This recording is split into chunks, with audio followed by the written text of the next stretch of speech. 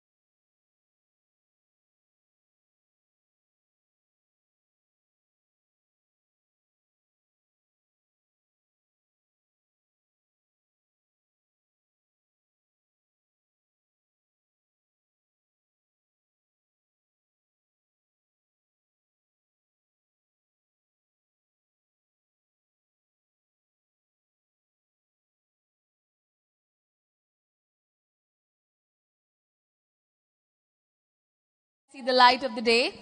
Okay, before we start, I request everybody to please settle down. Please be seated, everyone. I can see so many people standing. Please settle down, everyone.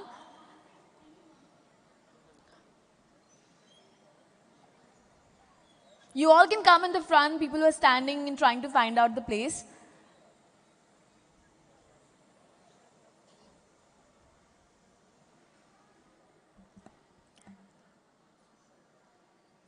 All right, ladies and gentlemen, finally I see the light of the day. My name is Kamal Homi Mistry and I'm delighted to be a part of such a wonderful gathering. And it feels heavenly and delectable to see happy and congenial faces around me. What a sparkling sight it is from here.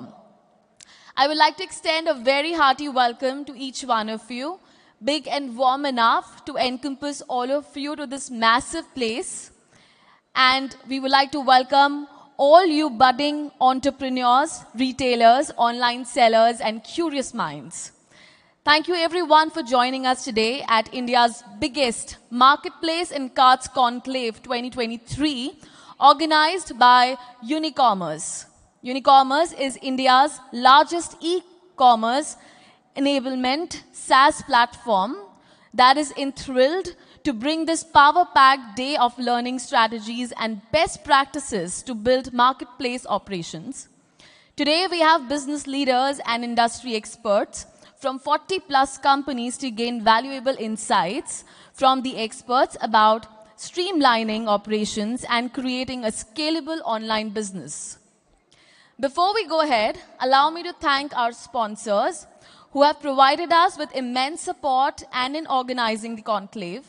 The Marketplace and Carts Conclave is presented to you by Unicommerce, co-presented by ShipRocket, powered by GeoMart, co-powered by Logic ERP, cart partner Shopify. So fasten your seat belts, ladies and gentlemen, and get ready for a day packed with learning, networking, and fun. We also have eBay as our platinum partner, and our gold partners include Adyogi, ENS Enterprises Private Limited, Blooming Goes, Upriver, and Woovly for their unwavering support.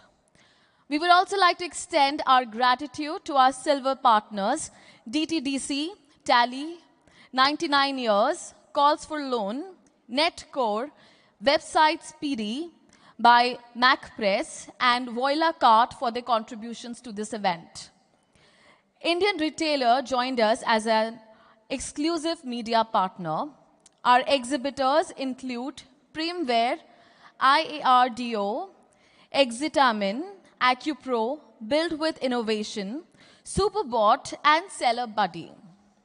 Lastly, we are excited to have Power Gummies, Portronics, and National Handicraft Enterprises, Eco-Leatherette as our gifting partners. As we gear up for the second edition of this pioneering event, get ready to experience a day filled with limitless knowledge, exceptional networking opportunities, and an abundance of fun. We promise you that this year's Marketplace and Carts Conclave will be bigger and better than ever before, thanks to the success of our previous edition. Now, ladies and gentlemen, to set the ball rolling, let's commence our inaugural by giving a thunderous round of applause. Come on, everyone, as we invite the man behind the vision for this conclave, the one and only, Mr. Kapil Makhija, CEO of Unicommerce. Come on, everyone, let's give a big shout out. He has been a guiding force behind the success of Unicommerce in bringing this great platform to life. Let's hear it from Mr. Kapil himself.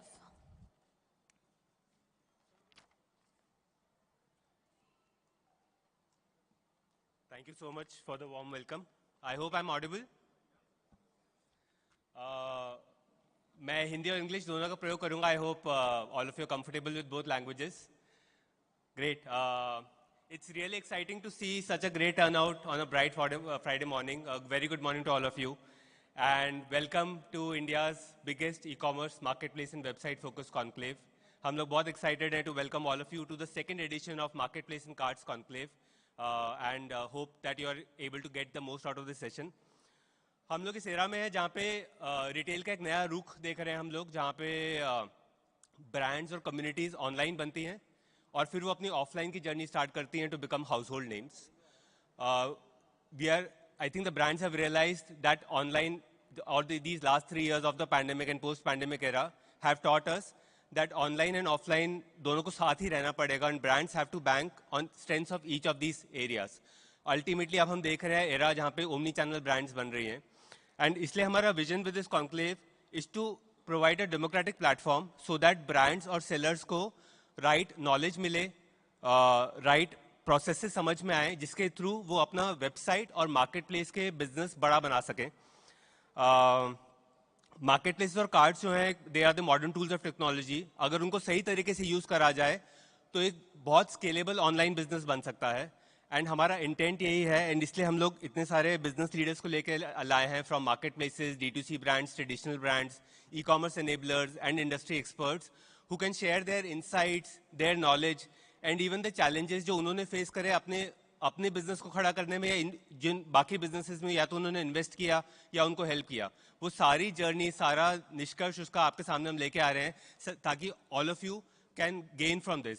We firmly believe कि India में अभी हजारों large scale brands आ सकती हैं, and क्या पता काफ़ी सारी यहाँ जो इतने सारे एंटरप्रेन्योर्स आए हुए हैं उन्हीं में से आए. इसलिए हमारा होप ये है कि through this ecosystem, and this is a small step that we are taking, that through this ecosystem we are able to help each other and make sure that overall e-commerce ecosystem moves forward.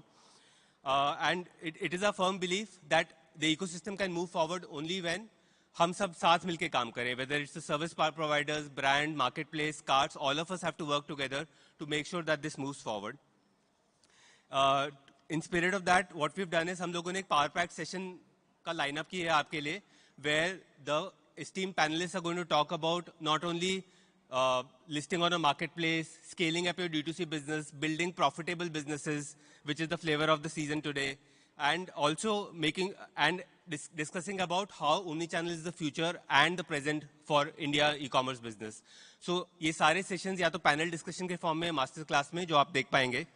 And we will also have a fireside chat today with talking about the journey of building one of India's largest house of brands with Varun Alag, co-founder and CEO of Honasa Consumer. वो अपनी journey के बारे में बताएंगे कि कैसे उन्होंने क्या strategies employ करी, उनके क्या challenges आए in first building one of the largest D2C brands, Mamaearth, and also converting this into a house of brands play. And I would also personally want to thank all the brands and partners who have come together in getting this conclave. I think we've got today some of the leading brands and companies of the e-commerce ecosystem who are going to talk about their respective journeys and with the brands that they work.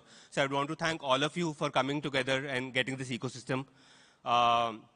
In fact, Unicommerce का हमेशा agenda रहता है, because we are working closely with different e-commerce ecosystem players. We've got 200 plus integrations, and we want to make sure that we work together with all these players to provide an ecosystem that can grow together on its own and get the necessary support. Our motto is to simplify e-commerce selling, and because हम लोग e-commerce को simplify करना चाहते हैं, ये conclave हमने खड़ा किया with the vision that we can build a platform where all the industry experts can come together, answer the burning questions जो आपके दिमाग में सवाल हैं about your business, about the ecosystem in general. They can answer that for you.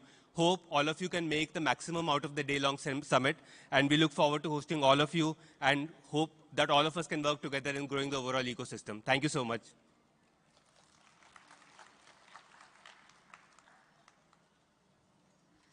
Thank you, sir, for setting the tone for the day ahead.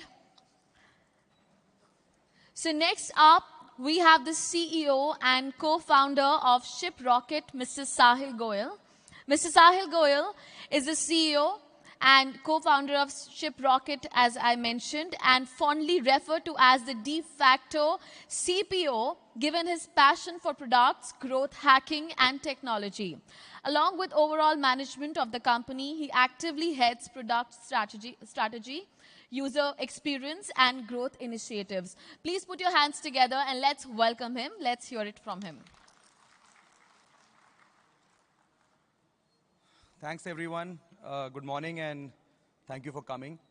A very warm welcome to MarketPlace and Cards Conclave by Unicommerce. First of all, I want to thank the Unicommerce team for putting this together. It's a great initiative, to have all the ecosystem partners together to have all of you guys, in the same room as us. And also, Kapil, it's been a pleasure, to co-host this with you today as well. As Kapil said, carts and marketplaces are great ways to get your business digitized. In fact, they are not options. आपको दोनों ही करने चाहिए. A lot of times people will ask us that, should I sell on Amazon or should I sell on Shopify? And our answer is you should sell on both and also sell on Instagram. Because the point is, the way consumers are available or consuming, they want to be everywhere. They want to see you everywhere. And over time, depending on the journey of your brand, you could start from Instagram, go to Shopify, go to Amazon, and eventually land up in a retail store as well. So every channel, has a strategy, and that is, I think, a big way to think about this. So unifying all of these partners under the same roof, I think that is the event today. As Kapil also mentioned, there's people from fulfillment, logistics, shipping, tech, workflow, ERPs. There's all kinds of players available here today. Do check out the stalls. And ShipRocket's role in the overall ecosystem is to try and simplify the shipping experience, right? So we built a platform which acts like an operating system for SMEs, for social commerce retailers, for D2C brands, to be able to plug in their channels, their marketplaces, their inventory systems into one place, and then be able to really deliver a world-class shipping experience, for your consumers. I think we've continued to work towards trying to improve consumer experience to bring it at par to a marketplace so that, your conversion rates and your trust with your consumers keep on moving up. So that's kind of the role we play. Anyway, I'm very excited to be here today, and I really look forward to meeting you guys later on in the day. Thank you so much for having me. Thanks.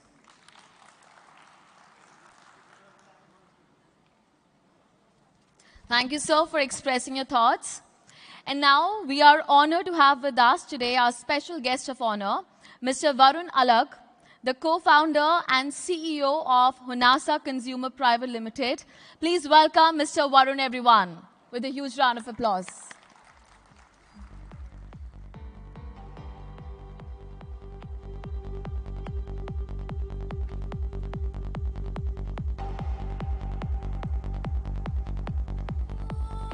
Hey, hi everyone. I'm going to keep this short, but मैंने सुना है कि ये कमरे में जो है अगले 5-10 साल में जो यूनिकॉर्न बनने वाले हैं वो बैठे हैं. थोड़ा हाथ खड़ा करके बताएं कौन-कौन बनेगा. ये हुई ना बात, boss. All the best to all of you. It's going to be a great day to learn more about how to build this business and take it to that level. तो सुनिएगा and आपके dreams बिल्कुल achieve होंगे. So चक दे फट्टे. Can I hear you? Super. Thank you.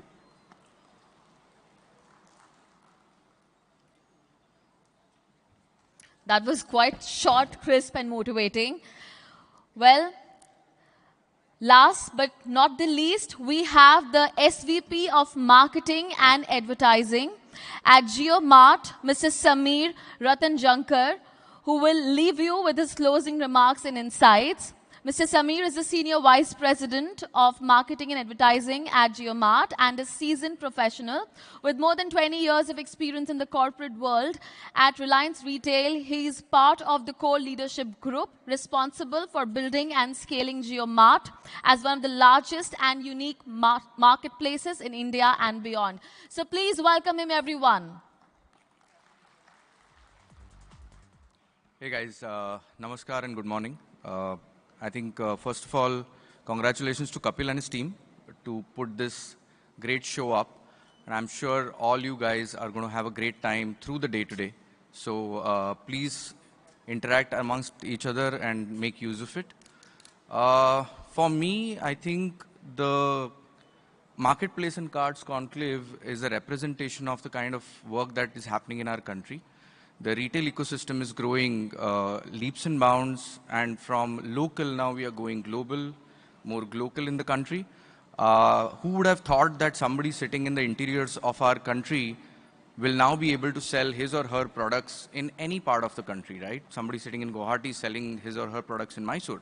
And that's happened because your small sellers, MSMEs, SMEs are now able to sell their products across the country through online e-commerce. And that's where the paradigm shift that has happened.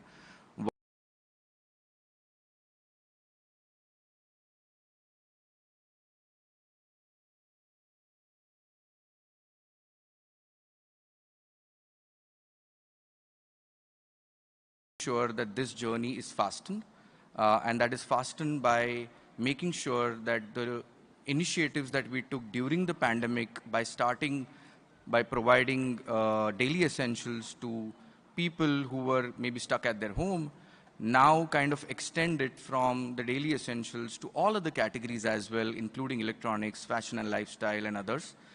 And we are doing that in two ways. One is leveraging the strength that Reliance Retail has, as well as the third-party sellers that we can actually aggregate on our marketplace to grow this even further. So I would love to invite all of you to work with JioMart, partner with us, help get your brands kind of listed on our platform or the products listed on our platform, and grow your business as you have done already on other marketplaces. But with the Reliance Retail's reach and strength, we will make sure that your products kind of go to the nooks and corners of the country and go to all the pin codes. We also have our representatives here at the JioMart counter. Please go and interact with them, have a word with them, understand our capabilities. Please make us understand yours, and kind of help us partner with each other. With that, I kind of congratulate Kapil again and wish all the best for today's event, and have a great time, guys. Thank you.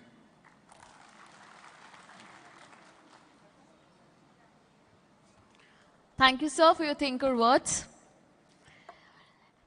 Now, without further ado, I would like to extend a warm welcome to our esteemed guests of honor and would request them to kindly come on the stage for the lamp lighting ceremony. We have with us Mr. Varun Alag, CEO and co-founder of Honasa Consumer. Please, ladies and gentlemen, let's keep giving a huge round of applause for each one of them. We have Mr. Kapil Makhija, CEO of Unicommerce, Mr. Sahil Goyal, CEO and co-founder of ShipRocket, and also Mr. Samir Ratanjankar, the SVP of Marketing and Advertising at JioMart, along with Mr. Anurag Mittal, CFO Unicommerce. I request all of you to please come on the stage for the lamp lighting ceremony. So, ladies and gentlemen, in India, we practice lighting of lamp before any auspicious occasion in order to get rid away from the darkness, to get the blessings from Ma Saraswati and Bhagwan Ganesha. I request all of you to please step forward towards the lamp.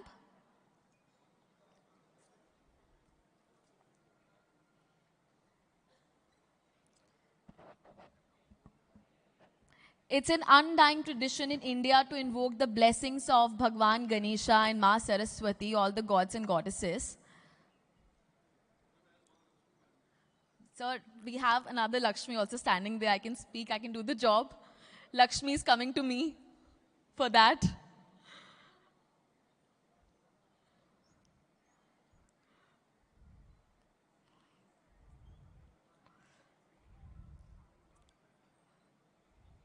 Alright, that's very sweet and beautiful. That completes the whole group for the lighting of ceremony.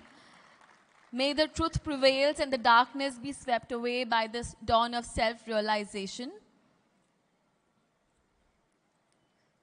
आइए यही दुआ करते हैं कि आपका हर सपना पूरा हो, दुनिया के ऊंचे मुकाम आपके हों, शोहरत की बुलंदियों पे नाम आपका हो.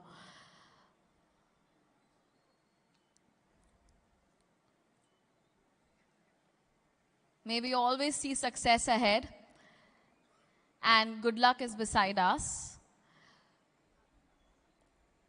So we have given religious opening to this wonderful conclave.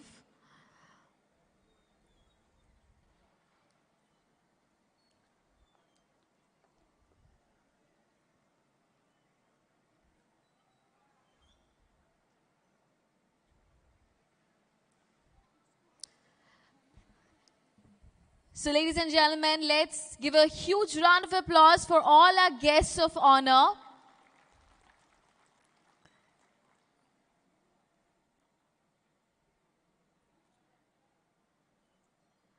It's a beautiful tradition in India to invoke the blessings of all the gods and goddesses.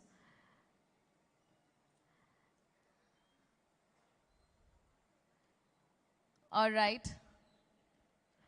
Okay, आप सब भी नाम ले सकते हैं मेरे साथ. Come on, everyone. Ganpati Bappa. Ganpati Bappa. Come on, louder, पीछे से भी हो जाए एक बार. Ganpati Bappa. All right, on that note, thank you so much. Once again, ये बात. बहुत बढ़िया. Thank you. Thank you so much, gentlemen. Please take your seats. Once again, ladies and gentlemen, one hand against the other for all of them.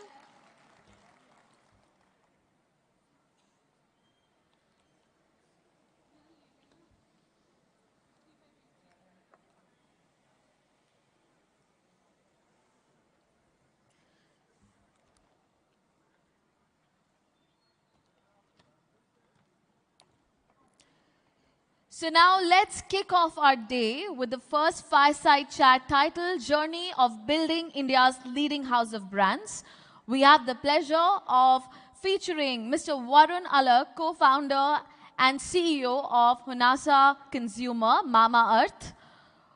With over 15 years of leadership, experience in sales and marketing roles with world-renowned FMCG brands, Mr. Varun has established himself as the vanguard of the digital-first beauty and personal care sector, having launched successful brands such as Mama Earth, the Derma Company, Aqualogica, and more.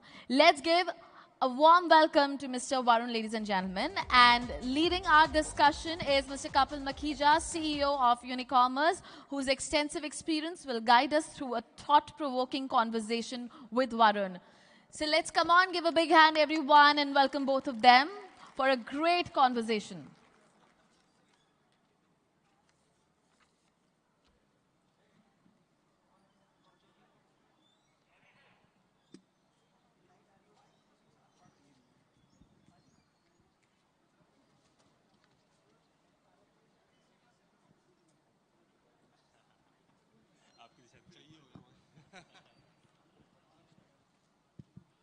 Mic testing.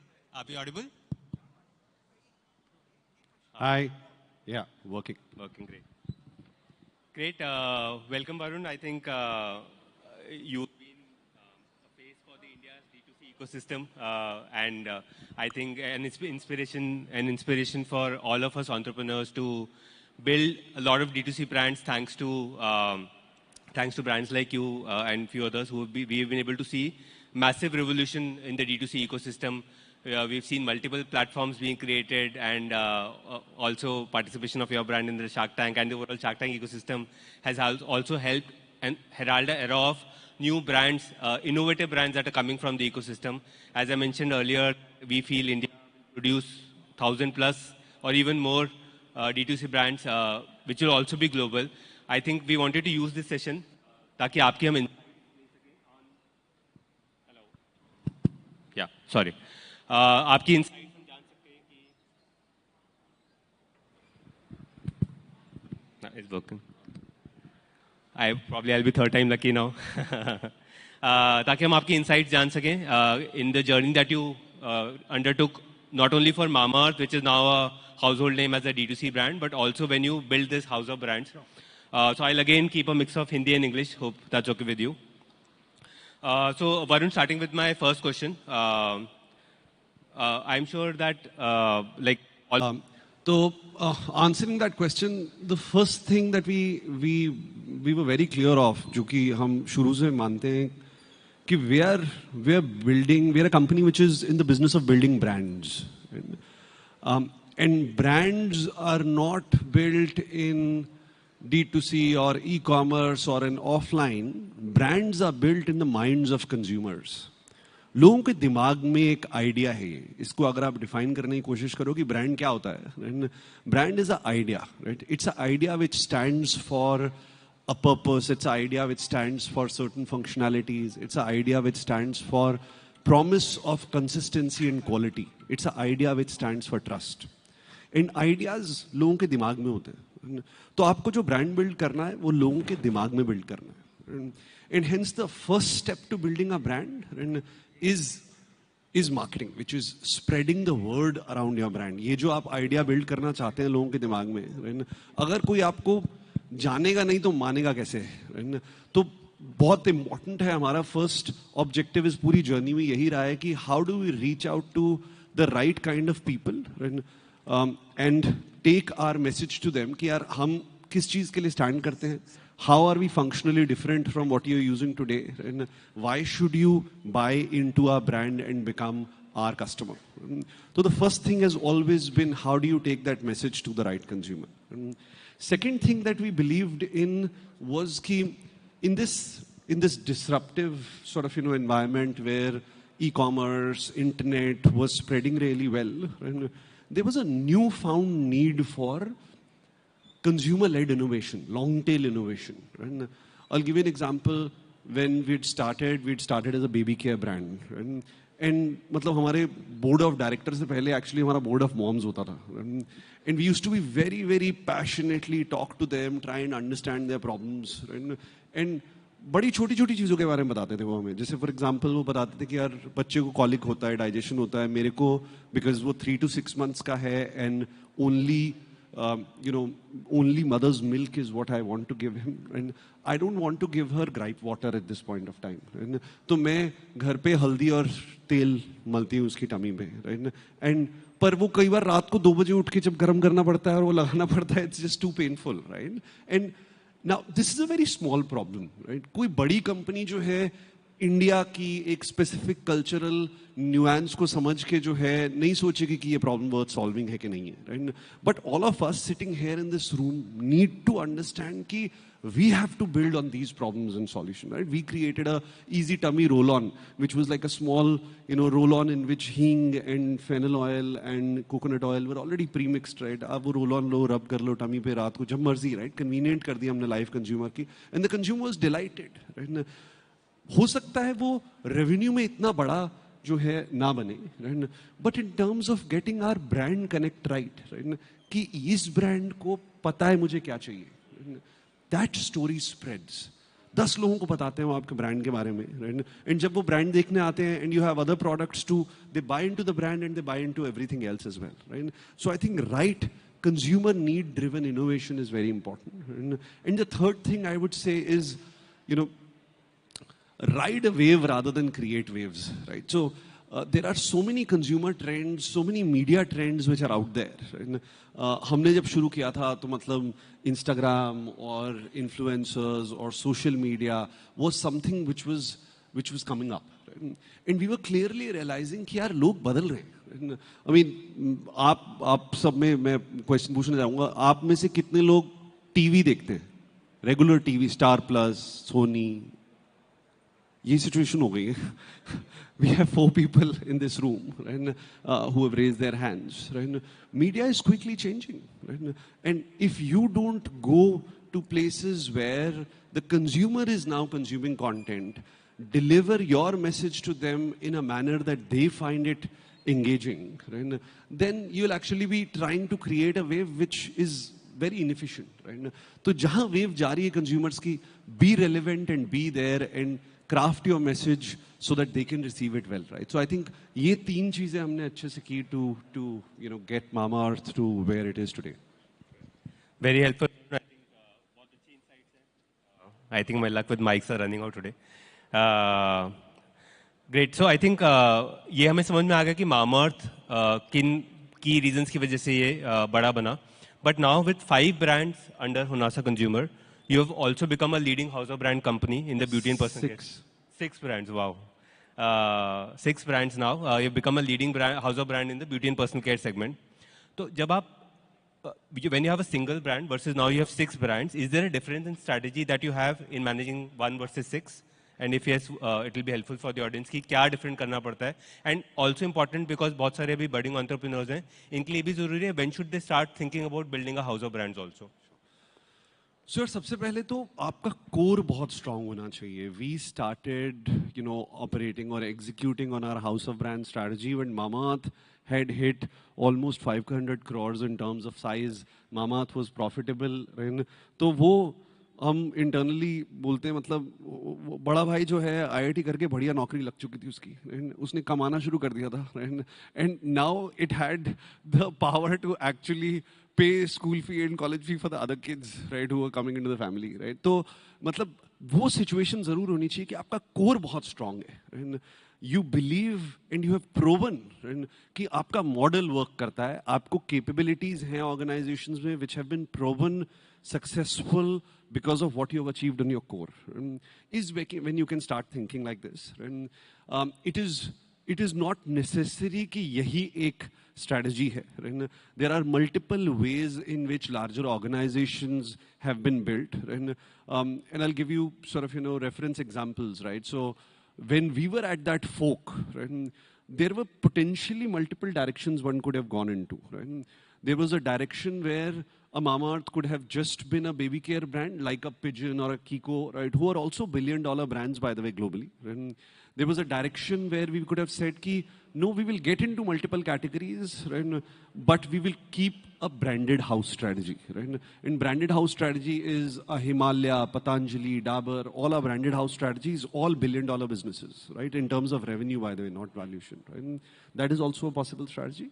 And then there was a strategy which we chose to adopt, which was that while we build Mamaearth, right, but we also believe that India's tastes, preferences are changing very quickly. Right? And if you want to serve as a company, become the #1 choice of Indian millennials in beauty and personal care, right, we will need to serve their interests, because the same person we saw was choosing a natural face wash or a shampoo, right? But when it came to, for their acne, they were wanting a salicylic acid-based product, right? When it came for their hair color, they wanted something which provides proper gray coverage, right? When it comes to their makeup, they want something which stays, right? So, I mean, all of that, right? If you want to be a company which captures the largest share of that wallet, right, we chose to hence serve our consumer, right, rather than serve the width and breadth, right, and hence chose to get into multiple, brands. Right? And when we got into multiple brands, of course, the organization which sells a single brand is different from the organization which can sell multiple brands, and hence आपको organization design change करना पड़ता है. The organization which can serve large brands, right, versus an organization which is a startup-y mindset and can serve younger brands, right, is very different. So you have to take care of your structures in a manner where the focus can be there on both fronts. Right? So a lot of those tweaks are required to build an organization which can serve some of these, brands well, right? Because सबके अपने stages अलग हैं, सबके metrics of evaluation अलग से आपको evaluate करने पड़ते हैं. आप same lens नहीं लगा सकते Mamaearth को evaluate करने के लिए and Aqualogica को evaluate करने के लिए, which is a 1-year-old brand. So you have to sort of create the right cadences, right metrics to evaluate them at different parts of their journeys, and right organization structures where there is due focus. Great. I think the next question is about choices. आज की date में brands, upcoming brands का हमेशा debate रहता है कि पहले market place पे जाएं, पहले वेबसाइट पे जाएं. You are obviously present on both. तो आपके केस में is there a difference in strategy when you work on a market place versus your own website? And ये जो अपकमिंग ब्रांड्स हैं, ये लोग मार्केट प्लेसेस को कैसे लेवरेज कर सकते हैं कि अपनी ब्रांड लॉयल्टी बिल्ड करने के लिए? So in our, sort of strategic terms, or in our ecosystem, the way we use the definition is that D2C is great to craft a brand, e-commerce is great to build a brand, and offline is great to scale a brand profitably. Right? Now, why craft a brand? Because that's the place where you have access to consumers, right? Where you have access to consumer data. आपको जो है regular intervals पे आपके नए innovations पे, नए ideas पे, नए मैसेजिंग पे, you keep getting feedback on where you going right, where you going wrong. आप करेक्ट कर सकते हैं अपनी स्ट्रैटेजी, अपना brand proposition, because of the amount of data you get from your D2C. When consumers come, you have a search bar in your D2C. आप search bar analysis कर सकते हैं कि यार क्या लोग सर्च कर रहे हैं जो उनको मिल नहीं रहा है. जीरो सर्चेस किस चीज़ की आ रही हैं, विच मीन्स कि वो एक्सपेक्ट करते हैं आपके ब्रांड से उस टाइप के products, and you can actually innovate on basis of that. So all of that is something that only D2C can provide, and hence its role is very, very critical in getting your craft right. On the other hand, the marketplaces are a great place where there is social proof which exists, right? People rely on marketplace reviews, right, to understand how others have experienced your brand. Right? Your brand is found in the right company. Right? So for example, in case of a beauty brand, if you're listed on Nykaa and your visible availability on Nykaa, right, consumer believes that it sees you amongst Huda, amongst Estee Lauder, right? And the credibility of that platform and those brands, because you're found in the right company, spreads onto you. Right? So a lot of that social proof, right, is what marketplaces can provide, right? And hence, it's a great place to building the brand, right? By selling on marketplaces, right? And then, of course, once you reach a certain scale where the consumer who buys your brand expects to buy it in the physical offline spaces as well, right? Then that's a great place, because even today, more than 85% of FMCG transactions at least happen in the offline world, right? So if you want to scale it to the next level, then that's also a channel which you should look at. Great.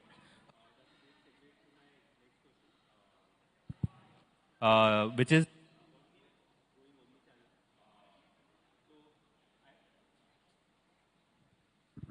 thank you so much. Is this better? Yeah. So my next question is about going omni-channel, because you mentioned that going offline is important for any brand to scale up. What's the right time for a brand to start considering an online-first brand to start considering offline expansion? And share with us the challenges जो आपने face करे when you started your offline journey, and आप आज की date में क्या करते हैं to make sure that you give an omni-channel experience to the consumer, कि आपके online और offline world की जो journey है for a consumer stays similar, the brand promise stays similar. If you can throw some light on that. So I think firstly, the physical presence journey can exist in two ways, right? One is it can be in a multi-branded outlet, right? And second is it can be an exclusive, brand outlet. Right?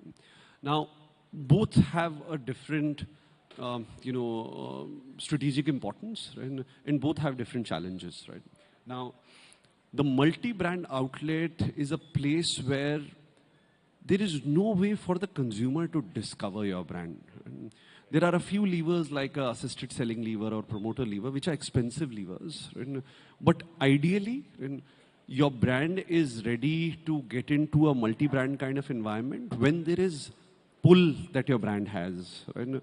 When even on platforms like Amazon or Flipkart, some of these marketplaces, right, more than 60-70% plus of your sales is coming because people are searching for your brand and buying your brand, rather than you showcasing them as ads on different keywords and selling it to them, right? And that's when you can imagine that even in a store, people will come, ask for your brand and buy it, because otherwise 5 से 6 हज़ार SKUs का assortment होता है किसी multi-brand environment में, right? And there is no way for someone, unlike in the digital world, where you can get them to discover your brand. आप उनको ले जा सकते हो different search tools से, different तरीकों से आप discover करा सकते हो. Offline में वो discovery बहुत मुश्किल होती है. तो your brand has to be ready and the pull has to be there, right? कि आप multi-brand outlet से बिक सको. That's the time when you should double down on that side, right? Because माल डालना बहुत आसान है, दुकान में पैसे निकलवाना बड़ा मुश्किल है, right? Only if your product sells, right, is when you start getting your money out, right? On the other hand, an exclusive brand outlet is a place where you can genuinely bring your brand experience to life, right? I mean, our EBOs would have a tree counter where a number of trees are there. Our EBOs would have a recycling container where you can come and put your recycled products back. Our EBOs have these small, plants, and there are watering pots, right? So actually we encourage kids जो आते हैं हमारे stores में कि आप पानी दे plants को, right? And that's it's an experience being brought to life, right? Because that's what the brand believes in, right? And you can also bring your entire assortment to life, right? But it's an expensive model, right? Because you're paying the rent, you're also responsible for bringing traffic in, right? And if the traffic comes in, you should have enough relevant assortment, right, that a high percentage of them actually to the tune of 70 to 80% conversion rate चाहिए होता है in a store, right? While you can still live with a 3-4% when it comes to a digital store, right? In case of a physical store, you need 70 to 80% kind of conversion rates, right? And hence your assortment has to be relevant enough to drive that. So I think some of these pieces need to be kept in mind when you're exploring or thinking about offline presence. Great, very helpful. I know audience को काफ़ी सारे insights मिले हैं in terms of building not just a single brand, house of brands, and that too omni-channel. I think you've got multiple levers right, Varun, and thanks for sharing the insights. And looking forward to great success for Honasa Consumer, and all the best for that. Thank you. Thank you. Thank you so much. Thanks for listening, folks. All the best.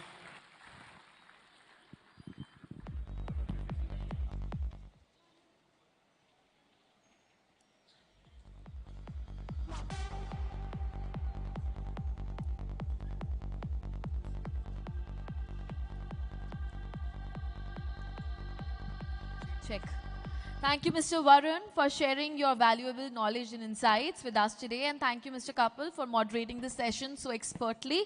And now I request Mr. Kapil to present a token of appreciation to Mr. Varun for sharing his valuable insights with all of us today. Come on, ladies and gentlemen, can we make some noise?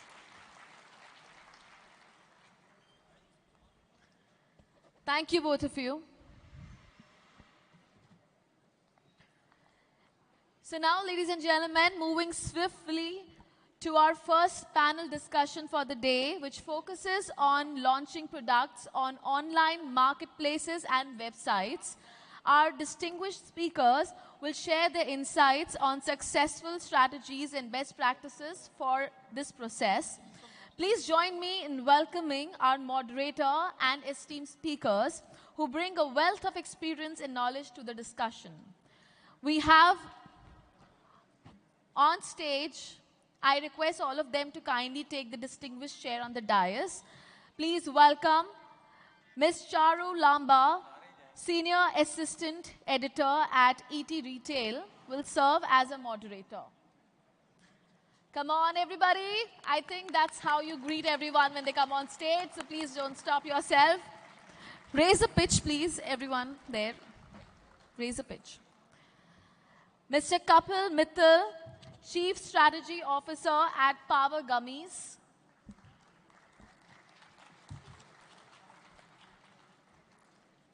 We have next Mr. Rahul Gupta, co-founder of Industry Buying.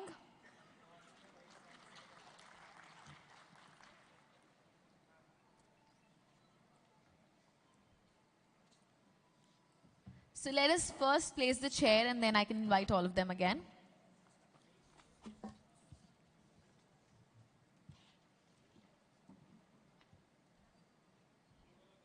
I can see a lot of people standing at the back. I request all of you to kindly grab your chairs in the front.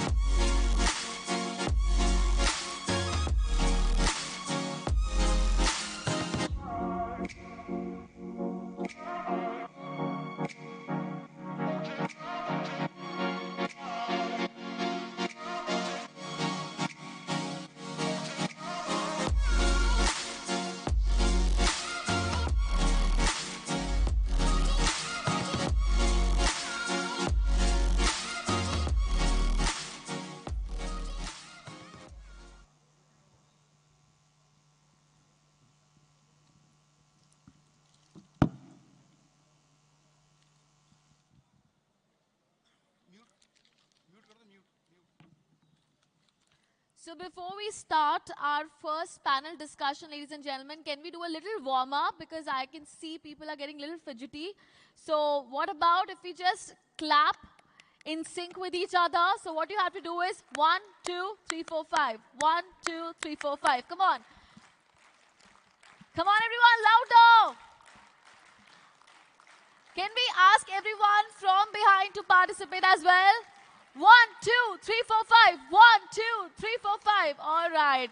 With this coordination, we all can keep doing that. वो कहते हैं ना जिंदगी में थोड़ी खुशी थोड़ा गम होता है थोड़ी आवाज बढ़ा दीजिए जिंदगी में थोड़ी खुशी थोड़ा गम होता है, तालियां वो बजाते हैं जिनके हाथों में दम होता है, तो ताली जरूर बजाइए. So let's begin now on that note. So I once again request our moderator for this session, Ms. Charu Lamba, Senior Assistant Editor at ET Retail. Please put your hands together, everyone. I request you, ma'am, to please take your seat. We have Mr. Kapil Mittal, Chief Strategy Officer at Power Gummies. Then we have Mr. Rahul Gupta, Co-founder of Industry Buying.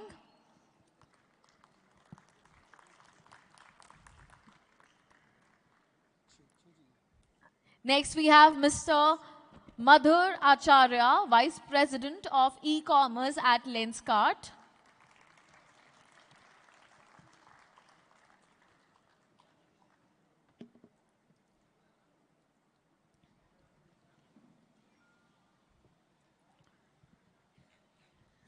Our next speaker is Mr. Sandeep Singh Sachdeva, Business Head for General Merchandise, Electronics and Mobiles at Snapdeal.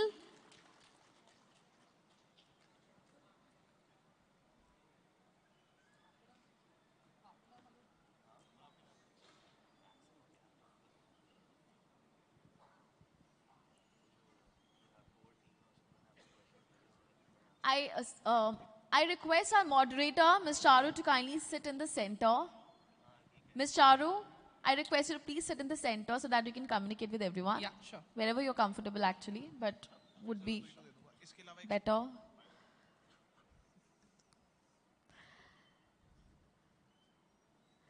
Next, I would like to invite on stage Mr. Kunal Ved, Lead North Region for New Seller Requirement at Amazon Global Selling.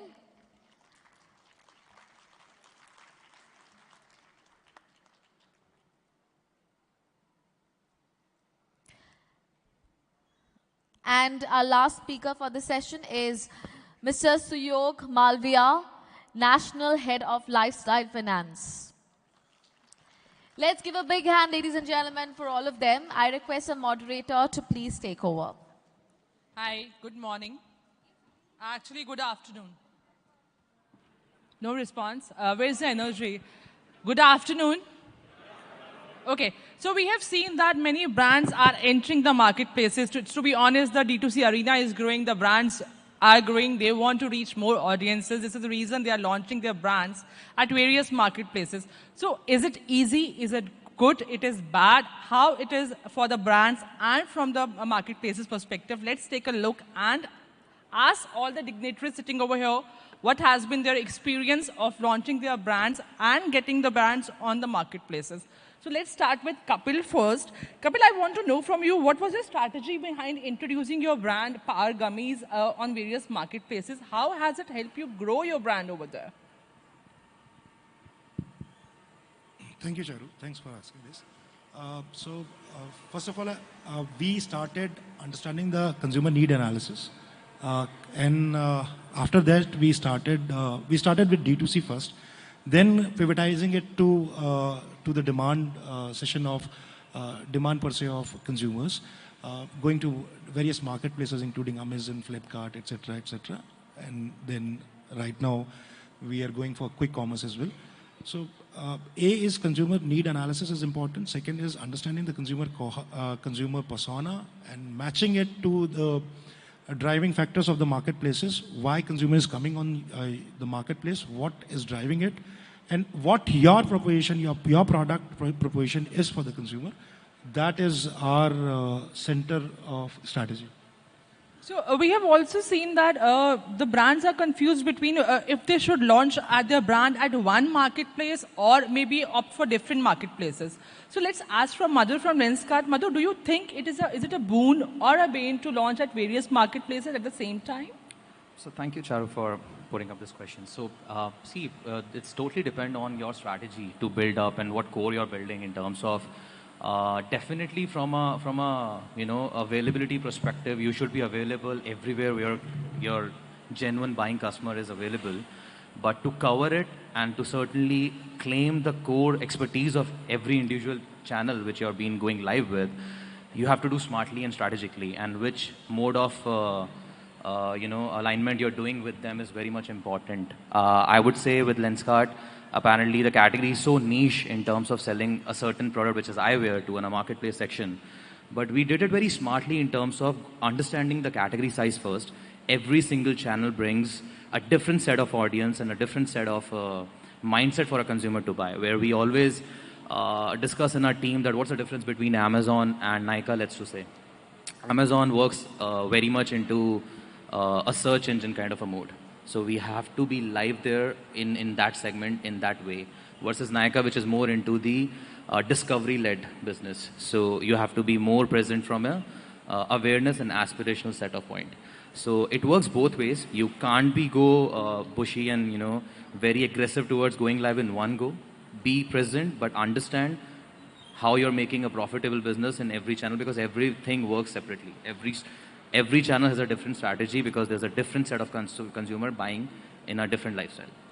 So you say, you mean to say that every brand should be present at all the marketplaces? I would say yes. If you think your category is very much prominent to be picked up from that section, please be available, because that's the strength of Omni. You can't let go a single customer unhappy from any channel. And these channels are also spending tons of money to bring and acquire customer for you. If not using them to sell, at least use them for marketing. True. So, to be honest, Sandeep, Sandeep, coming to you, when Madhur says that there should be different marketplaces brings different advantages for the sellers. So, what sort of advantages are you offering to the brands, and how does it help in defining the success for that brand? Okay, so let me first pick up the first question that you asked earlier, which was that should a brand go to all the marketplaces, or it should limit itself and stuff.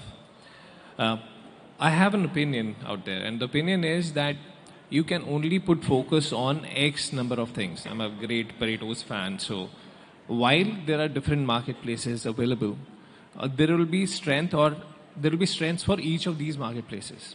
And the brand needs to align with the marketplaces which have the alignment in those strengths. So that is a key component. I mean, why you should be present in all the marketplaces, but there will always be certain segments that you will try to focus more as compared to the others. And one of the things that I picked up from today in the morning while I was reading through Madhur's LinkedIn profile, I thought that I should check, the people who are sitting with us, was that he had mentioned it very well that we are selling at Amazon as a functional product and at Nykaa as an aspirational product. And he picked up the same point here. And I think that also gives an understanding that probably Madhur and the team has towards different marketplaces and which suits them the best and how it suits them the best. Now coming back to how to launch a product on the marketplace, or what are the benefits and stuff.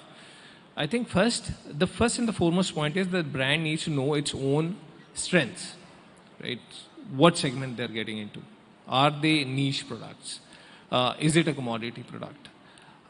And based on what line segment that they have, they need to develop a strategy and align the strategy with the marketplace that is offering.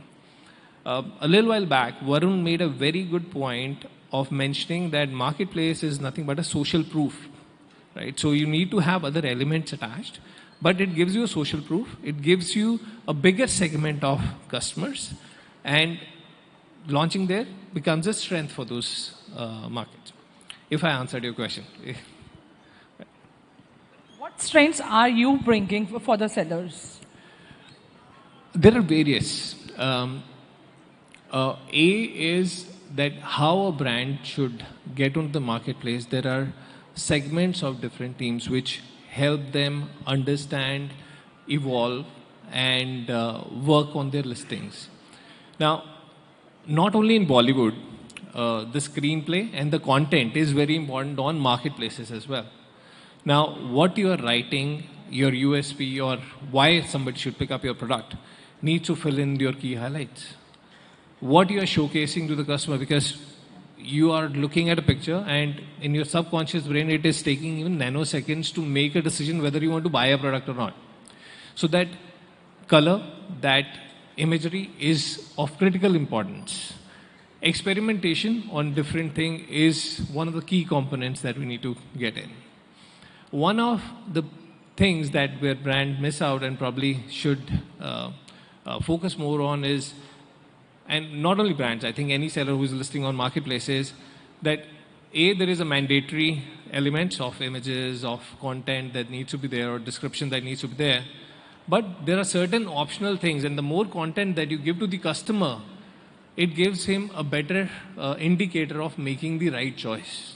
So those are places where Snapdeal as a marketplace helps the seller do the right things for them to develop their brands across on the place.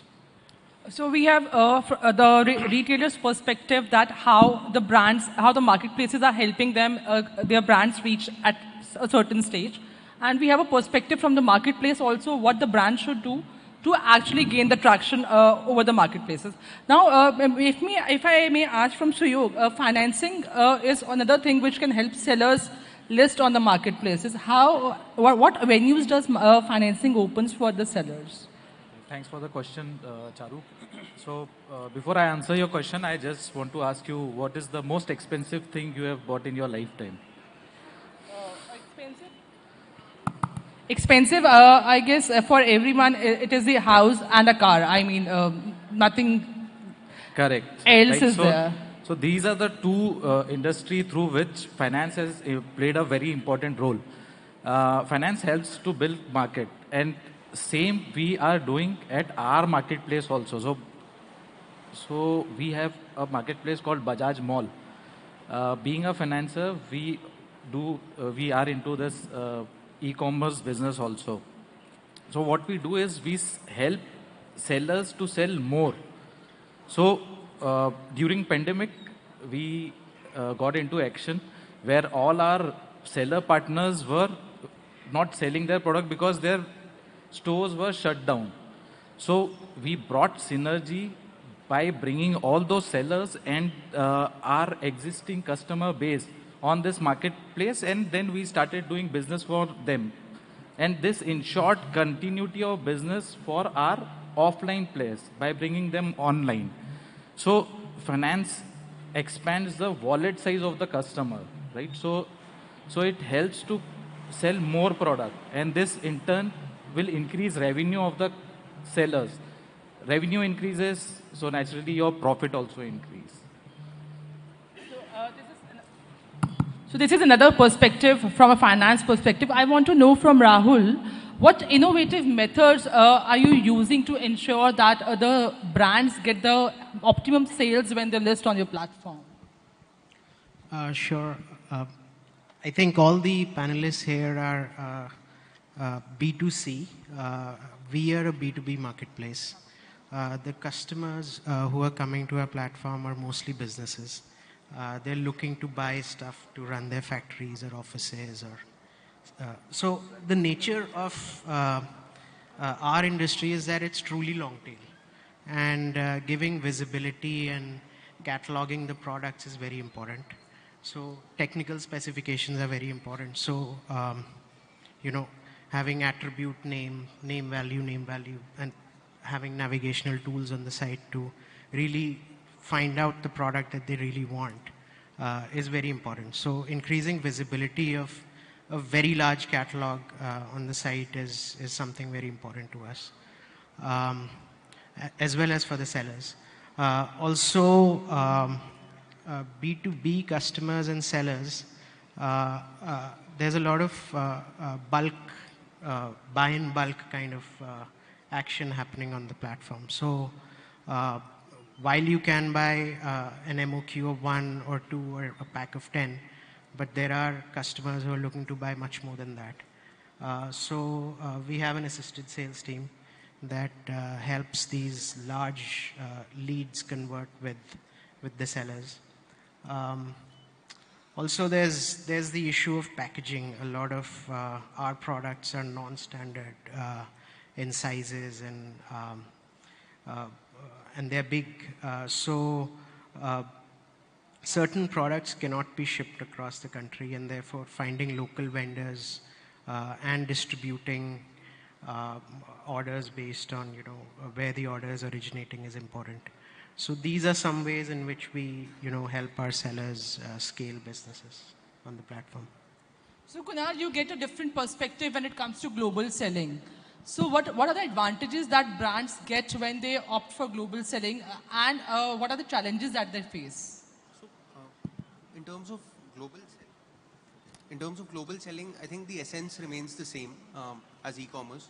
But as a country and as an industry, we have always been an export-driven country. We've had good products manufactured, and we've been doing exports for the longest time.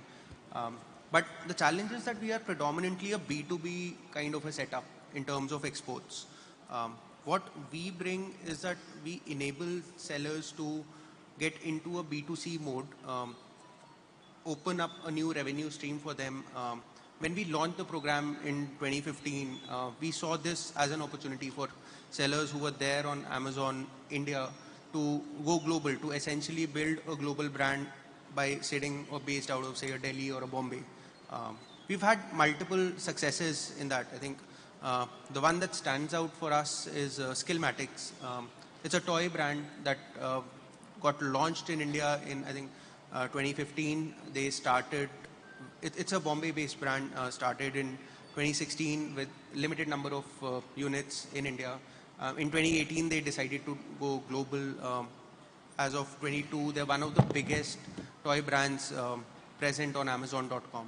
And that's just one of the success stories. I mean, in the 7 years that we've been running the program, we've been able to build more than 1 lakh sellers who've we've enabled them to sell globally, to reach out to audiences in US, UK, Canada, Mexico, Middle East, Singapore, Australia, by just being here.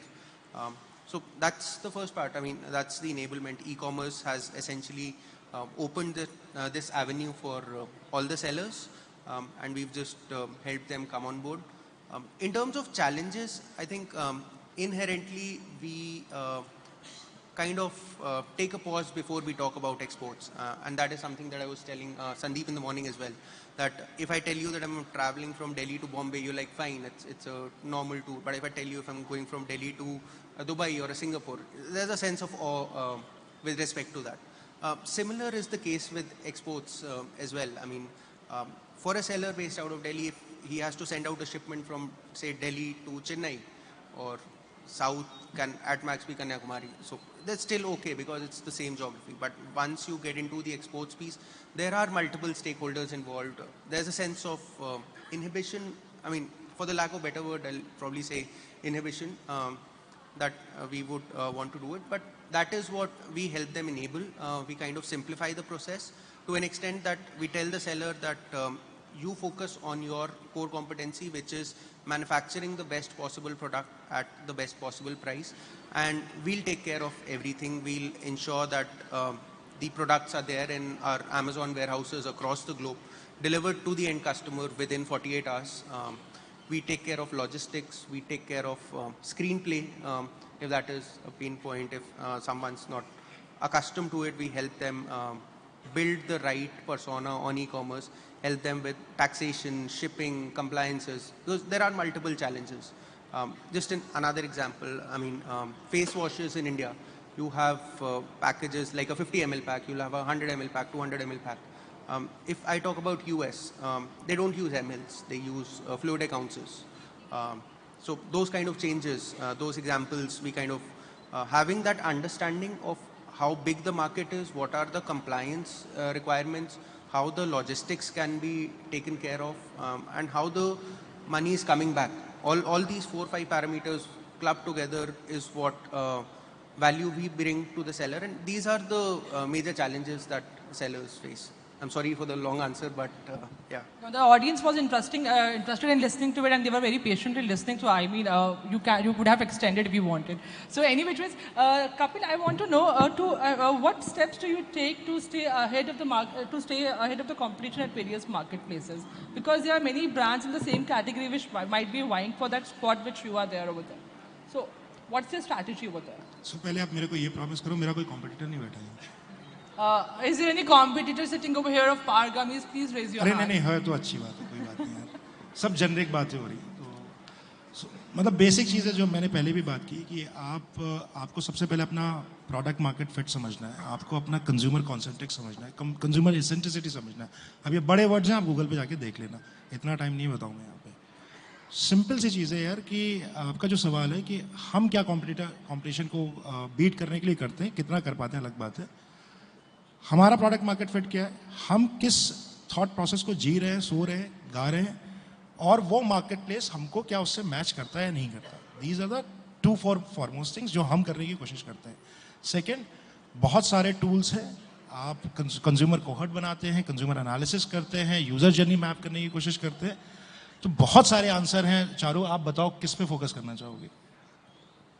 जिससे brand successful हो जाए, बस उस पे।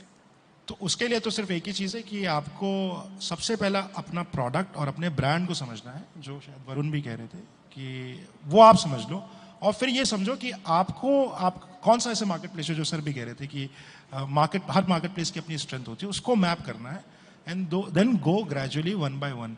किसी की logistics strength है, किसी मार्केट प्लेस का उसका कंज्यूमर पर्सोना स्ट्रेंथ है। जैसे अभी मधुर ने भी बोला कि नायका का जो स्ट्रेंथ है उसका कंज्यूमर पर्सोना है, वो कैसे है आप लोग एक बार जाके देखना, और अगर हो तो आप लिंक्डइन पे मुझे खोज कर उससे सवाल भी पूछ सकते हो, वो इंटरेस्टिंग कॉन्वर्सेशन होगी। वो मैप करो, उसके बाद समझो कि आपका फर्स्ट स्टेप क्या होना चाहिए, brand building the brand in the story format, ये करो। एंड देन उसके बाद फिर प्राइस में जाओ, प्राइस की कंपैरिजन करो, देखो कि आप किस प्राइस में दे रहे हो। मैं और मधुर अभी बाहर बात कर रहे थे, मैं उस बात को यहाँ लाना चाहूँगा, थोड़ा सा खींचूंगा इस बात को। So we were discussing on a format where Madhur was telling me कि यार he did for someone, I guess you did for someone, right Madhur, कि बहुत बढ़िया 1.5 करोड़ का ब्रांड फिल्म बनाया, उसका प्राइस जो सरप्राइज मूवमेंट डाला वो 99 रुपये का प्राइस ड्रॉप कर दिया। सो एस्पिरेशन कैसे आप बिल्ड करते हो वो आपको समझना पड़ेगा, वो बिल्कुल अपने ब्रांड से और उस मार्केट प्लेस की स्ट्रेंथ से। नायका को अगर ऐसा करे तो चलेगा, अमेजन पे शायद नहीं चलेगा, ये स्टोरी बिल्डिंग शायद नहीं चलेगा। तो मेरा तो शायद यही सक्सेस की इंग्रेडिएंट है।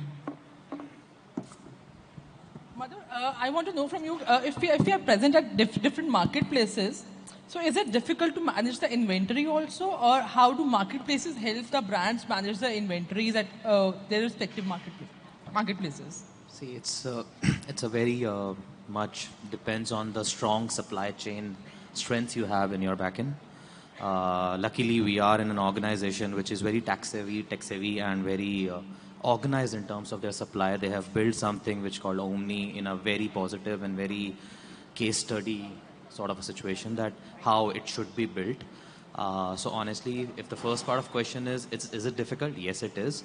To set up a supply function. How does it function for marketplace?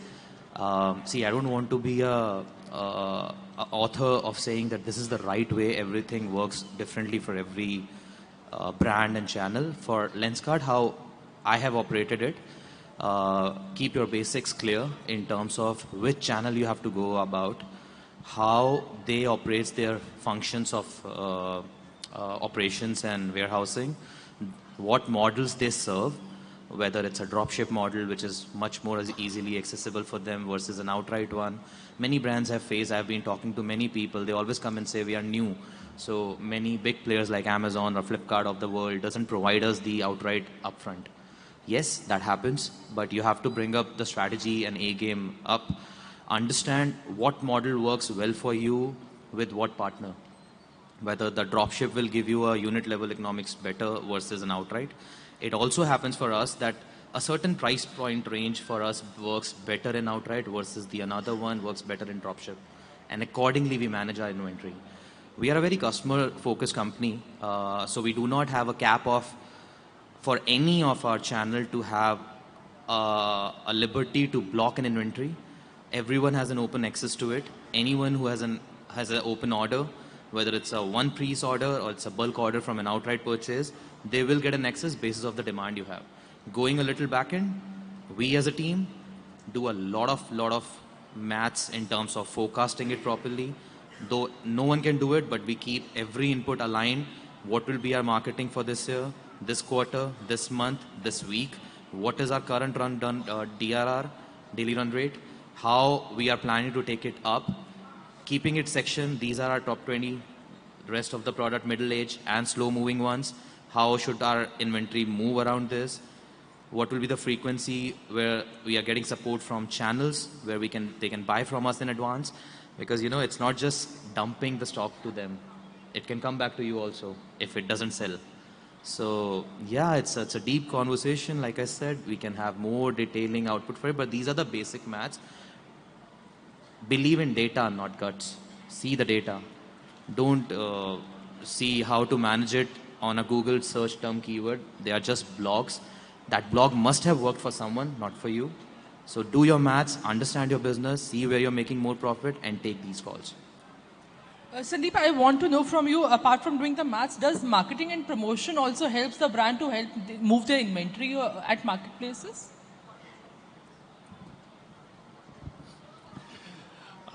Sure. So let me put it this way, first of all, that like in leadership, we say that there are different strokes for different folks.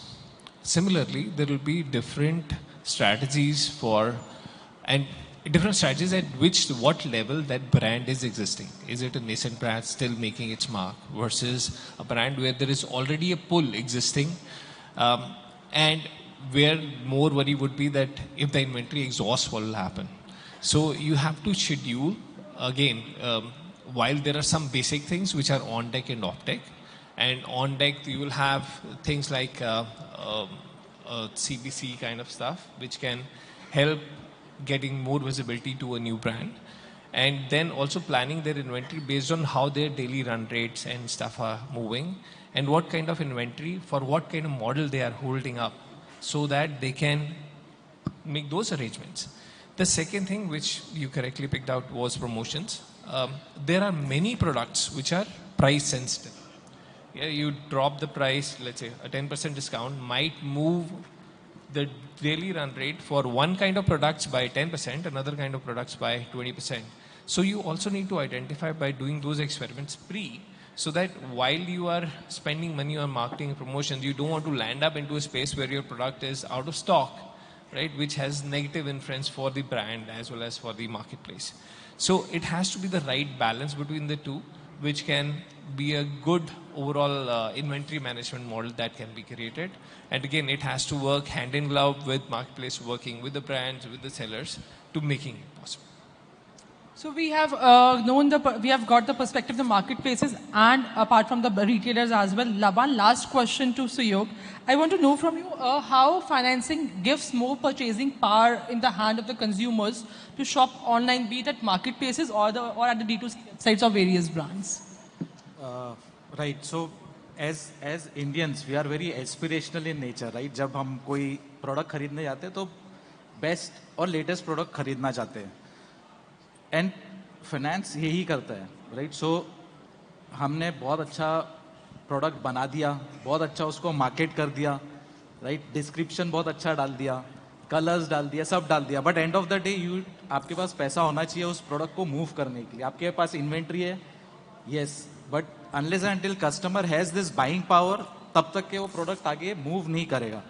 BNPL as a proposition, right? It is there in the market now. It has taken a front seat currently because online marketplaces say there are a lot of impulse buying which happens, right? But उस impulse buying के लिए you should have money in hand.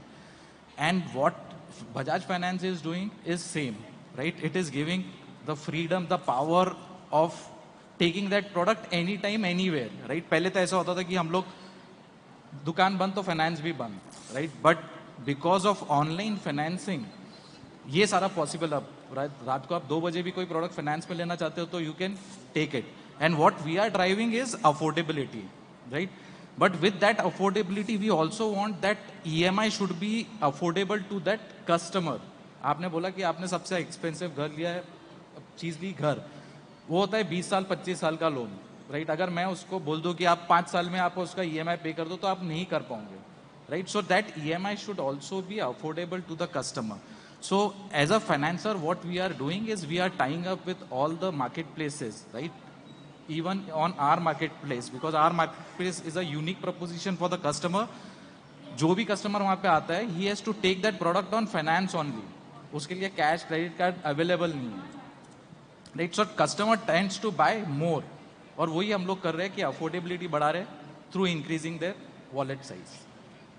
Yeah, I second your point. Money plays a major role in the customers making the decisions to buy something over the marketplaces or somewhere online. So you have heard how the brands are doing and what the marketplaces are doing and how you can launch your own brand at various marketplaces and how will it be useful for you or not. So if you have any questions for the panelists, I open the floor for the questions now, please.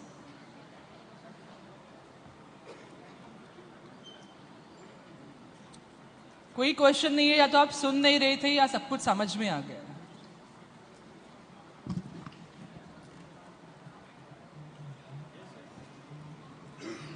Oh, okay. Yeah.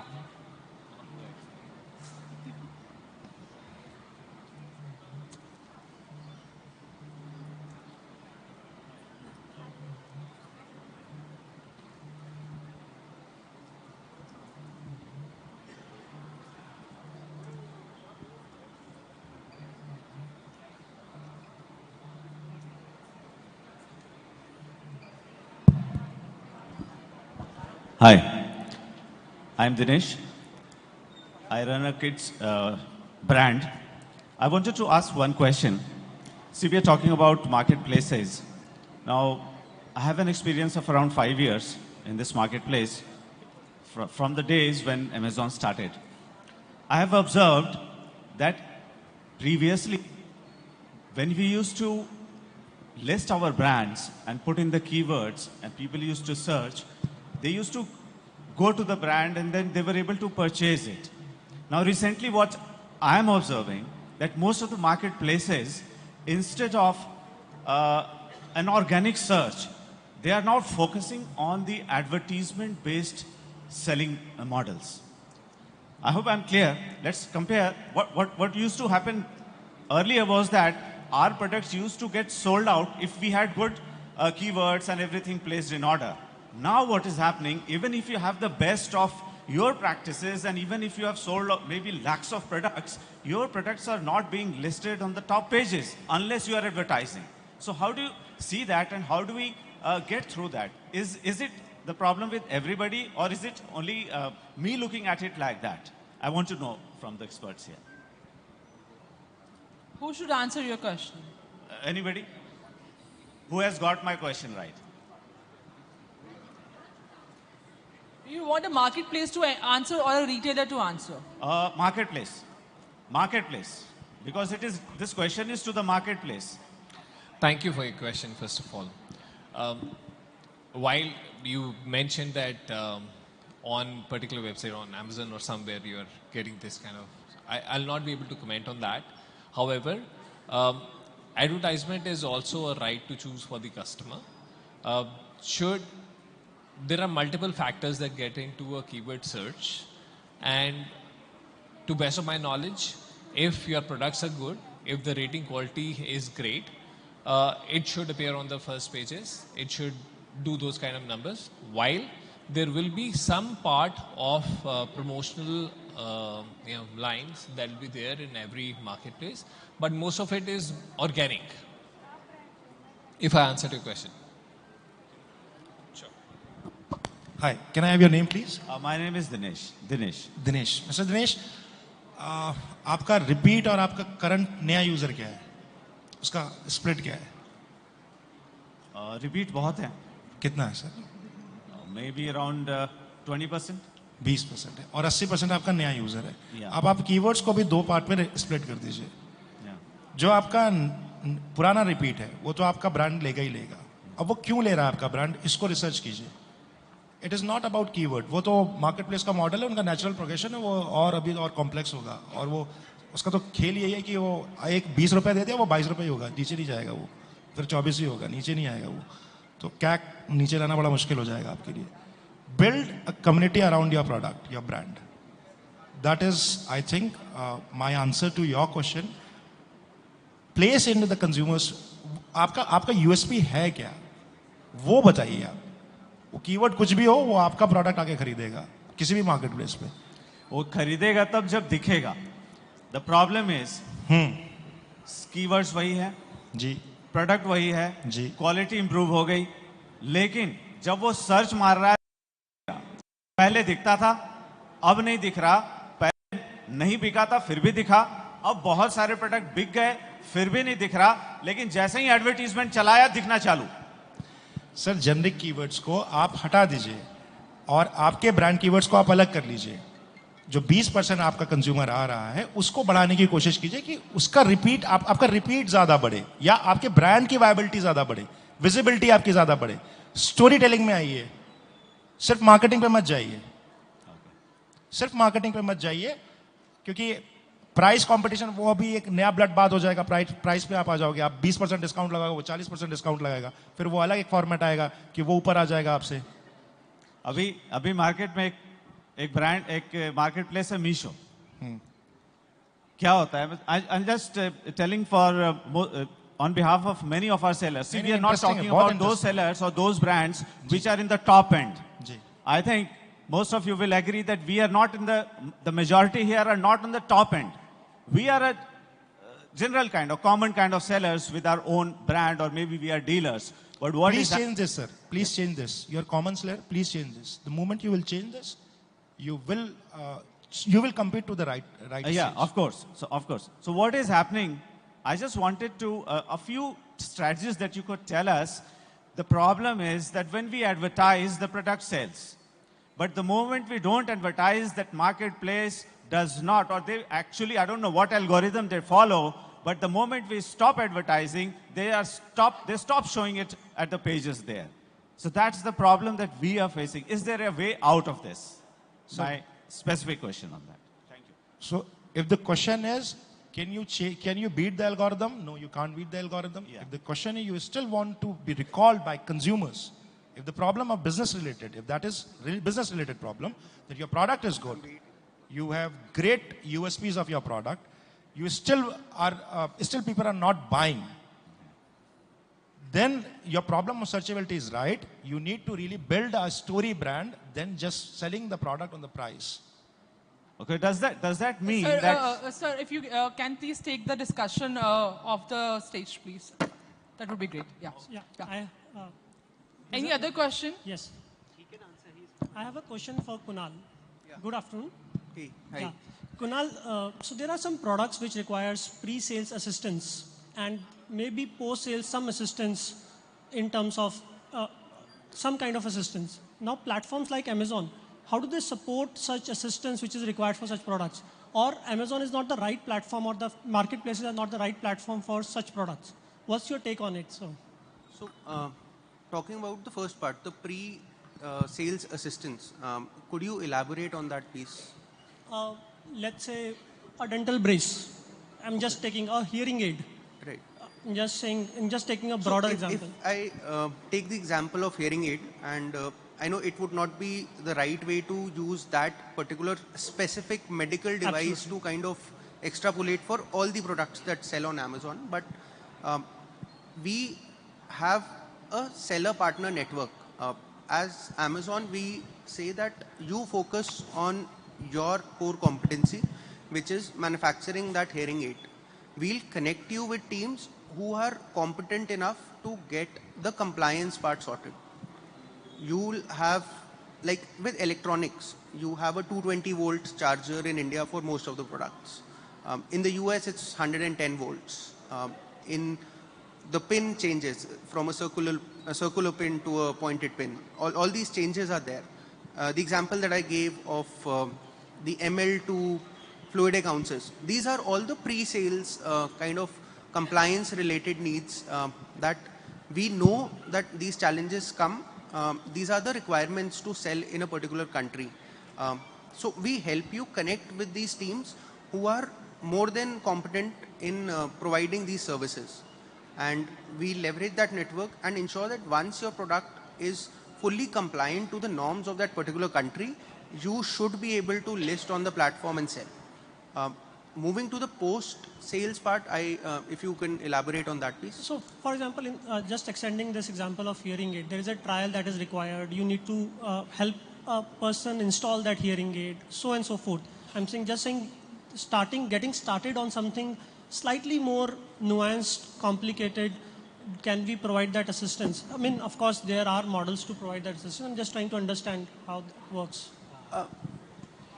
Actually, I just want to say one thing. Both the products, what you have told, braces and hearing aid, they are all sold on assisted model, right? Yeah. So for hearing aid, there has to be an audiologist who have to check, right? So you cannot sell that product. You can always place that product on your marketplace, but selling will only happen through assisted model.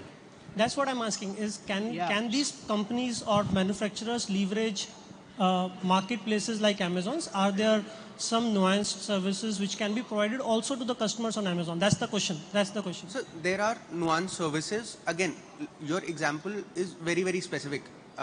Any person, I mean, the 6 people sitting on stage, we won't go on Amazon and buy a hearing aid or on any platform, right? We'll probably buy a bed sheet, shoes, t-shirts. So that is it. But for specific products, there are always solutions in place. I mean, we can discuss in detail as to what the product is and what are the compliance needs and come to a solution. So we run an industrial marketplace, and the kind of products that we sell do require technical clarification.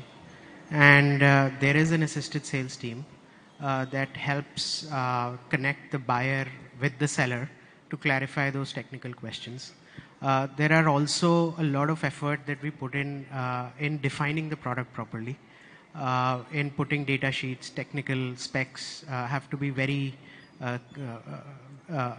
comprehensive for a lot of, say, we have a category called testing and measuring. So if somebody is, buying a micrometer and they want to know whether it's going to be sufficient for this application or not, or they are buying some grinding wheels where they want to know if this is going to work for this product or not. So there are these questions. A lot of FAQs are there on the is one way to answer these.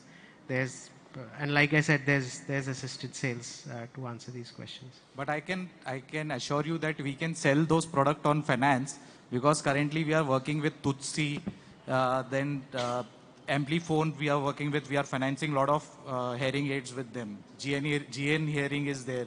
SkinC is another product we are financing. See, I've been asked to make it quick. Yes, we can do that. Simple answer. We have a challenge to sell power glasses on marketplaces. Yeah, we are doing it. There's a certain structure. We are making it with Amazon and Flipkart right now, which we can discuss it in future. Won't take much of your time. But yes, doable. All you need to do is be very strong with your commitment that from our side, we can deliver what we are promising. And we will be able to help the consumer. All they want, these channels also want a new customer.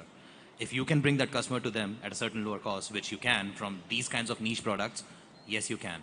If I have to scale up from sunglasses and zero power glasses, I have to do this way. And I am doing it. Thank you. So guys, if you have any more questions for the panelists, you can please ask them off the stage. And I would request you to please join your hands and appreciate yourself for being a wonderful audience, and for the panelists as well. Thank you so much, guys.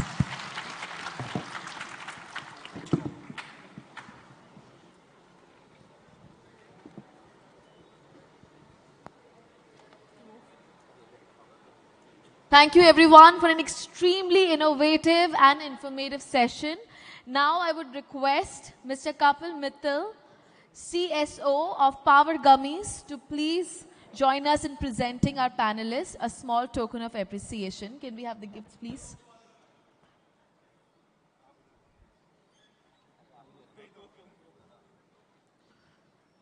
All right, ladies and gentlemen, it would be great if we can make some noise. Come on, everyone.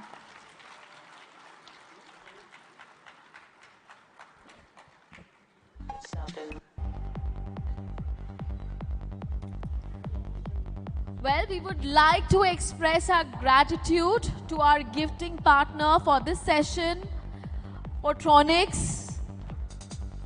Also,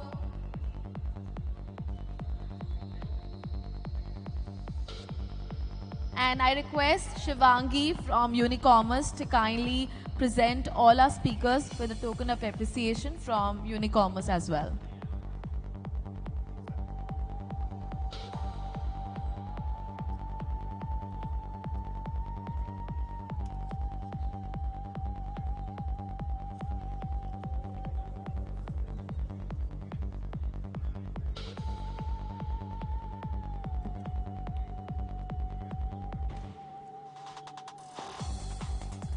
This is just to inform all of you that there's a masterclass going on outside as well by Unicommerce on the topic seamless error-free back-end operations that will give better clutch over unit economics and uplift post-purchase experience. If you're interested in that, you all can go out. This session, this masterclass is about to begin outside.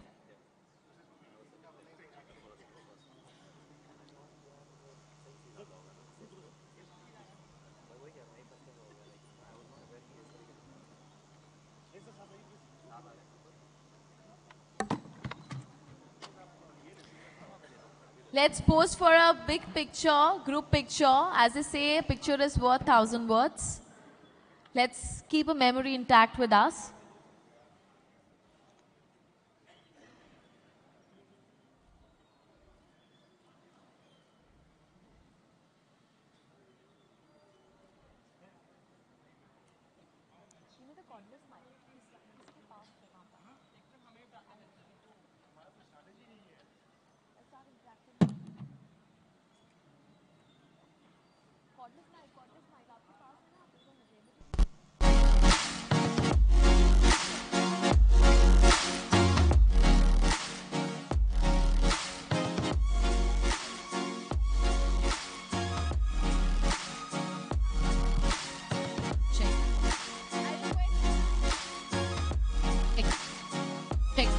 I request all of you to please be seated. We have another session about to begin. So I request all of you to please kindly settle down.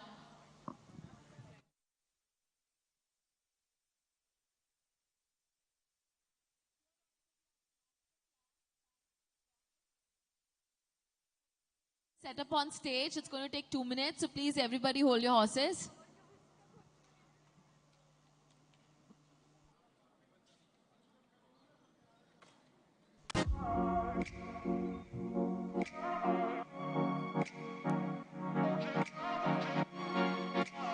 All right, so in the meantime, I would like to know who all are married here.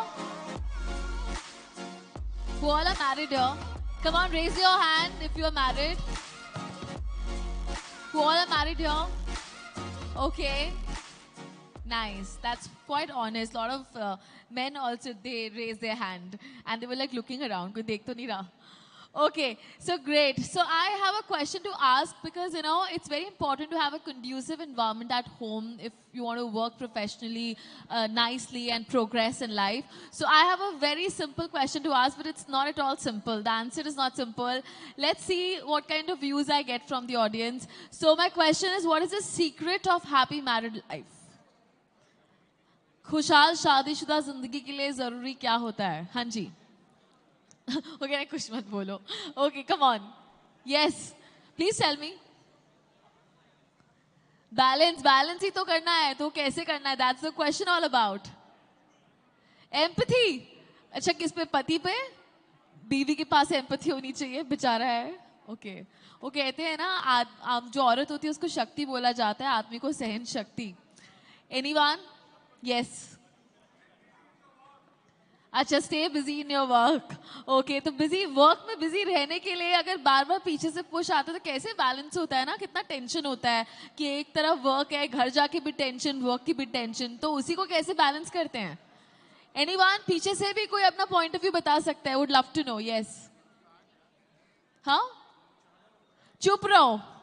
बिल्कुल ठीक बोला आपने. पता है, दो लोगों के बीच में बहुत अच्छी married life होती है. पत्नी अंधी और पति बहरा हो. बात ही ना हो. Anyone else? Anybody? पीछे से? हाँ जी, बताइए. हाँ? Understanding कैसे build करनी है? That's the question. कैसे build करनी है understanding? Come on, anyone?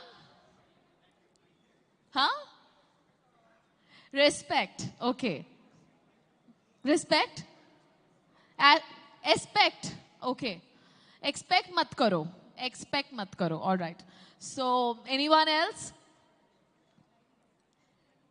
देखिए आप समझ लीजिए आपका काम इजी हो जाएगा कि अगर आप खुद को शेर समझते हैं तो याद रखिए आपकी बीवी शेरा वाली माता है हाँ तो यहाँ पे भी औरतों को काफ़ी पूछा जा रहा है तो आप भी ताली साथ साथ बजाते रहिए because we have lot of guest speaking today and lot of women are coming and participating so let's get ready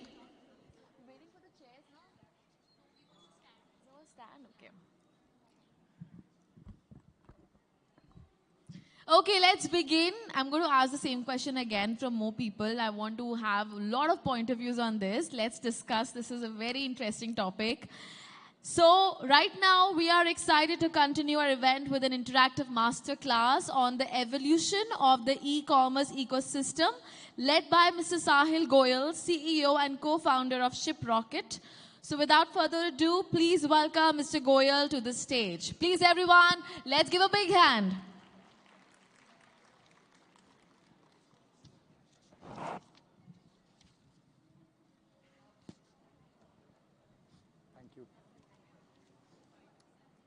Good to be here today, guys. I was here in the morning opening the session and great to be spending some time talking about the evolution of D2C and talking about e-commerce in general as well. Just so I can contextualize, the discussion a little bit, can I just get a raise of hands on, let's say, primary channel of sales? So if you primarily sell marketplaces, on marketplaces as your main channel, can I get a raise of hands real quick? Where marketplaces are your main way to kind of generate business. And then the second question is, if you generate your main online sales through channels like WhatsApp, Facebook, Shopify, can I get a raise of hands? That's only 10% of the crowd. So बाकी लोग क्या कर रहे हैं? Offline. Yeah, you guys are starting up. I want to understand the audience so I can then tailor it that way. Own website. So again, let me rephrase the question. How many people primarily sell on their own website? That's your main way to kind of run your business, online business. And the rest are marketplace, and I assume? How many people in the first 6 months of their digital journey? First 1 year? And first 3 years? Got it. Okay. I just want to get a sense of the audience, so so thanks for that. So I think, what's interesting is 10 years ago, we're now in 2023, sorry. 10 years ago, Indian e-commerce was just starting. I remember Flipkart had just kind of bought Let's Buy. They were doing, electronics and books, and COD का innovation हुआ था India में. Flipkart के पहले eBay था. eBay ने ना COD दिया, ना shipping manage करी. And Flipkart understood कि यार ये scalable हो ना हो, Indian consumer को चाहिए तो यही है. So Flipkart actually gave COD to the Indian market, right? Amazon अभी enter कर रहा था. They had just come through Jungli. So that is the time e-commerce really started to take some shape, right? Flash sales होती थी, fashion and you. I don't know how many guys here remember that. And that time India had become $15-20 billion in market size, right? In GMV. So even 10 years ago, it was not a minuscule market. But if you look at where it is gone today, it is a much, much larger market from there, right? So if you look at even 5 years, fast forward from 2013, that 16 billion had become almost 38-40 billion, right? So that was a huge growth and largely led by what? Smartphones became much more accessible. Smartphones became cheaper, under 5,000, under 10,000. Geo had become a lot more available. And big two reasons where consumers were now accessible on mobile, which is why बीच में time Myntra was shutting down their web कि हम app only करेंगे, and that was that sort of period 2017 2018 and see customer experience जो पहले टूटा हुआ था 2013 में by 18 मोटा मोटी the rails had been put into place. समझ आ गया था that this is what the customer needs. Shipping logistics में क्या चाहिए, reviews कैसे बनाने हैं, catalog कैसे create. Some of these things had kind of come to light, and big thanks to guys like Snapdeal, Amazon, Flipkart that were pushing this market forward. They brought a lot of the initial merchants online. They brought a lot of the initial consumers online. I think they were the ones who kind of, pushed this forward in the beginning. And COD se hatke thoda prepaid, 20, 30%, 40%, prepaid also started to show up a little bit. And the thing is, we are in the D2C enablement business for now 11 years, right? And we never had a market because you guys were not there in the first 5 years of our journey.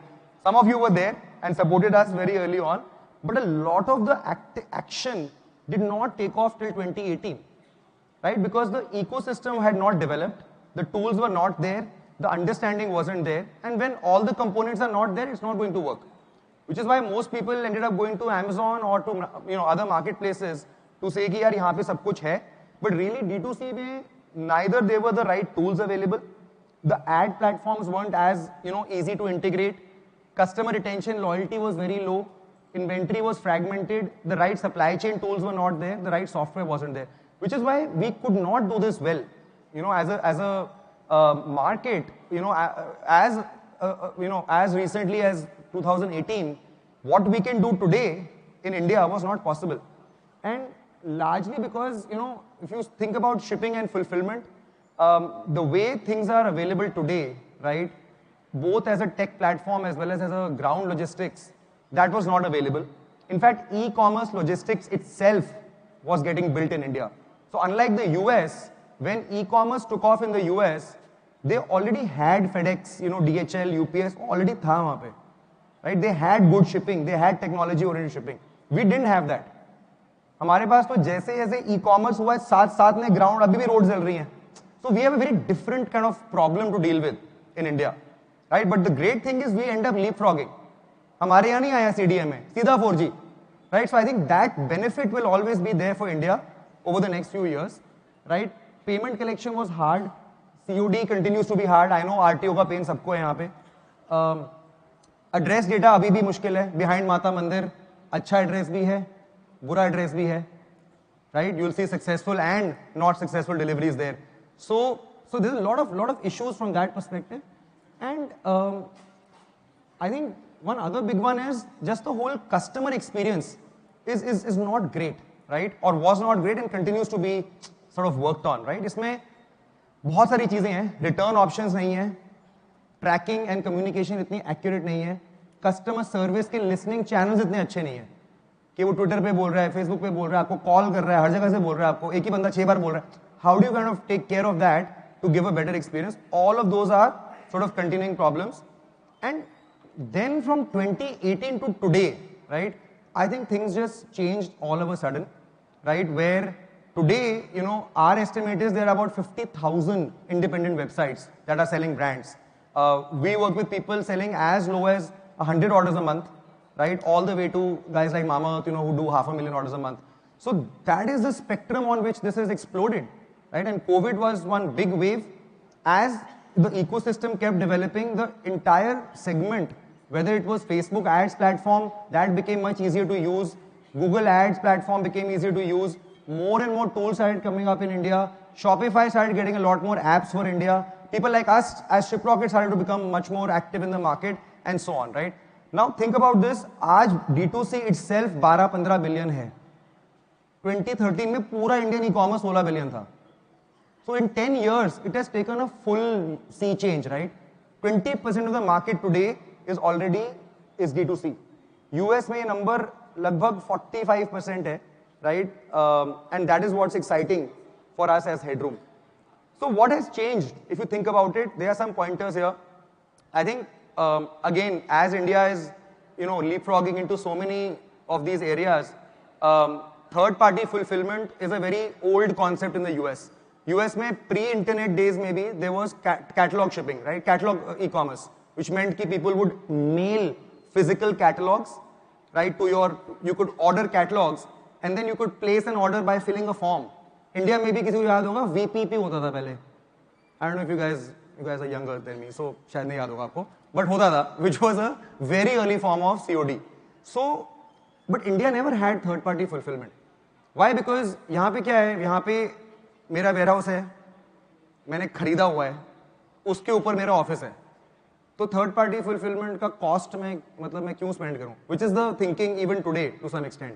But the reality is, there are going to be more errors. You will not be able to do it as fast. आप shipment का last mile injection नहीं कर पाओगे ढंग से, and so on. So there are lots of issues that existed, and options भी नहीं थे, to be honest. There was nothing available, right? Today, there are tech-enabled fulfillment centers, which are very much driven through data, through automation, through intelligence. Delivery stats were very, very poor. 5 to 7 days was a pretty normal thing. आज भी पुरानी websites पे आप कहीं जाओगे तो वहाँ पे स्टैंडर्ड उन्होंने टेक्स्ट लिखा हुआ है बस 5 to 7 days. बिकॉज लगते थे इंडिया में, राइट? बट रियली आज के डेट में for metros and now actually for top 8 to 10 cities, doing a same day, next day delivery is very possible, right? And it doesn't cost more. It costs what it costs to do a regular 3PL shipment. Tracking was poor. Things would break down all the time. Unable to reach all the consumers. Distribution is difficult. Lack of tools. UPI has been a big boon, right? Today we notice almost 60% of our transactions end up being digital. End up being prepaid. 40% is COD. I'm talking averages. And within the 60%, almost 60-70% is UPI. That's how big UPI is, right? So that's been a big sort of boon for the industry. Omni-channel is becoming a real thing. So for those of you guys who are sort of slightly ahead in the journey, the thought process, at least, is now accessible to people to say, okay, can I go MBO? Can I go EBO? How do I go offline at some point? Lots of innovation is happening there. Inventory, either through tools like Unicommerce or through platforms like ShipRocket, is available now in a digitized way for you to be able to manage better, right? So I think that's kind of how this has evolved. When you think about Amazon, and I've just written marketplace here because I don't want to put it specifically on the slide, but if you think about a marketplace like Amazon, and you think about the post-purchase part, right? So let me walk you guys through this. आप imagine करो कि आप एक prime consumer हो और आप product page पे हो. आपका ना trust building journey product page से Amazon शुरू कर देता है. So they'll start telling you order in X hours, get it on such and such date. Prime नहीं हो तो जल्दी मिल सकता था अगर आप प्राइम होते तो, right? Now for Amazon to be able to give you that promise, इतना पावरफुल है वो प्रॉमिस, खाली हमको लगता नहीं है एज कंज्यूमर्स, राइट? कि हाँ ये तो अंडरस्टूड है, ये तो एक्सपेक्टेड है, but the reality is that builds trust. Why does it build trust? Because see, if I am a consumer and I am now given a choice कि यार Amazon अगर कह रहा है ना कल आ रहा है तो ये कल आ रहा है, और अगर वो कह रहे हैं 5 दिन में आ रहा है तो वो 5 दिन में ही आ रहा है, तो then I can decide कि मैं कुछ और ले लेता हूँ, मैं ये नहीं लेता, मैं मार्केट चला जाता हूँ, मैं ब्लिंकिट से ऑर्डर कर लेता. So that transparency to the consumer is extremely important to build trust. That is what keeps the consumer coming back, right? Now to pull this off, ये लगता सिंपल है, जैसे हमें लगता है उबर में हमने बटन दबाया गाड़ी आ गई, बहुत सिंपल है, पर उसके पीछे there's tons of systems working together to make it happen. So this is a example of what systems need to come together. Of course checkout के अंदर integration है, shipping promise दिखाने के लिए, payments चाहिए, COD, UPI, BNPL, bank offer, सारे rails चाहिए, fraud check चाहिए कि इस बंदे को COD दिखाऊं नहीं दिखाऊं, इसको ऑर्डर करने भी दूं नहीं करने दूं, right? Because there is lots of abuse in the system. Customer service में इंटीग्रेशन चाहिए उसी इवेंट की कि उसने कौन सा शिपिंग प्रॉमिस लिया था, अगर नहीं हुआ कल को तो फिर I have to handle that query.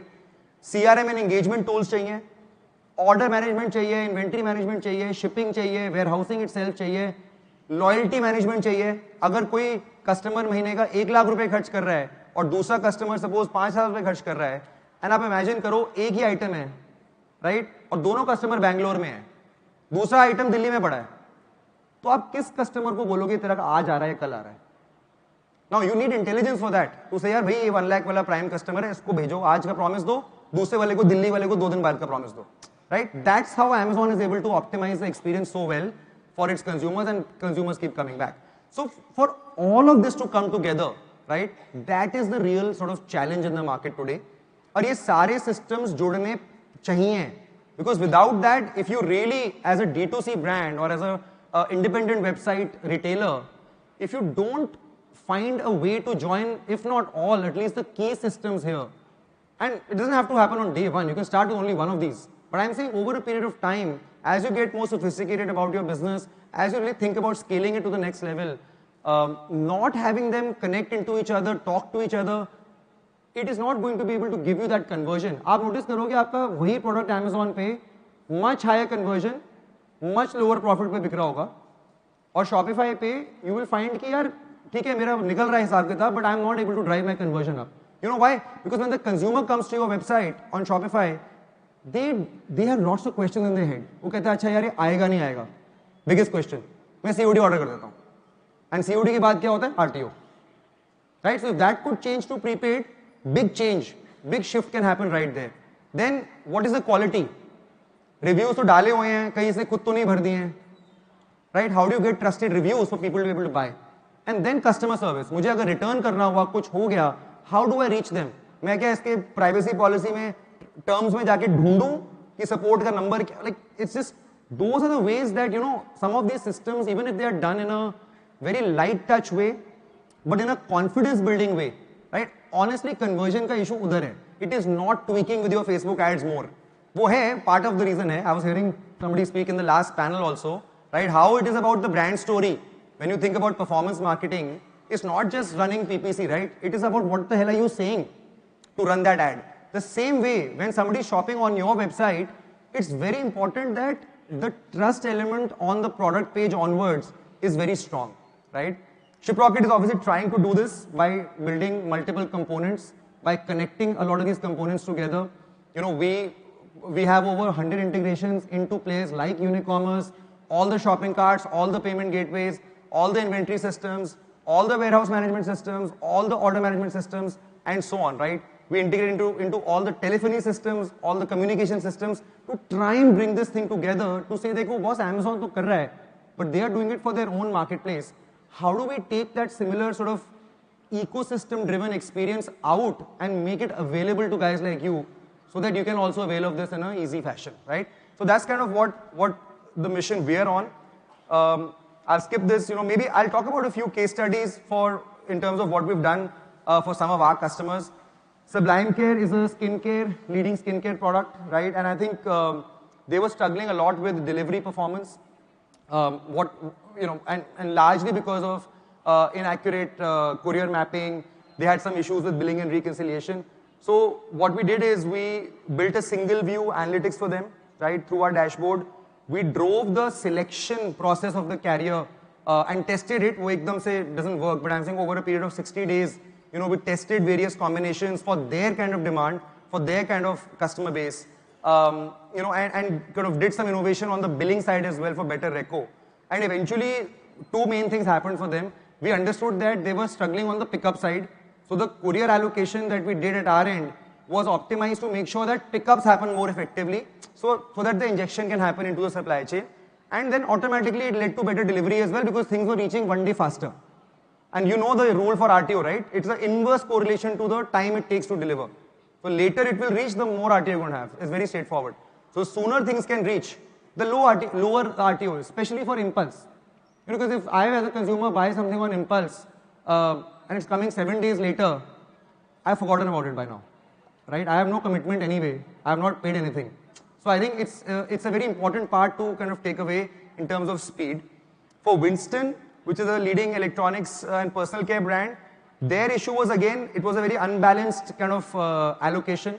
They had a huge RTO rate problem, you know, and we basically understood that it was for the RTO specifically, while the courier allocation helped a little bit, but really what worked is we have a product called Engage, which does a couple of things. It's able to identify potentially bad orders basis buyers' historical data, and it can flag them to you.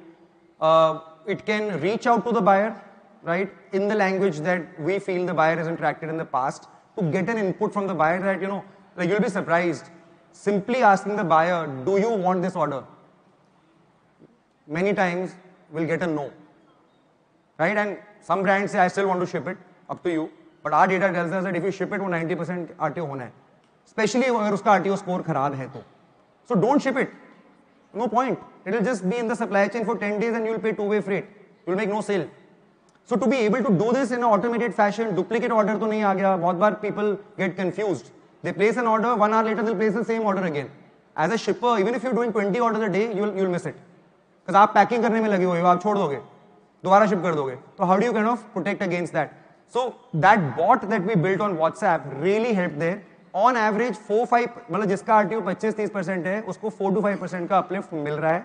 उसमें अगर address insufficient है, we are able to look at our data, that we've accumulated over time, ping the buyer and say, boss, you've forgotten your tower number or something looks off, something is wonky in your address. Can you help me, enrich this? So that way we try to counter it at various steps. Mamaearth, everyone knows the brand. They are the, sort of leading aspiration for a lot of us. And for Mamaearth, there were a bunch of things we solved. I think the biggest issue for them was delivery time, and I mentioned that a little bit earlier. They wanted to really kind of enable the same day, next day kind of model, and we've done that by placing them strategically, placing their goods strategically in various fulfillment centers, replicating the highest selling items, so that when orders come to their website, we can direct them to the nearest fulfillment center. And then use a STD NDD partner to do the next day delivery, right? So that way, when you place an order on Mamaearth, like right now, before 12 o'clock, it can come on the same day in many cases, right? Worst case, it will come tomorrow. And like I said, it doesn't have to cost more because it is just a way to design the network, right? And for Mamaearth, we actually are able to cover 80% of their demand within same day, next day, which is why their RTOs are super low. I will not say what they are, but they are super low. And their overall TAT for order delivery obviously has shrunk. I think it's 2 point some days, which is a great number, right? But of course, you need to build scale to be able to replicate that kind of inventory. But keep in mind, if you have a low width, right, which means let's say you have 50 SKUs and 10 are really driving 80% of the sales. Within 10, if there are 2 that are like the main polarized chunks of your business, you should think about replicating them, at least in 2 parts of the country. To say कि अच्छा मेरे ज़्यादा order south में आते हैं और let's say north में आते हैं, तो Delhi and Bangalore you should think about saying यार मैं दोनों को यहाँ पे रख देता हूँ, बिकॉज उसका जो डाउनस्ट्रीम इम्पैक्ट है ना आरटीओ पे, आपके ओवरऑल कॉस्ट पे, कस्टमर एक्सपीरियंस पे, लॉयल्टी पे, रिपीट परचेज पे, वो सारा का सारा उससे लिंक्ड है यार. सो रादर देन थिंकिंग कि अच्छा मेरी इन्वेंट्री होल्डिंग कॉस्ट बढ़ जाएगी, मुझे किसी वेयरहाउसिंग वाले को पैसे देने पड़ेंगे, that's a very myopic thinking, right? When you do the overall kind of analysis of how much it will benefit you, it is not even it's a no-brainer to do something like that. So think about that kind of a model as well. For Sneakaid, we actually help them reduce a lot of Wizmo queries. Wizmo is where is my shipment, where is my order, and it's very strange because as entrepreneurs or as technology builders, we think that once we tell the consumer through a message or an email where it is, that should be it, right? But it's not it. The email is not good enough, right? People still want to ask, right? We used to run a marketplace in the past called Craftly, and we built every bot. सब कुछ कर दिया हमने. 50% of the search of the support query was, मेरा order कहाँ है? I just told you, but there is some, I think, psychological thing where people feel like reaching out and making sure कि आ रहा है ना, right? So kind of doing that proactively, really making sure that every step of the journey the consumer is told.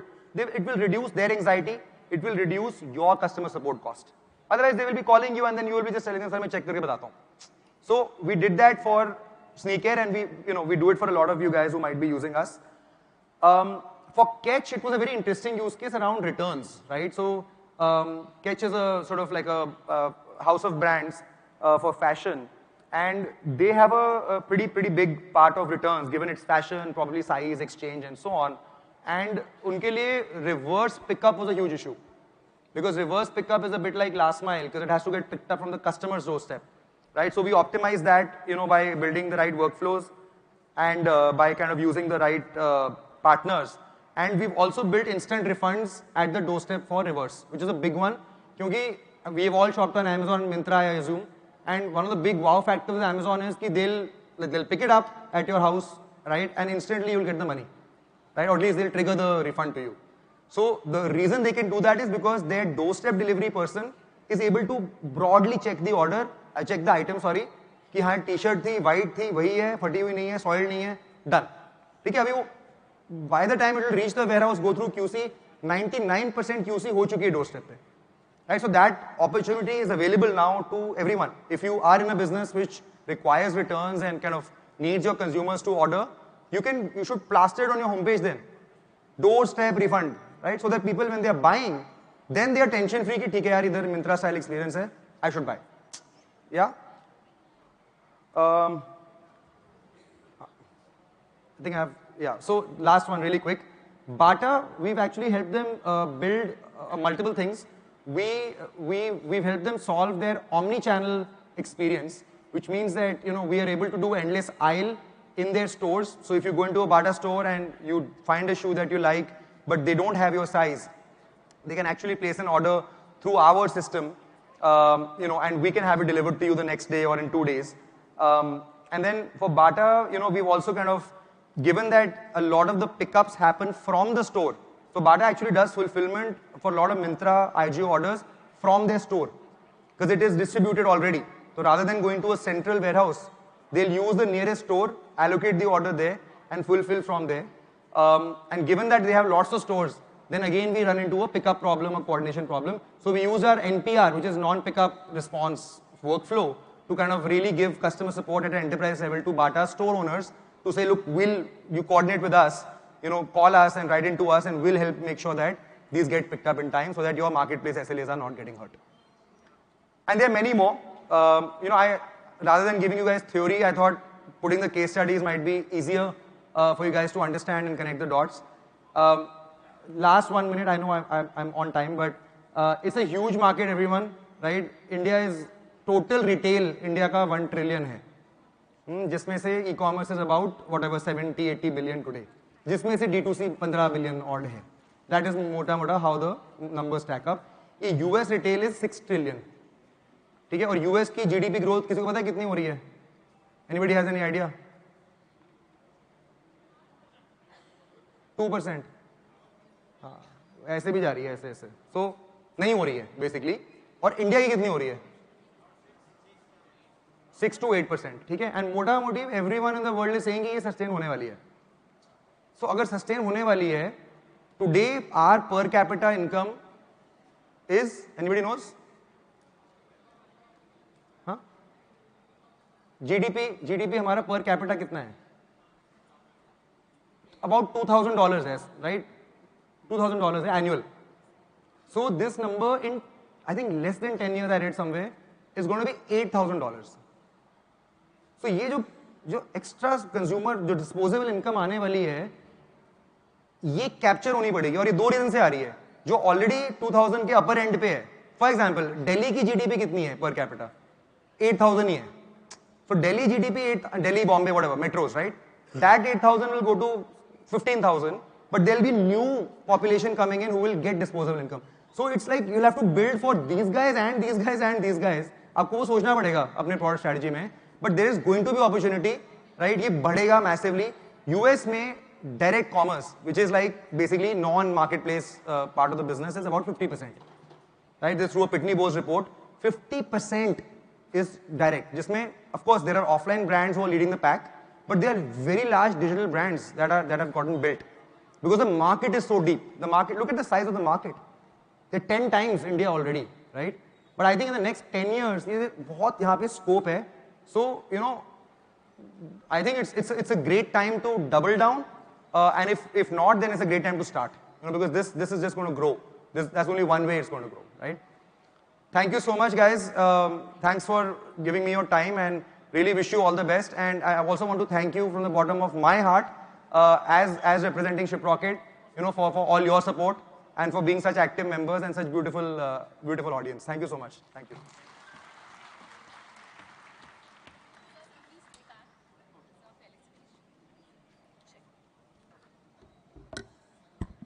Thank you, sir. That was very informative and thought-provoking. Well, our gifting partner for this session is Portronics, and we would like to present Mr. Sahil with a token of our gratitude by Shivangi from Unicommerce. Thank you. Please, everyone, give a big hand.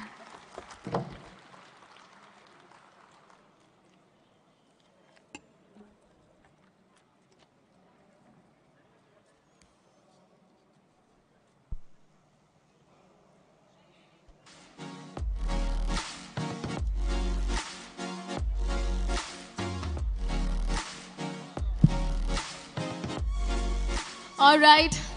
So let's take a short break with me, some engagement activity, and let me tell you, this time I have some really tempting prizes to give you away. So, okay, but again, to carry forward the same question, is there anyone who would like to say something on that? What is the secret of happy married life? Come on, anyone? Anyone? कोई अपनी टिप्पणी share करना चाहता है हमारे साथ? Please do that. Anyone? पीछे से. Okay, any women here would like to suggest something? Raise your hand. पूरा ऊपर तक. हाँ जी. Share responsibilities? Yes, absolutely. झाड़ू पोछा लगाना पड़ता है. Anyone else? जियो और खुश रहो. पता है एक डिफरेंस होता है ना हस्बैंड और वाइफ और मतलब औरत और आदमी में एक फर्क होता है. जो औरत होती है वो एक ही आदमी से सारी उम्मीदें लगाती है और जो आदमी होता है वो सभी औरतों से एक ही उम्मीद लगाता है. Trust you me. Okay, is there anyone जो कि हमें बता सकता है how to, because I can see lot of men here. So अपनी वाइफ को प्लीज कैसे करना होता है? कुछ सजेशन एक दूसरे को दीजिए. ये बहुत ही इंटरेस्टिंग भी है टॉपिक और यूजफुल भी है. Any tip anybody would like to give? How to please your wife, how to keep her happy? Anyone? हाँ जी, बताइए. Yes. It's working? Yeah, working. I think wife को जो सबसे importantly चाहिए होता है that is husband's priority. And वो हम उनको हमेशा granted ले लेते हैं. Right. तो this is like मेरा comparison बहुत बुरा है but it's just an example. Don't उसको correlate मत कर देना. I had a pet at home. तो उसका एक हैबिट था लाइक जब उसको खाना खाना है तो जो उसके बाउल में जो गिर गया है वो नहीं खाएगा. जो हम खा रहे हैं उसकी तरफ देखेगा. उसको पता है ये लोग ये खाने वाले नहीं है, ये तो मेरा है. ठीक है. Example is very bad, but the fact, the theory is that we take our wives for granted. At some places, wives take husbands for granted. And what they need is priority. What they need is the respect. So, which I give to my wife, and I think we are living very happily. And we have a daughter as well. She is living very happily. कभी डांटा नहीं, कभी कुछ किया नहीं. अगर समझाना है तो अलग से समझा दिया. उन्होंने मुझे, मैंने उनको. I think this is the best thing to balance. And work priority जरूरी है performance के लिए, increments के लिए. तो same increment प्यार में भी चाहिए, same increment खाने में भी चाहिए. Timely मिलता रहे. So I think the priority should be the most important thing. Beautiful. I think we all should learn from people's experiences, ना? तालियां थोड़ी-थोड़ी हो जाए. Come on, everyone. थोड़ी सी volume दे दो. Raise the pitch, please. Always remember, if you are the head of the family, your wife is the neck who can turn anywhere. So, but I would like to come amongst the audience and ask this question. Okay, get ready. I have a task for you before we get ready for the next panel discussion. Okay, यहाँ पर कोई ऐसा व्यक्ति है जो मुझे 5 तरीके की हंसी करके दिखा सकता है. 5 तरीके की हंसी. Come on, because I think people are hardly laughing. I need to do this. Come on, 5 different style of laughter you have to show me. Let's see who can do this. I'm coming to you. Or I think this is, I can do it from here also. Come on, anyone?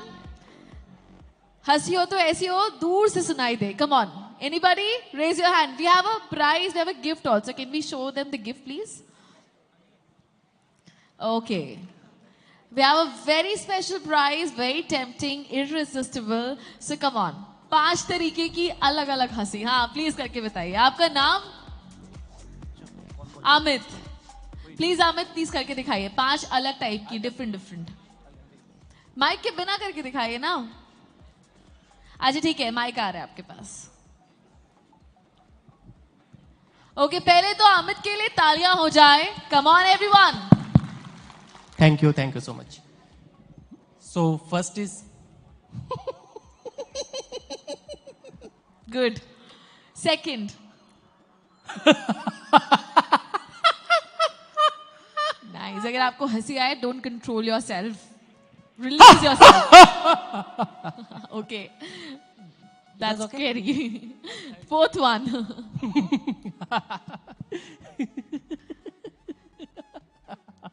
ऐसा है यहाँ पे कोई हंसता है इस तरीके से? बड़ी कॉमन है ना ये. So it is one of the type of laugh. हाँ, बड़ी कॉमन हंसी थी वो. Okay, so common And are the- not and the- considerable in laugh, right? नहीं है considerable है. Fine. Fifth, the last So one. last is.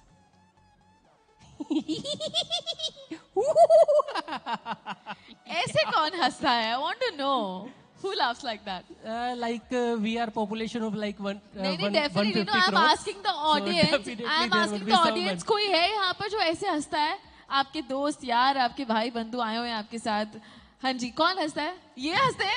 एक बार हंस के दिखा दो. वो देखो बता रहे हैं, वो ऐसे कर रहे हैं. ये हंसता है ऐसे. ऐसे हंसते हैं ये? अच्छा, कैसे? कैसे हंसते हैं? ये तो बकरी की तरह हंस रहे थे. एक बार हंस के दिखाइए. अच्छा वैसी स्माइल कर लीजिए. कम ऑन, ऐसी स्माइल कर लीजिए. That is enough. Okay, great. So I think you deserve a prize. So congratulations. Come on, ladies and gentlemen, let's give a big hand. Okay, so we're going to keep engaging all of you as we have lots of prizes to give you away. Do participate. Rest I will take over. But right now we have panel discussion 2.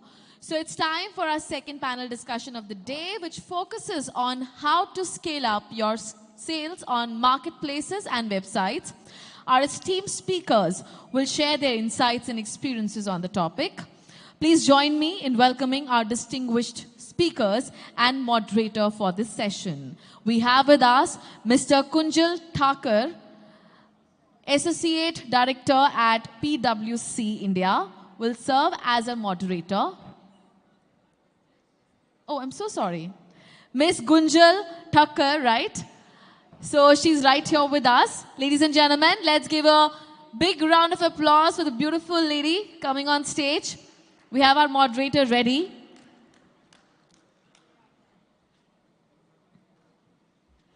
Okay. So next we have Mr. Mayank Agarwal, Senior Director at Flipkart. Come on, ladies and gentlemen, put your hands together and let's keep applauding.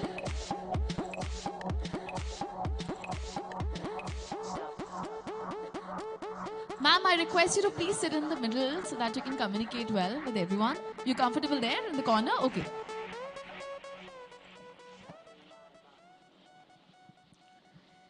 Next, I request Mr. Dipankar Madan, SVP of Sales at Picker, to please come on stage.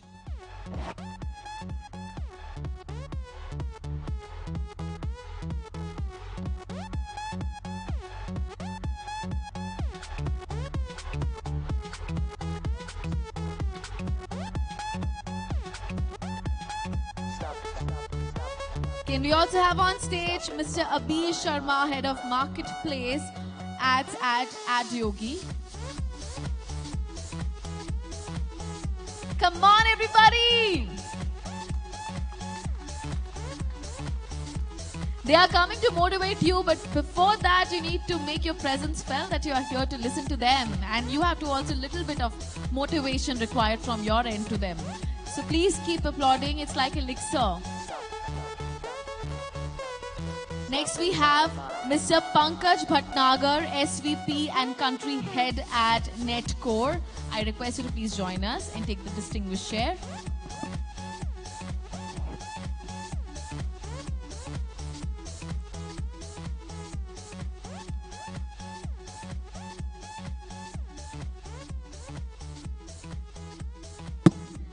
I next invite Mr. Aqib Mohammed, co-founder of Powerhouse 91, to please come and join us on stage.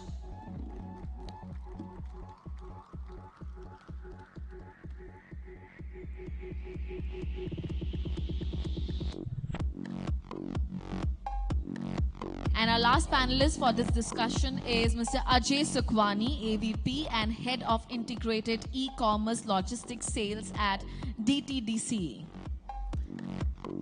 I request Ms. Kunjal to please take over.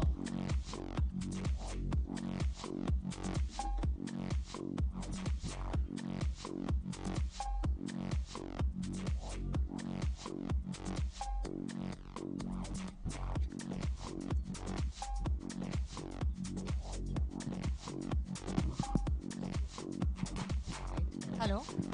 Yeah, I think it's working now, right? Okay, thank you everyone. Let's quickly get started with the panel discussion. Let me start with a small example. A couple of weeks back, it was my friend's wedding, and I just didn't have time to go shopping. So I told my sister, I'll just order the outfit online. And the two of us got to talk, and we were like, just can you imagine ordering a wedding outfit online 3 to 4 years ago? It was so unheard of. But today we are ordering furniture, groceries, food, toiletries, anything and everything that comes into our house is coming through online purchases.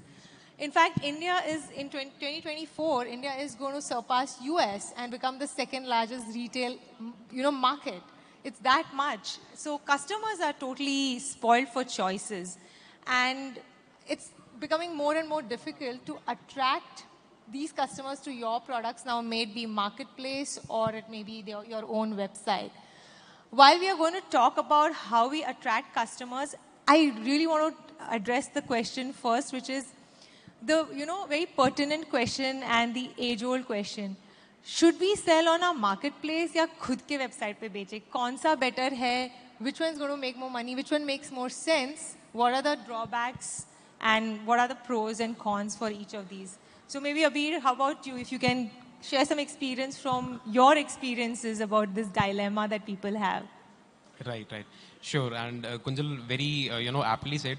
So it indeed is an age-old question. And not just for new brands, but established brands also, face that challenge. So where to, direct their efforts to, whether it's the website or the marketplace, right? So the answer to this question, would depend on several factors, right? The primary one being the, objective of the business, your brand objective, right?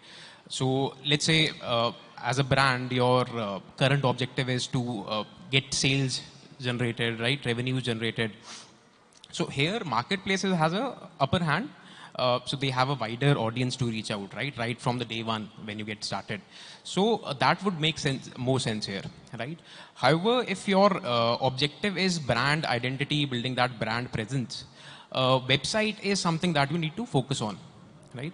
But having said that, there are more nuances to it. So let's say, if you are building a brand, there are limitations to marketplaces, right? One could be in terms of, loss of control, which is basically your customer experience, right? You are not in charge of the entire customer experience. And as a brand, that would be the primary thing you want to control. Second would be, customer data. So on marketplaces, you do not get any data. So reaching out, to the customers again is a challenge, right? So that's where, based on the objective, you can take a call. Another thing that I would like to highlight here is your target audiences.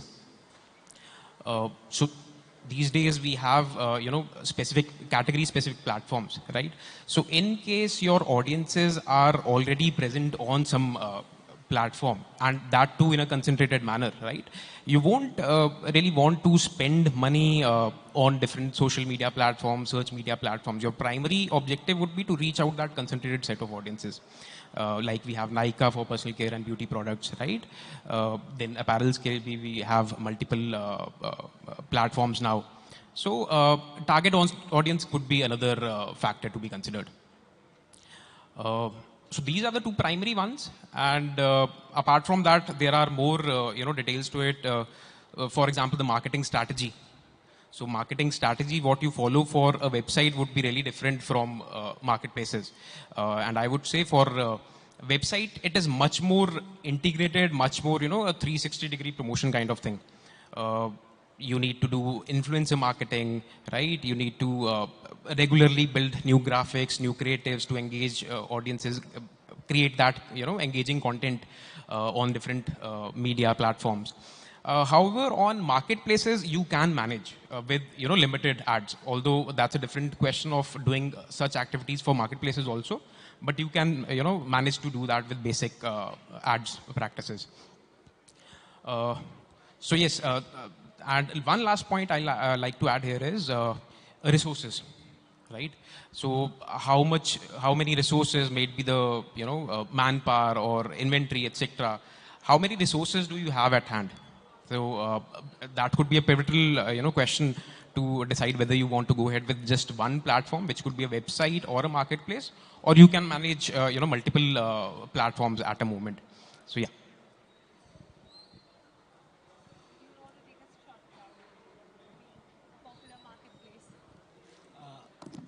Yeah, do you want to take a shot at that, being that you're a popular marketplace?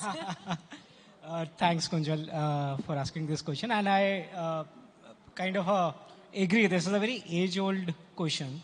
But I will say this is a very relevant question in Indian landscape. Why it's relevant now and why it's relevant earlier. And I believe it's going to be relevant even after 3 years. Because this is a country which is growing in terms of population, aspirations. And I mean, all of us know kind of a Shark Tank is just in a season 2 and it has reached to a #1 slot right now itself, right? So just to take a step back here, what we should see is what is our objective, like what Abhir also said. An objective starts from, are you starting your business now? Are you building a business?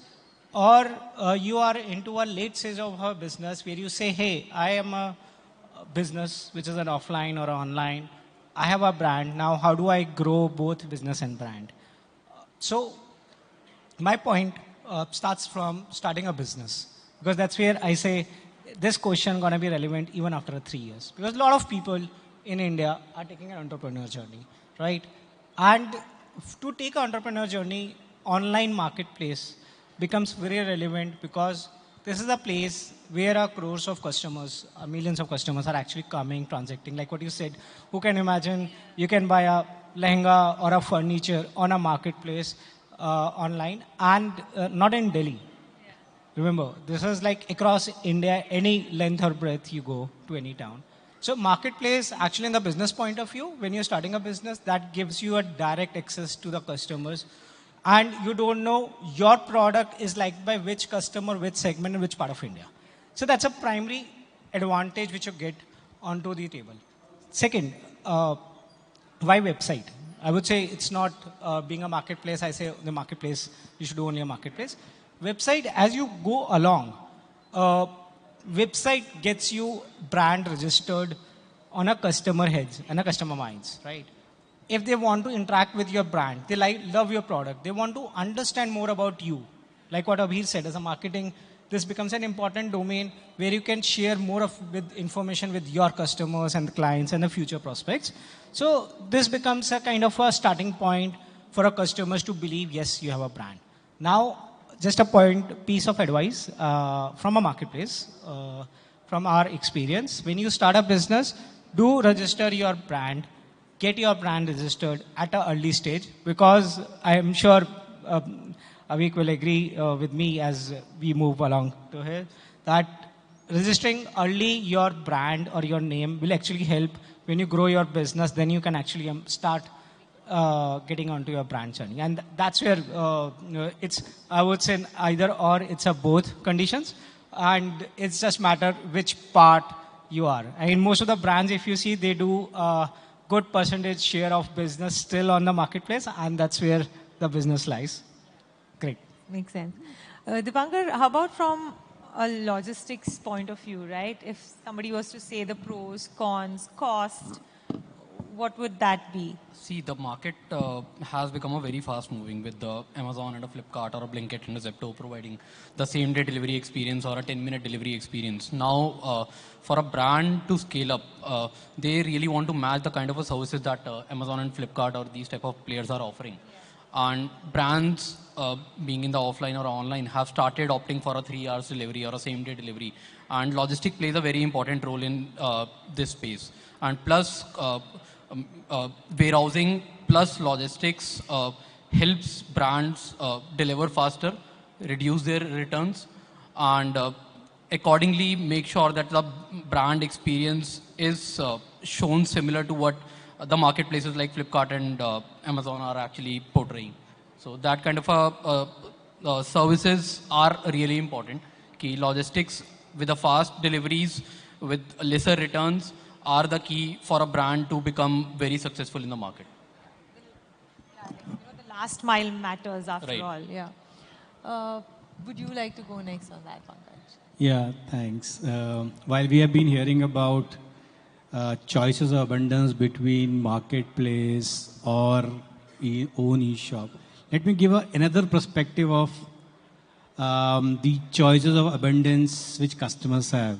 Even when they land on to when they land onto an e-shop or whether they land onto your own brand website, they have choices of so many products which eventually makes them confused what to buy, what not to buy.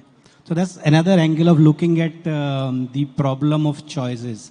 Now, one way what we have seen brands do to solve this problem is you need to understand, I think Moveshi touched upon this point about leveraging the data. Now, it is really important for whether you are a brand or whether you are an e-shop to leverage the customer's data, which could be a behavioral data, demographic data, transactional data.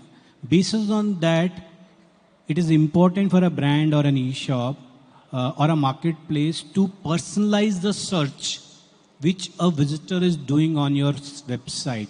So in that case, you are providing him the right choices to select instead of giving the plethora of options which make them confused effectively.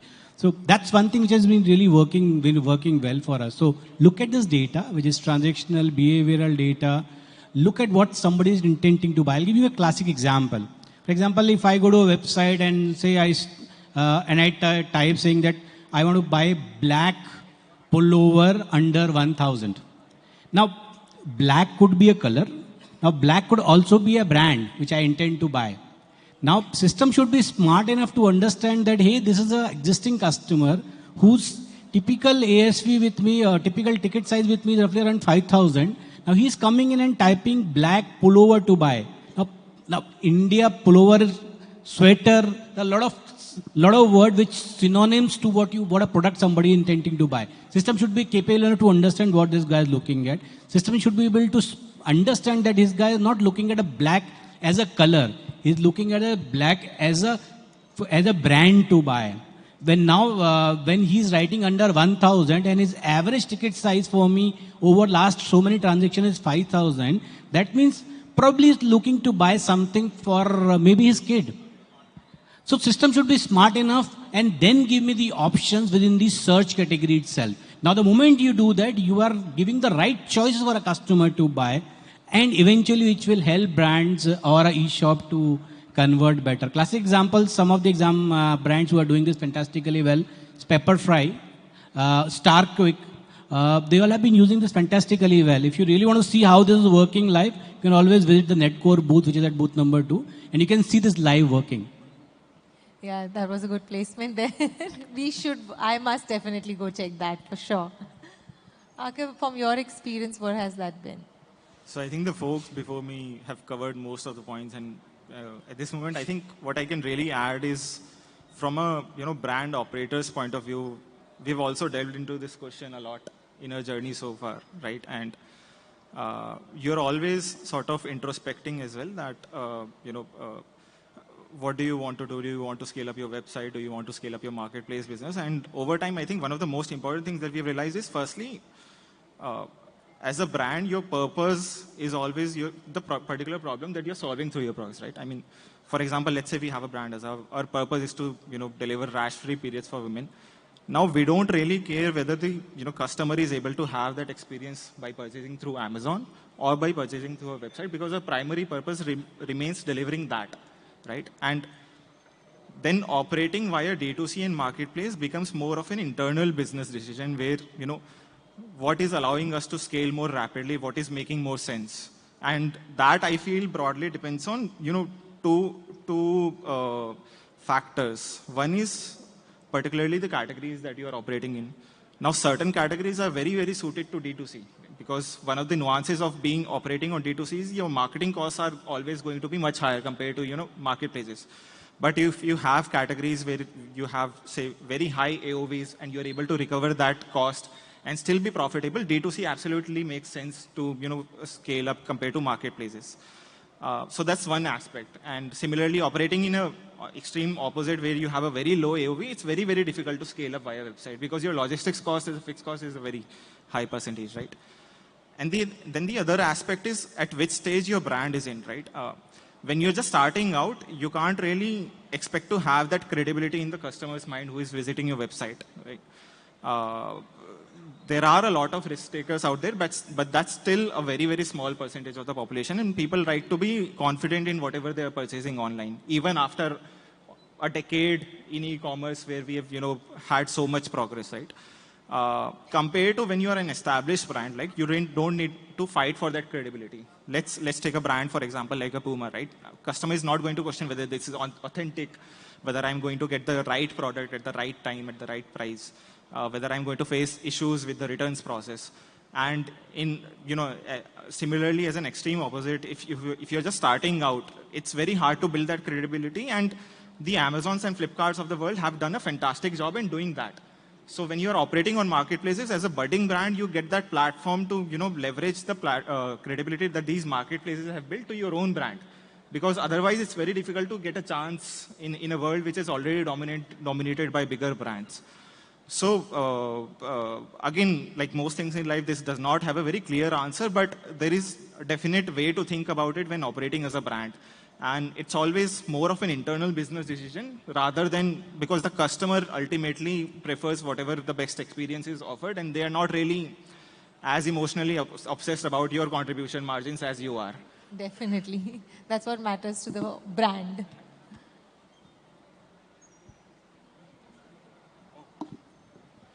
See, in my opinion, I think most of the points are already covered. I would try and bring in little, so you'll have to look at from the lens of whether you're dealing with the product or with the service. If you're dealing with the product, then the marketplace for you is a necessary social evil. You just can't set up a website without being there on the marketplace. So for you to get into the digital world, one has to be on the marketplace because it gives you a wider market coverage. It helps you establish your identity, win the trust. And once you have won the trust, you know what is selling, what is not. And you kind of create your identity. And then accordingly, you can move on to the app, you can move on to the website, and then, list your limited set of products, and you continue to exist on the marketplace and use that as a platform to launch the new products. And based on the success ratio, you keep on shifting that to the website. That's one way of looking at. And it a lot depends on the aspiration. If you aspire to be, if you're a seller, a small seller, then you definitely would not want to be a brand, and then you would spend your life on the marketplace. And if you aspire to be a brand, if you aspire to be one of the Bolts, one of the MyGlams, and one of the Sugars of the world, then definitely that's the way. If you deal with services, in my opinion, you have no other option but to be on the marketplace and continue to exist on the marketplace and earn as much as revenue you can. Makes sense, definitely. So yeah, hearing it out, it depends totally on your brand strategy, right? Where you are in the life cycle, what's the kind of product, how old, how new you are, how much people know about you. So there are a lot of logistics costs to be kept in mind as well. Moving to the next one, maybe I'll go alternate. So maybe I'll start from Abir on the left. On the role of advertisements, right? A lot of us are attracted, we see something, that's when we have the knowledge of a product or a brand or a service through a brand. So marketplace or website, what according to you is the role, or how can advertisement be leveraged to scale up businesses? So, over the last few years, marketing has in fact become a mandatory activity to be done. Whether it's a marketplace or a website, you cannot sustain in the market, without doing that. And after, the basics, hygienes of an account probably, or let's say if we talk about marketplaces, your listing, your, end-to-end fulfillment procedures, logistics, etc. Once that is on track, right? Your upscaling, your scaling, the scaling up activity of your account is primarily driven by the ads. How good your ads are managed, what kind of activities are you involving into. So here the first part would be, 360-degree promotion. So currently you cannot, stick to one platform to do ads and you think that the job is done. Not just websites, but also marketplaces, right? It's very important to identify who your customer is, right? Based on whatever customer data that you have through different data sources. Even the marketplaces these days provide different, kind of data through different tools that they have, right? So leveraging that data to identify who the customer is and reaching out to that customer. Now, whether that customer is on the marketplace itself or somewhere outside marketplace, right? You need to target that customer everywhere. Right. So programmatic ads could be a really very good tool here. There are tools such as DV360, right? You can precisely put in the demographics, probably the location, age, interests, behavior of your audiences that you want to target, and target those across n number of different platforms, right? So yes, 360-degree promotion is one point. Next would be to utilize whatever features you can, right? And again, talking from a marketplace point of view, every platform has certain features. It could be promotions, right? Through, let's say, limited time deals, deals of the day, coupons, etc. So all those need to be, leveraged. And these days we have DSPs, banner ads, specifically in Flipkart, right? And more and more new initiatives are being driven by these platforms. We recently have live commerce on Amazon. So this social commerce thing is the next, big thing which is working out for brands. So wherein an influencer, promotes your products on the platform itself. So utilizing all those, suite of features that every platform has to offer could be the next point here.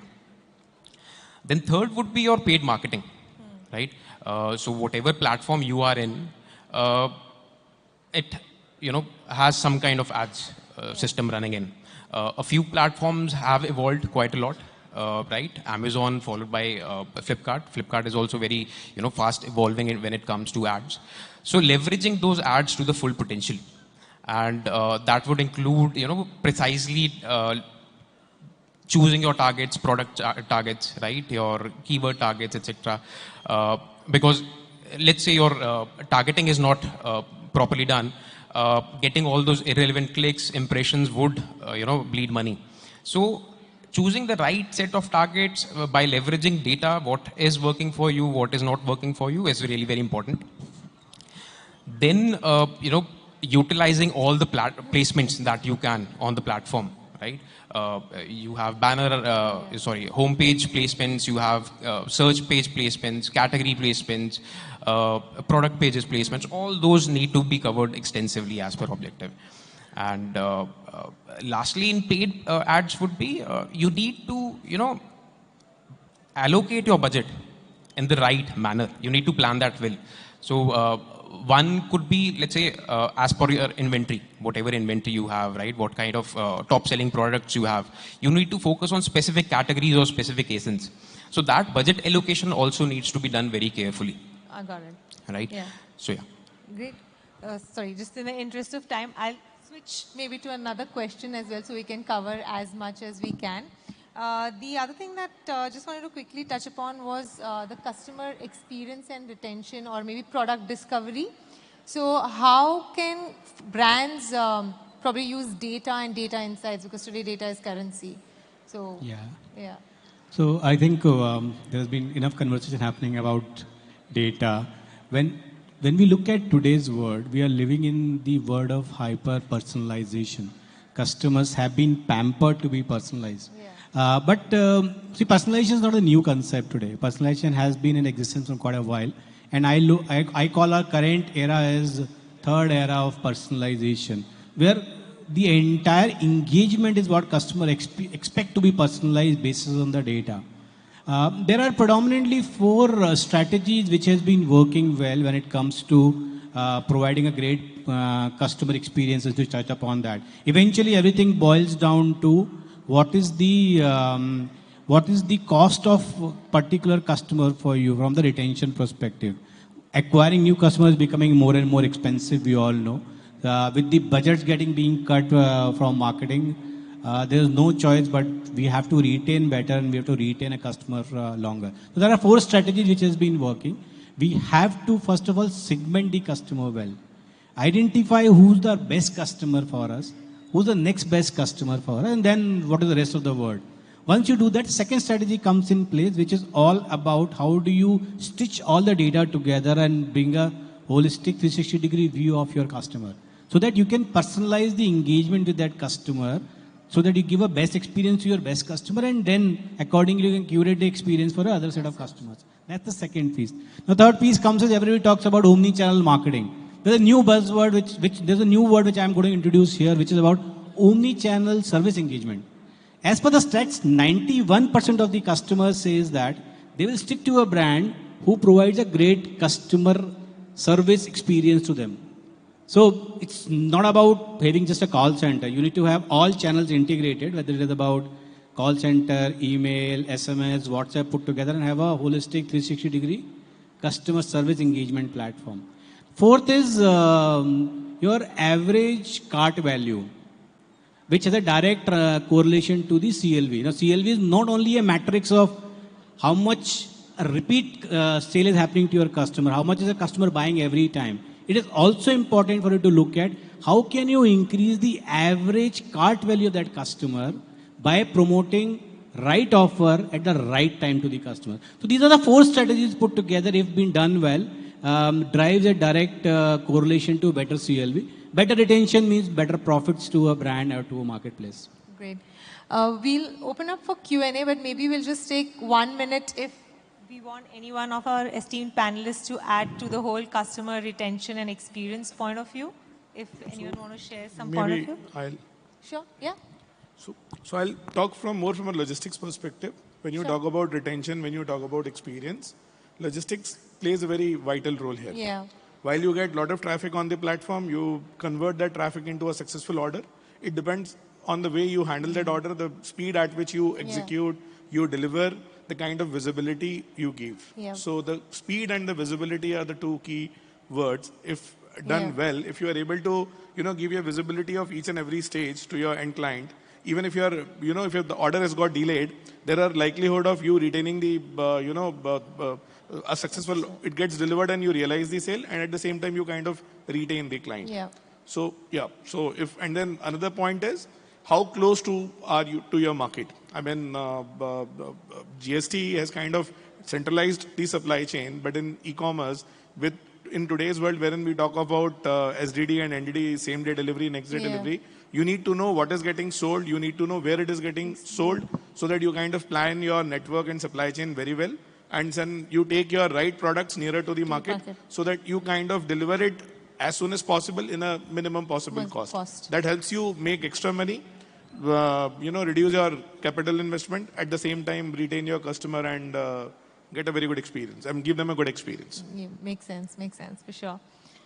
Any last 1 minute thoughts? Yeah, I will also add on ads and marketing. See, it starts from the objective, what you want to do. Objective of the business and the brands, if it is increase a business and a ROI directly from a marketing, then that makes sense to go from a performance marketing, especially on a marketplace point of view, in terms of RPC or clicks and everything, that increases your boost and that actually places right in front of your desired customers. If your objective is in terms of creating a brands, in terms of ads or performance marketing, or rather not a performance marketing, it's a display marketing, then like what Aviv was saying, that you can go for a brand ads per se on a marketplace. Live commerce could be an example, and obviously a website marketing and social media marketing will be the kind must. of a big plus on when you want to display your brand. Makes sense. Sorry, Kunjal, just one last very quick point that my heart really wanted to say. Since we are on the topic of advertisement and people end up spending a lot of on advertisements, I think one very, very important thing to remember, again, coming from a purely brand's point of view, is see, advertisement is a cost of doing business. दिखेगा नहीं तो बिकेगा नहीं. But I think one of the places where a lot of people get it wrong is ज़रूरी नहीं है दिखेगा तो बिकेगा. It's very, very important to always make sure that your hygiene, all of your hygiene is at point. Your product pricing, your cataloging, the way you are, like, Ajay mentioned, your fulfillment times. All of those are in place before you even, think about scaling up your advertisement or focusing on advertisement as a growth lever, because hygiene is a prerequisite before you even think about it. Yep. Makes sense. Great. Just add to one line to what you said. दिखेगा तो बिकेगा, but रुकेगा तो कमाएगा is what brand says. So it's important for you to read the customer as well. Definitely. On that note, let's open up the floor for some Q&A from the audience. Maybe we can take two questions. I guess the mics. I can see a few hands, but I don't know where's the mic.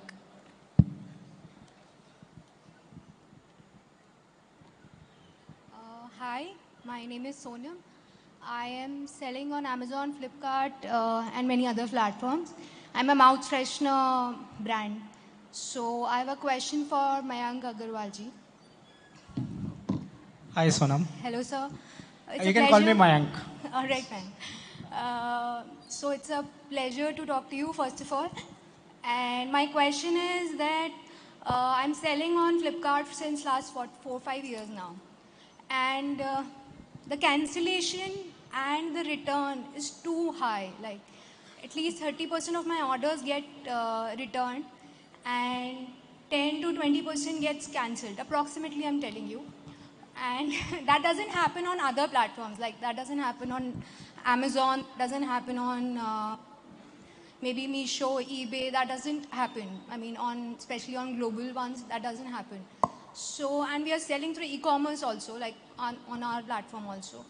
So the return is not that much, but on Flipkart, it's a huge, like, headache. If you are receiving 100 orders every day, 30 to 40 orders get cancelled or returned approximately every day.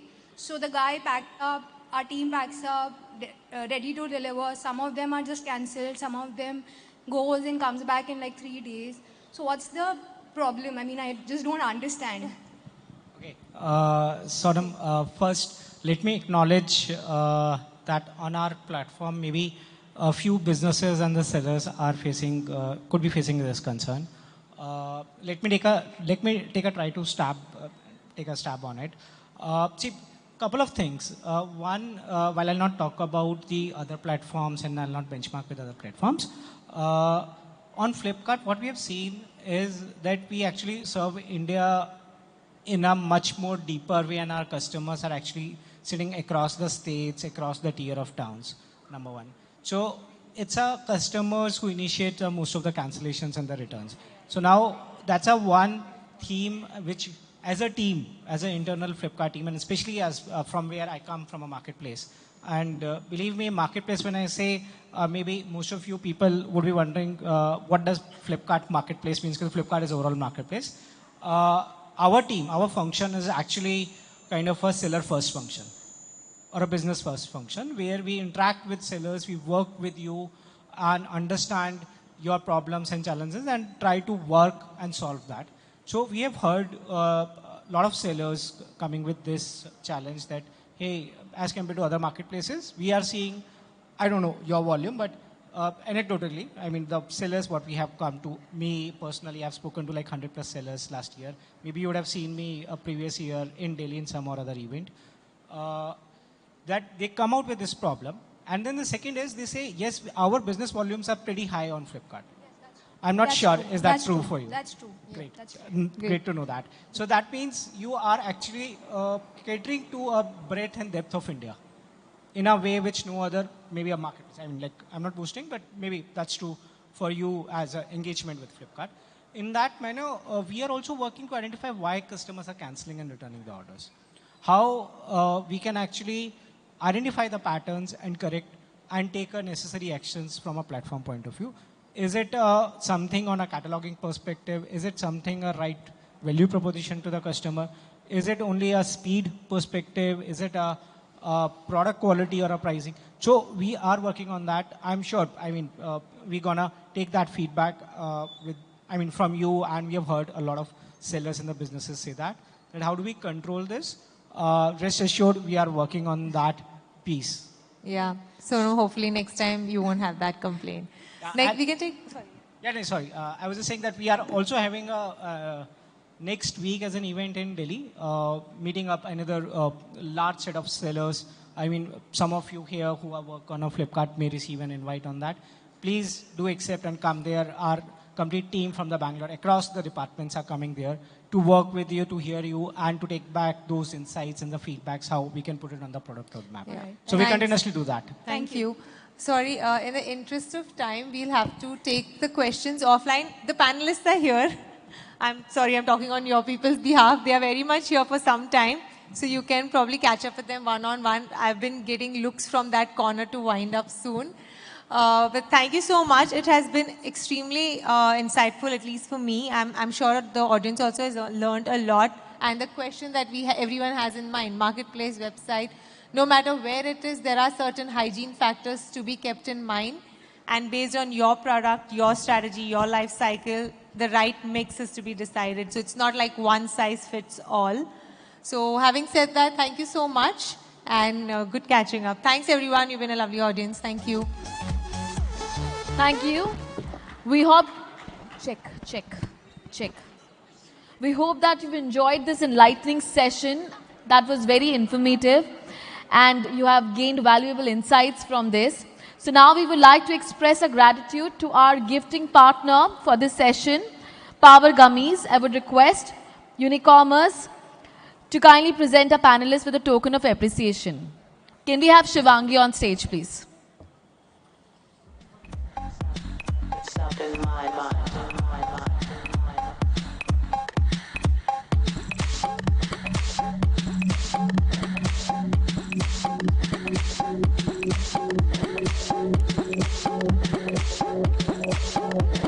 All right, ladies and gentlemen, can we give a big hand? Come on, everyone.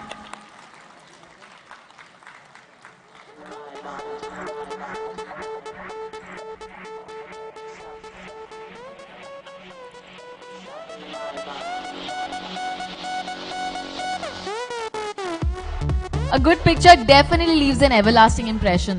Thank you so much to all of you. Thank you. So we're all set for the next chat, which is a fireside chat, but we need to do the setup, so give us 2 minutes and stay tuned, everyone. Be seated, everybody. Check. Check.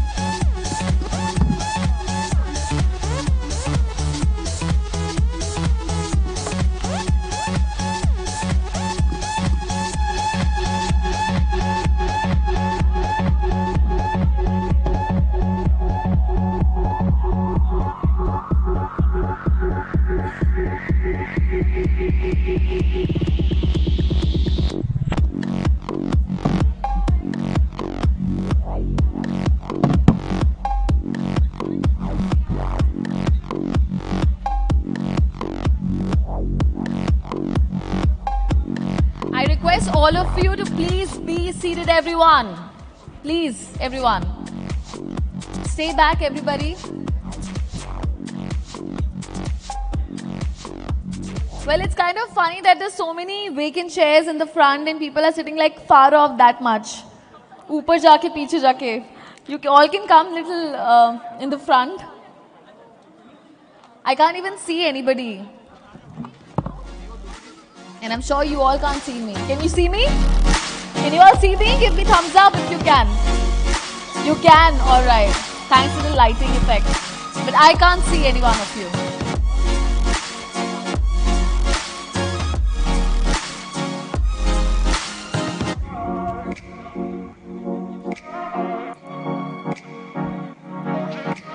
So ladies and gentlemen, now let's move on to our highly anticipated fireside chat session titled How to Grow Business on E-Marketplace, featuring Mr. Praveen Srivastava, VP of Sales and BD at JioMart.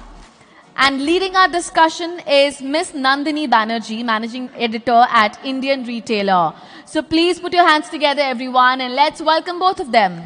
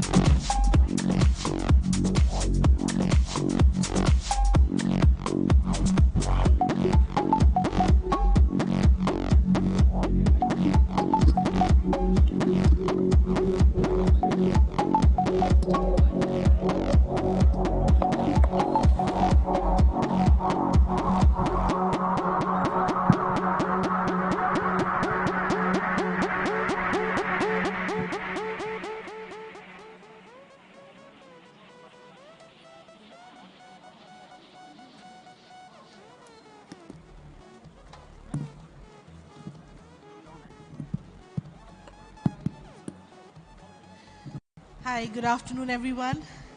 Welcome, Praveen. How are you? So since we have a very short duration, we'll delve right into the questions. So WhatsApp shopping is unique to JioMart platform. So what are the market trends that you have noticed that comes out of just WhatsApp platform? And are they different from the online? Yeah, thanks. And before that, I answer that question, I would like to thank Team Unicommerce, Kapil, Anurag for having me here and putting up such a good show with so many people here. It's great to see so many SMBs from Delhi NCR who are participating in this event and outside as well at the stalls. Now, to answer that question, I'll have to take you back in our journey, in our evolution, and how JioMart actually started horizontalization of the platform. So most of you may have heard about JioMart as a grocery platform up until maybe a year and a half back, which changed, right? And the reason for that change is Reliance happens to be one of the largest retailer with about 18,000 stores in the country and about 200 million registered customers. And a natural extension of that would be to take that experience online. And that's the genesis of how the marketplace concept came into being, right? And from grocery, we've been adding categories. We've been adding all the leading categories which you would have seen on any other marketplace. And now we are a horizontal in true sense, engaging with our customers across the length and breadth of the country. WhatsApp, what it does is, and as most of the people in the audience would know, the online share today, people engaging with online platforms could be roughly about 150 million. But the number of people who are there on social media is multifold. It's about thrice of that number. So that's something which is going to add to the engagement to the customer, and the overall customer pool increases 2 to 3 times for JioMart as a platform. So that's what it does to us. And now you can go and shop on WhatsApp. We'll bring the catalog on WhatsApp. You don't have to get out of the app. And that experience is something which we manage through our LSPs, through our offline engagement. And do you see there are any difference of pattern?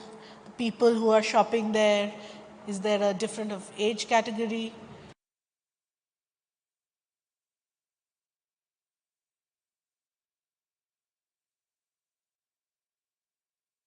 Shopping through WhatsApp, they haven't come online. They haven't been online shopper as yet. So they are experiencing through a platform where they have their comfort. So they have been, using WhatsApp for their online communication, etc., and they're using that as a medium to engage and buy online. So that's how it is. In terms of customer profile, while online shopping has largely been towards the young age, now that age profile is also changing. WhatsApp also, we see a similar profile of customers who are buying from us. Fantastic. So how do you envision the growth of JioMart via technology, and both on the consumer and on the seller levels? Yeah, so we are a relatively new platform and which has been growing. And like I said, we are in the process of horizontalization, launching multiple categories. And technology for any e-commerce platform, I think, plays a very vital role, and that need not be emphasized. I think all of us know that right from ingesting the content from sellers in a marketplace to presenting it on the front end to the customer, it's all the play. It's the play of technology. But if your question is more towards the advanced tech, which we keep hearing about, that technology is there, and that is something which is here and now. So things like, let's say, your virtual try-on, or if you want to use certain tools through augmented reality, all of that is there, but the proliferation has been slightly slow. And that's probably also a function of how the internet penetration in this country is, the speed, etc., which is going to change with 5G coming in.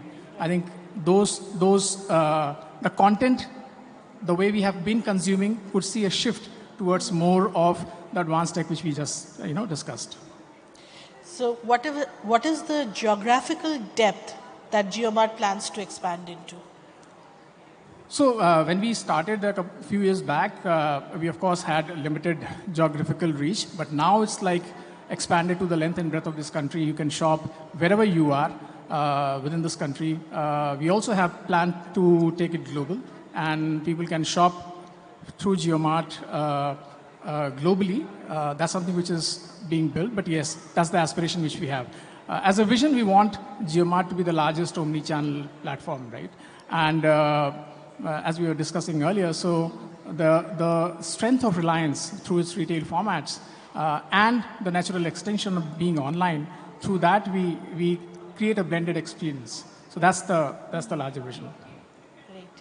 So share with us the journey and plans ahead for JioMart. So what is there for the marketplace sellers? Yeah, that's a good question. So when I say the largest and the vision to have a largest omni-channel platform, it has a very large component of marketplace in it, and which is where the marketplace sellers, the SMBs, can actually take advantage of. Because without the SMBs, without the success of SMBs, no marketplace can be successful. We are in the process of building that experience. We already have a large number of sellers who are engaging with us. I would encourage more and more firms to connect and list their products on JioMart and see how the experience is. The marketplace sellers, I think, as we grow, and I said through the retail example which I gave, I think the ecosystem which is getting built, which will have omni-channel, which will have hyperlocal, and which will have marketplace, all of it in it, will address the need of a very large section of customer. And hence, the engagement level, the opportunity to grow business on one more marketplace, I think it's worth exploring, which is what I would encourage most of the people here listening to us to do. So can you give us an insight on your supply chain? What is the supply chain? From where do you actually source? I know it is Reliance, as you said, but does JioMart plan to come on an omni-channel platform as well? Yeah, it's already there. So omni-channel, we are very well placed to build omni-channel because of our offline format, and that's something which is available as we speak. And of course, that experience is going to be better because a very complex part of that puzzle is the integration between online and offline formats. So that's something which we are working on, and with time, that experience is going to be extended to every customer who shops on JioMart. As far as the supply chain is concerned, I think marketplace itself would have sellers who would list their products. There are products which will probably be available through some of the brands which Reliance has. So all of that is there, and then we have a network of our own fulfillment centers where the products can be kept. We have third-party logistics service providers who work with us, and through them we have created our reach to the geographical depth which we just discussed. So tell us about the newer categories that is coming on JioMart. As you said, it was a grocery platform, then it went into beauty, appliance, everything. What about global? What about luxury? What are the newer things that you're getting in? Yeah, so we've seen a lot of success for the newer categories which have been launched in the last 1 year after grocery. And more and more customers are shopping from us across categories like mobiles, electronics, fashion is very popular, general merchandise is very popular, FMCG is very popular. And some of the people here in the audience, if they don't know, I think these categories are already launched, and we should be able to list all the products which you have, right? And apart from these, we have a very strong focus on products which are like made in India products, handicraft and handloom products, right? So the vision is to give them a platform where they can actually, get the benefit of that kind of reach, because the customer pool which engages with us is quite big. Unfortunately, the volume, the business scale which the artisans aspire to have is not there today. So that's a very strong focus area for us in newer categories. Global is something which will come with time. So all the products which are selling and basis the kind of performance they've seen on our platform would be, I think there are products which are made in India. We are also committed to the Atmanirbhar Bharat. In the spirit, we want to do something for products which are built in India, and the sellers who are listing it. So I think all of this will you'll start seeing these being listed and being promoted and being scaled up on JioMart. So does that mean you'll have a separate channel for sustainable products, which everyone is doing these days, going green and eco-friendly? Yes, that's also, so we have already started that. So there are products which are eco-friendly, which are towards sustainability. It's about the customer's preference, what they choose, and we'll continue making that live. That's a focus area as well, because today there are a lot of consumers who want to buy those kind of products, who have interest in products which are in this category, and hence the interest. Right. So I think we are done with our questions. Do you want to take anything from the audience? No, thanks a lot for hearing out, and we have the entire team of JioMart people outside. If you want to connect, you want to have further questions and how to engage with us, please feel free to visit our booth, and your queries will be taken forward. Thank you so much. Thank you.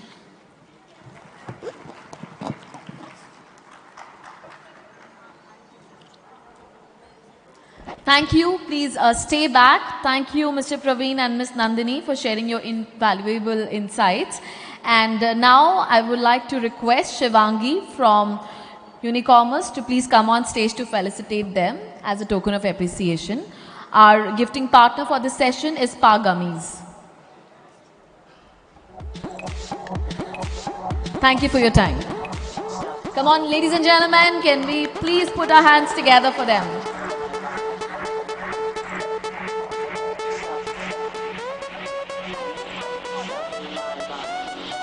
So, in next 2 minutes, we will be starting our panel discussion 3. But before that, I have a question to ask, and we have tempting prize to give you away. So do participate. I need a cordless mic, please.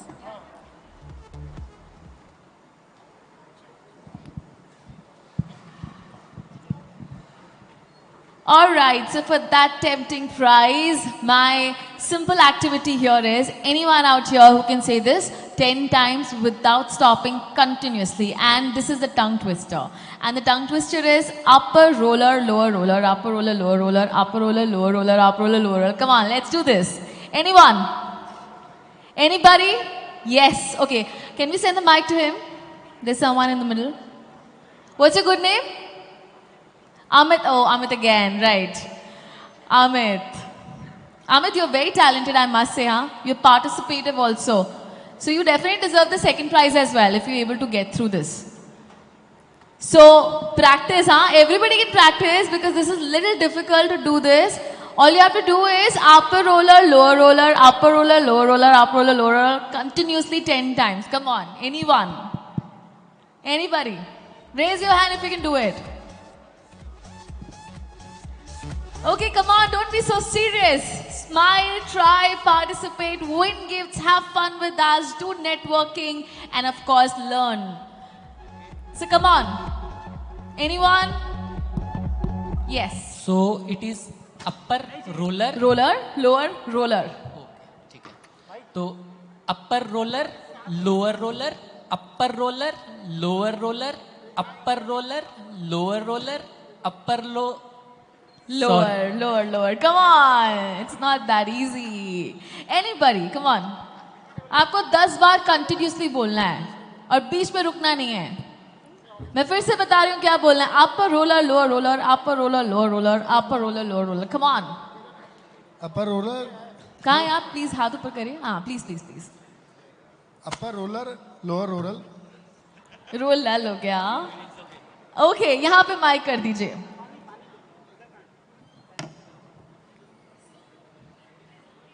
Yes. Upper roller, lower roller, upper roller, lower roller, upper roller, lower roller. Lower. Come on, anyone. 3 से ज़्यादा कोई नहीं बोल पाया अभी तक. Anybody, yeah.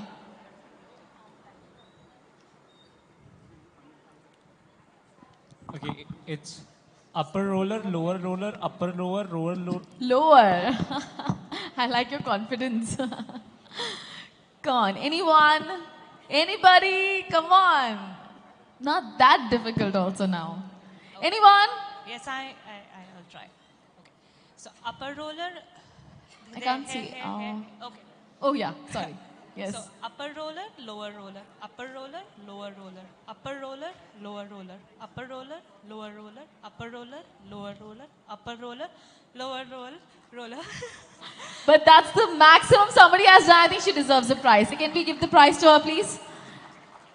A very special gift to a very special person. Thank you for doing that. If you practice a little bit more, I'm sure you'll be able to say it at least 20 times. Thank you so much for participating.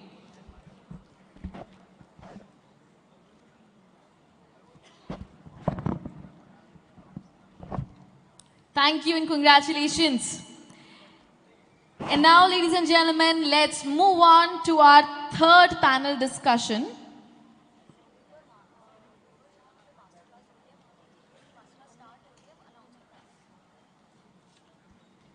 Okay, before I announce for the panel discussion, I have to make a small announcement. We have a masterclass going on right now. If you're interested in attending this masterclass by eBay, you all can go out and attend this. And this is on the topic retail export, opportunity for auto parts and accessories. And now let's move on to our third panel discussion here on the stage, which focuses on think local and sell global. Our session partner for this panel is eBay. Business leaders that have mastered the art of selling across multiple geographies will share their learning on how to build a global brand and navigate through challenges that might one face. Please join me in welcoming our moderator and distinguished speakers who will share their insights and experiences on this important topic. Can we have on stage Mr. Rahul Chaudhary, partner at Deloitte India, who will serve as our moderator for this session. Come on, everybody, come on. Let's give a big hand for our moderator, Mr. Rahul Chaudhary.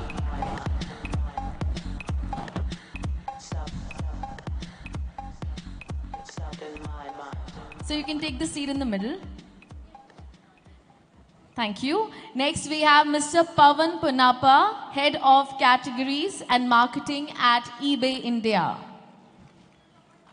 Come on, everyone.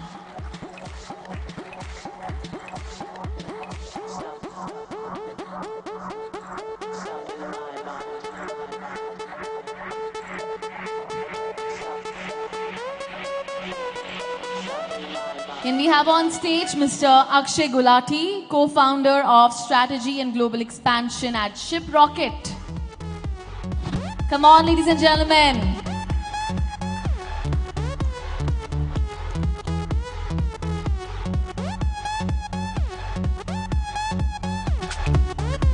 I invite on stage our next panelist, Mr. Balwant Singh, Head of Product Excellence North India at Tally Solutions Private Limited.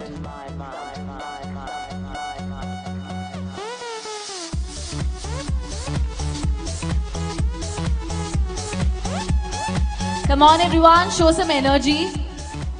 If you're lacking that, please have your lunch. Next we have Mr. Abhishek Jain, founder and owner of AJ Designs.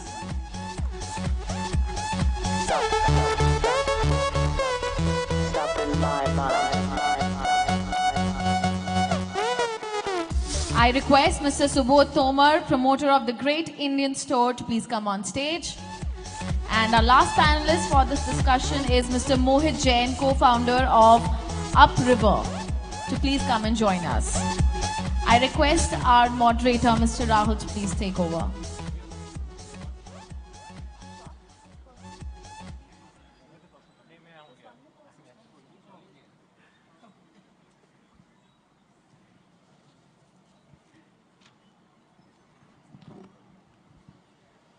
Good afternoon, all. I see Komal has done a great job in waking all of you up. I was seeing some of you slumbering. So let me try, Komal, like what was that, what you had asked? So maybe I'll try my version. Kacha papad, pakka papad, kacha papad, pakka papad, kacha papad, pakka papad. I can go on. In case you're figuring like which is the one, like I am in the screen below, I am one at the right extreme corner. So that's how I used to look a couple of years back, and now like this is what you get. So let me ask you a few questions from the audience, and then like I'll get to the esteemed panel here. How many of you know about Kadabra.com? Raise of hand. Kadabra.com. One hand, two hand, three, four hands. Wow, like this is a great audience. Awake.com. Awake.com. Relentless.com. Like one hand for relentless.com. Bookmall.com. So what if I tell you like this is one of the biggest global companies like which we have. It's a $1.6 trillion company. Sales of 500 plus billion. Can you guess now what I'm talking about? The richest company, the richest man in the world, company belonging to Jeff Bezos. I'm talking about Amazon. These were the name like he was flirting with when he was starting his business. And today, like we are here to talk about the theme like which Amazon exemplifies best. Think local and sell global. For doing that, for talking about the challenges, the opportunities, the logistics side of things, we have got a very interesting panel. So I'll request the panel members to briefly introduce themselves, and then like we'll start our Q&As.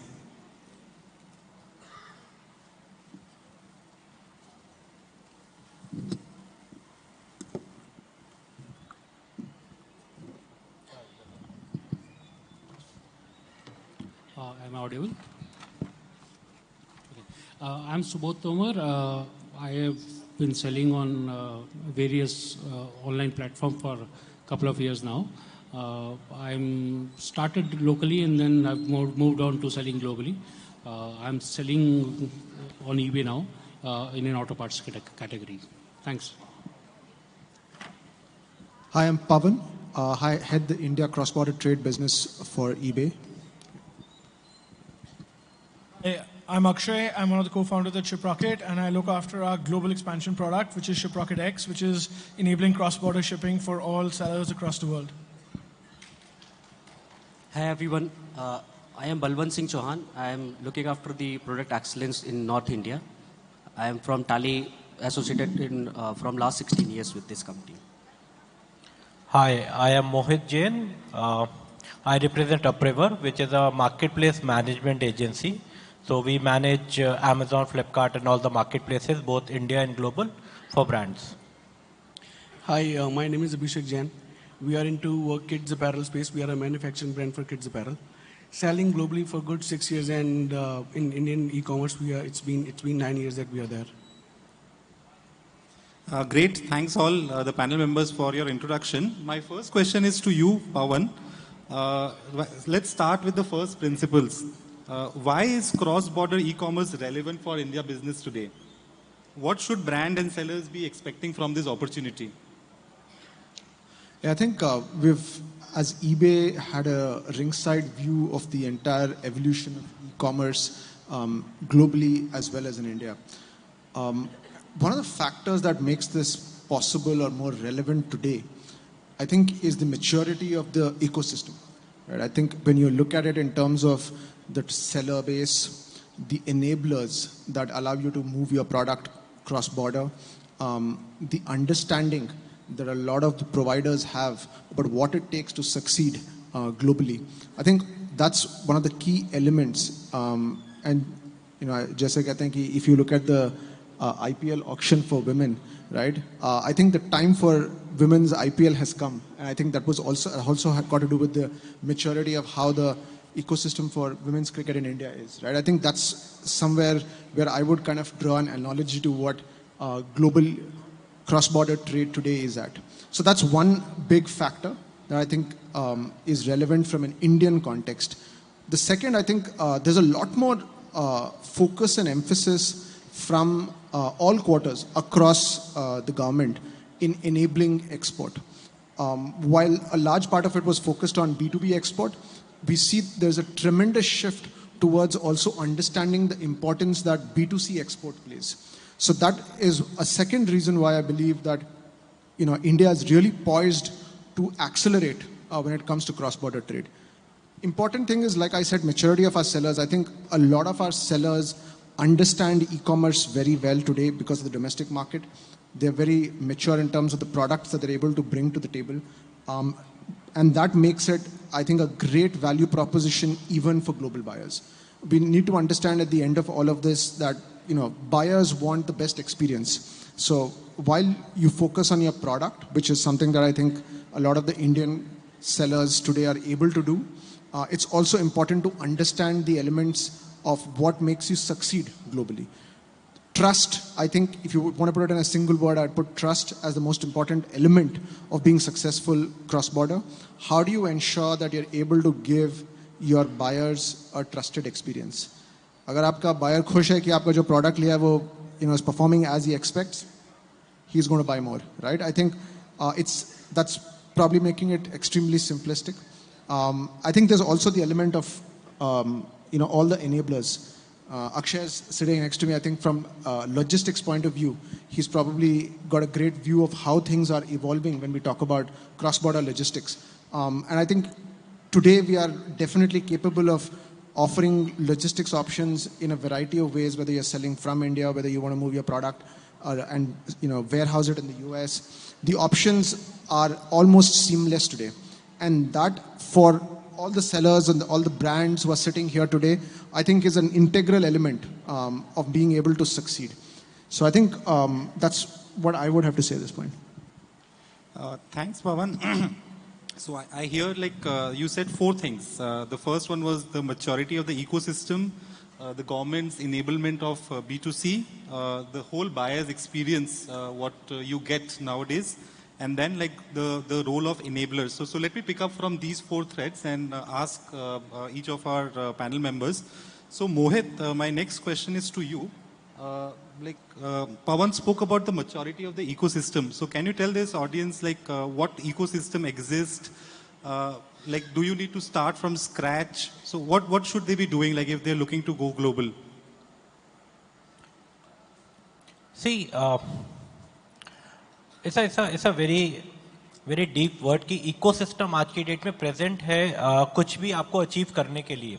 So enablers are there. It is just that कि आपके पास वो सही product है जिससे आप global जाना चाहते हैं. Do you have a right to win?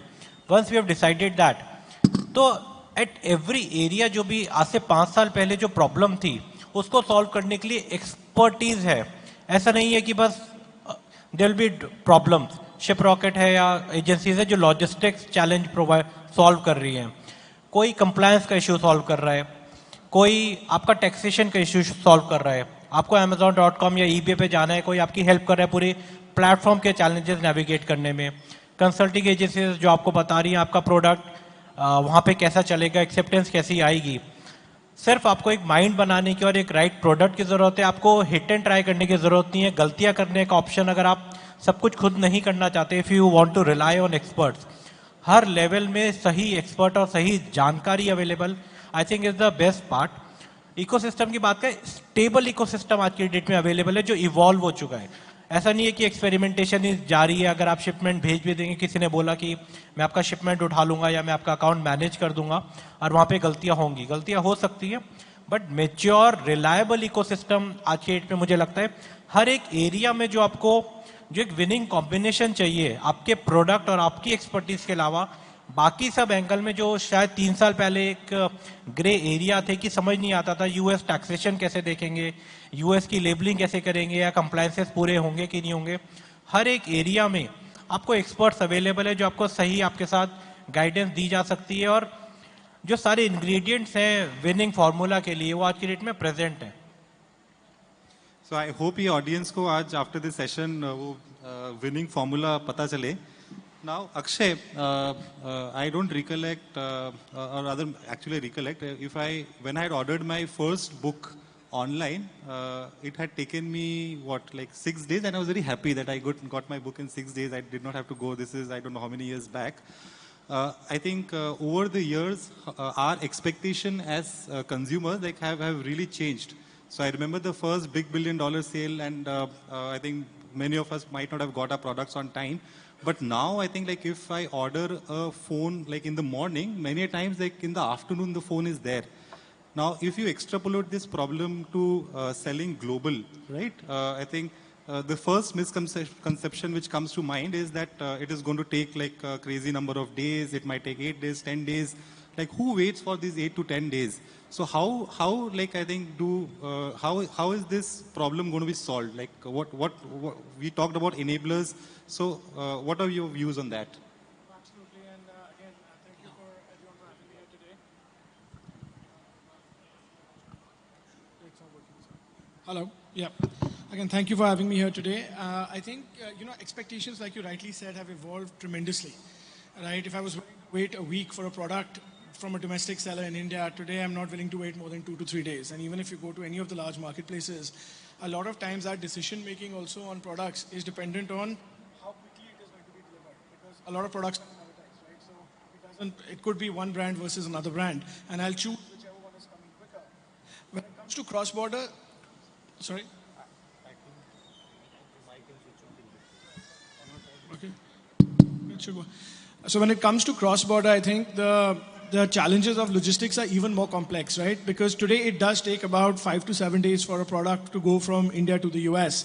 And a person ordering there is willing to usually wait for a week if it's a unique product, or if it's a product that's only available from a particular seller, right? If it's a product that's available from multiple sellers and you have a product coming from China in 2 days and from India in 7 days, people are not going to be willing to wait. And I think that is the biggest challenge that we as an ecosystem have to solve, is how do we get product from India to any of the major markets within 2 to 3 days to meet customer expectations there.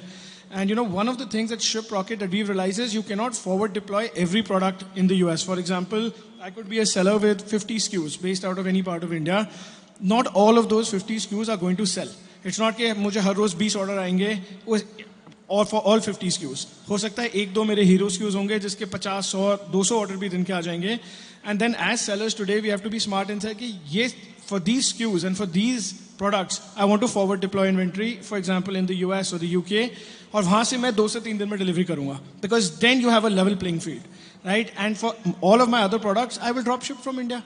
जैसे order आएगा मैं India से भेजूँगा, and hopefully it will get there between 5 to 7 days. And I think, to me, when we're thinking about logistics, this is the biggest problem to solve, that an Indian seller who's selling on an eBay, on Amazon, on a Shopify.com website, the customer should have the same experience whether the product is coming from India or it's coming from a part of the US. And that is really the mission that we have taken on. And forward deployment or storing product in local countries is a very important part of that mission. We just opened a warehouse in Pennsylvania to do exactly this. This also solves another problem, which is returns. Today, a lot of Indian sellers that I see selling on overseas marketplaces do not offer returns, because getting the product back to India is a huge nightmare. And as regulations are evolving, hopefully this will get simplified. But aaj ki date pe, I myself became a seller on all the marketplaces before I launched ShipRocket X, because I wanted to experience the life of a seller. And I was saying this to Subodh sir also, कि sir, hats off to all of you. मतलब आप कैसे करते हो? मैं Amazon में काम करके भी 3 साल मैंने Amazon में Pan Europe FBA चलाया है out of London. मुझसे नहीं, मैं नहीं बेच पाया कहीं भी, right? And it is, and I think the ecosystem today is much better. But the challenges are, it's very unique nuances. And I can very proudly say, Pawan, eBay is the only marketplace I actually went live on. First marketplace I went live on, and I'm not saying it because they're sitting next to me, but it was the first marketplace I went live on. I eventually went live everywhere. But I sold as a seller for 6 months before I started ShipRocket X, and I sent inventory to FBA everywhere because I wanted to see hota kya hai. क्योंकि जब मैंने domestic business India में 5 साल चलाया शिपरॉकेट में, पर cross border की knowledge इतनी थी नहीं. So that is what I did, and I think returns management is the other big thing that we have to solve for to be able to get product back from a customer. That trust element, I think someone mentioned it earlier, trust is very important. And when you offer returns, you offer transparency to customers, then that trust element is there. And I think the ecosystem is going to evolve in these 2 ways. One, forward deployment, getting product to customers in 2 to 3 days, offering returns, and then hopefully having a solution where you can resell that product from the US itself rather than importing it back to India. And again, for drop shipping, it's all going to be all about speed, right? आज अगर 1 हफ्ते में पहुंचता है, कल 5 दिन में पहुंचेगा, hopefully at some point 3 से 4 दिन में पहुंचेगा. 3 दिन तो लगेंगे, customs clearance, freight, and last mile करने में. So that is really, I think, where we're evolving as a logistics ecosystem at least. Thanks, Akshay. Subodh, I think Akshay spoke about this whole challenge of return, and this must be coming as a big dent to your returns. I was just reading a report. There was a survey done, like 20,000 people across 30 countries, and the general consensus was that it took about 5 years for people to, rather till 5 years, the general return they were making was in negative. In 10 years, like they were at 1 to 2%, and like only 40% of them could even breach that 3% return mark. So the question I have for you is, in terms of when you started this, what were some of the setbacks, like what you got, like what did you learn from that, and like what should this audience take away? See, return is something that, as a seller, you have to live with. It's just that how you can manage it better. If you give up, if you say, start blaming the system, start blaming the platform, start blaming the customers, nothing is going to work out. I'll give you a small example. I thought, FedEx is delivering for me, which is the fastest possible mode from India to US. So I thought, how can make it more faster? So I started, pre-packing my stuff, and then, it was ready for him to pick up. And FedEx is open to, giving slots of morning, afternoon, evening. They are flexible. So at times my product started reaching to US within 3 days. And I used to get reviews that, okay, if I would have bought this from US, it would have taken more time. And it has come all the way from India. So it was very surprising. So once you do that, and please understand this marketplace is all about prepaid. There's nothing called POD on eBay or international business. So the customer has a willingness to pay. And he is not somebody who's not aware of what he's purchasing. So the expectations are absolutely clear. He wants the exact thing that he has purchased, and he wants it within that timeline. If you beat that timeline, there is no possible reason for a return. So once the basics are there, I think, you've got most of the things covered. Now you have to understand that 1, 2, 3 different 5% customers will be there who might change their mind, or, who might try to abuse the policies, and, that's going to be there.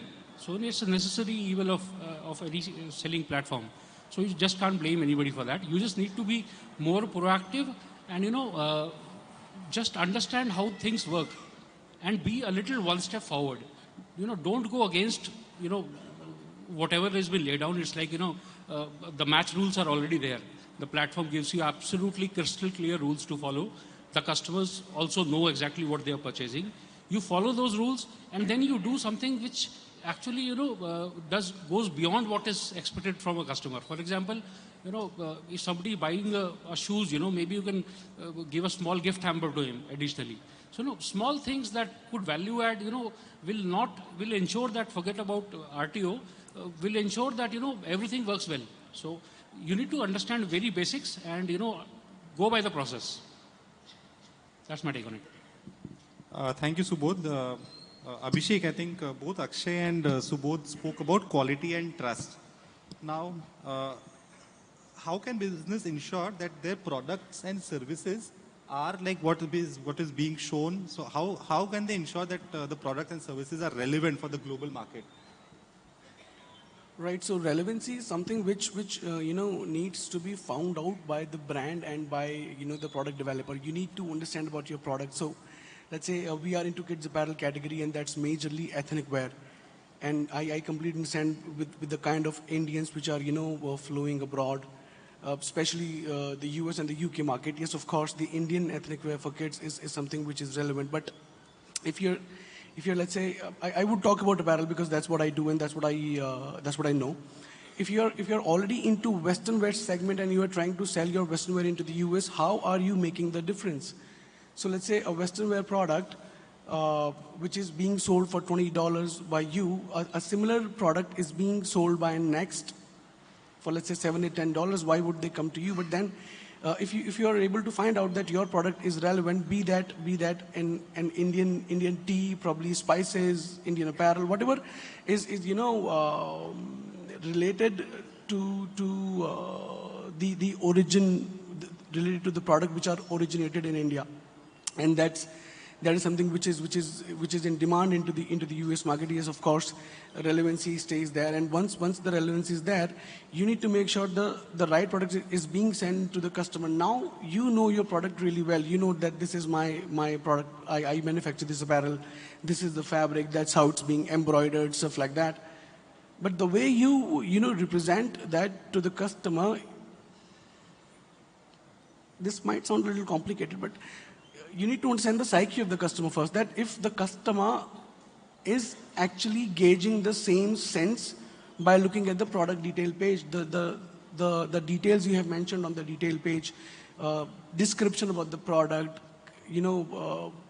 description about the colors, then there is color disclaimer, there is fabric details, there is the age range, measurements and everything. So at times what happens is customer orders, they look at the picture, they read a little bit about it, they place the order. When they receive it, the first thing they come up with is the color differentiation. Color is the color which they've received is actually visually different from what they've seen on the product detail page. That's where the return initiates, the intent of return initiates there, and then it comes to the sizing, the comfort of the fabric and everything. So there has to be a deep study about your product demand and the acceptance in the international market before you just go ahead and bump into the sector. Yes. So very interesting, Abhishek. So in fact, I was reading somewhere that we have spoken so much about returns. The amount of returns we have in the Indian market, like it's about 8 to 10%.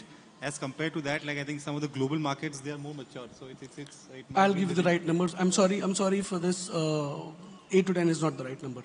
So in Indian market, I just talk about apparel category. I'm sorry guys, because I have not worked on other categories. We do a bit of home decor as well, but then we are not matured enough to comment on that. So I would skip that. But yes, in apparel category, the Indian return rate, when I talk about, so there are two kinds of returns. One is RTU and then one is customer returns. So I would talk about customer returns because that is something which is coming back with a reason. So customer return it floats between 17 to 19% in the Indian market, and that's actually 35 to 38, 30 to 35%, 32 to 35% in the global market, and that's what our return rate is at the moment, and that is considered to be a good return rate because I talk to fellow sellers and I found out that their return rate is floating between 40 to 43%. Now, reducing return, see, there is one section of customers who are mischievous. You can't help with that. Skip that part. But the ones who are actually returning it to you with a reason because they've expected to put that particular attire on an event. It reached to them. They were not happy with it, be the size, be that the fabric, be that the color. But just because we were not able to represent that particular product to the customer in the right way, they actually had to, they couldn't put it on that particular event. The event could go ruined because they do not have local shops like we have there in India. कि ठीक है यार, e-commerce में नहीं समझ में आया, छोड़ो, हटाओ, उसको वापस करो, और हम तो शॉप से जाके ले लेंगे, बच्चों को पहना के, and we'll be happy. That doesn't happen there.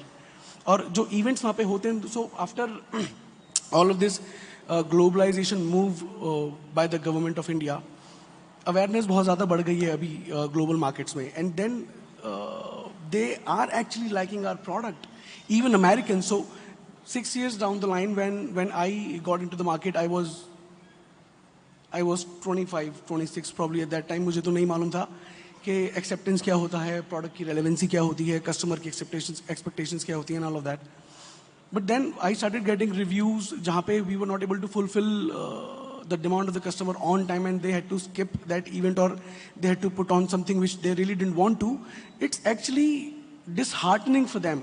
It's more than disappointment. It's actually disheartening because they do plan things in well. वो हमारी तरह नहीं है वहाँ के customers जो कि कल शादी है, आज चलो कपड़े लेने चलते हैं.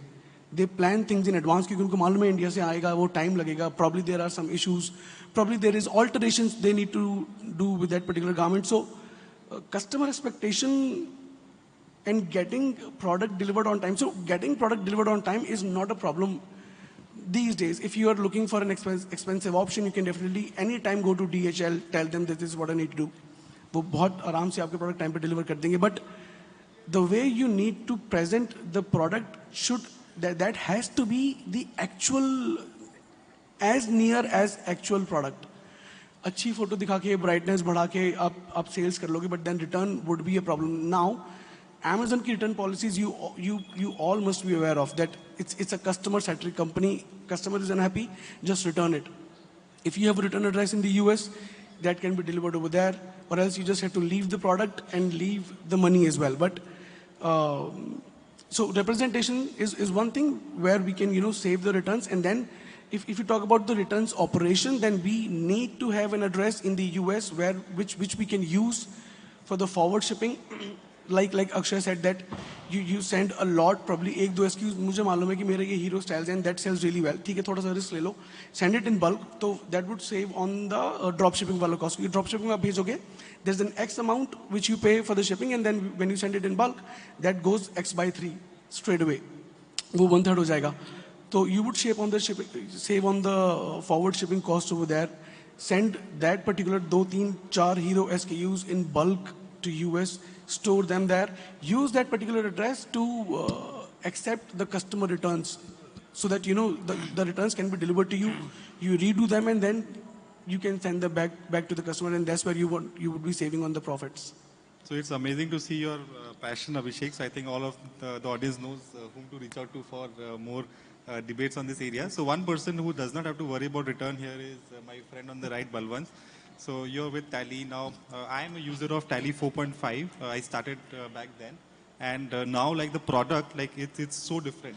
So in this journey, like how important is the pursuit of excellence? I think that is the team you represent, right? Like how important is the pursuit of excellence for a product or for a service to be relevant, like both for India and like the global market? So the question has been already answered by a few of the people, but just to generalize the things is that you need to think the few of the aspects. The 4 most important thing which is there. If being a businessman, I just come to a decision that I need to go global. So no one can stop me. So the gut feeling comes first. And when you have decided to just go global, you need to take care of multiple things.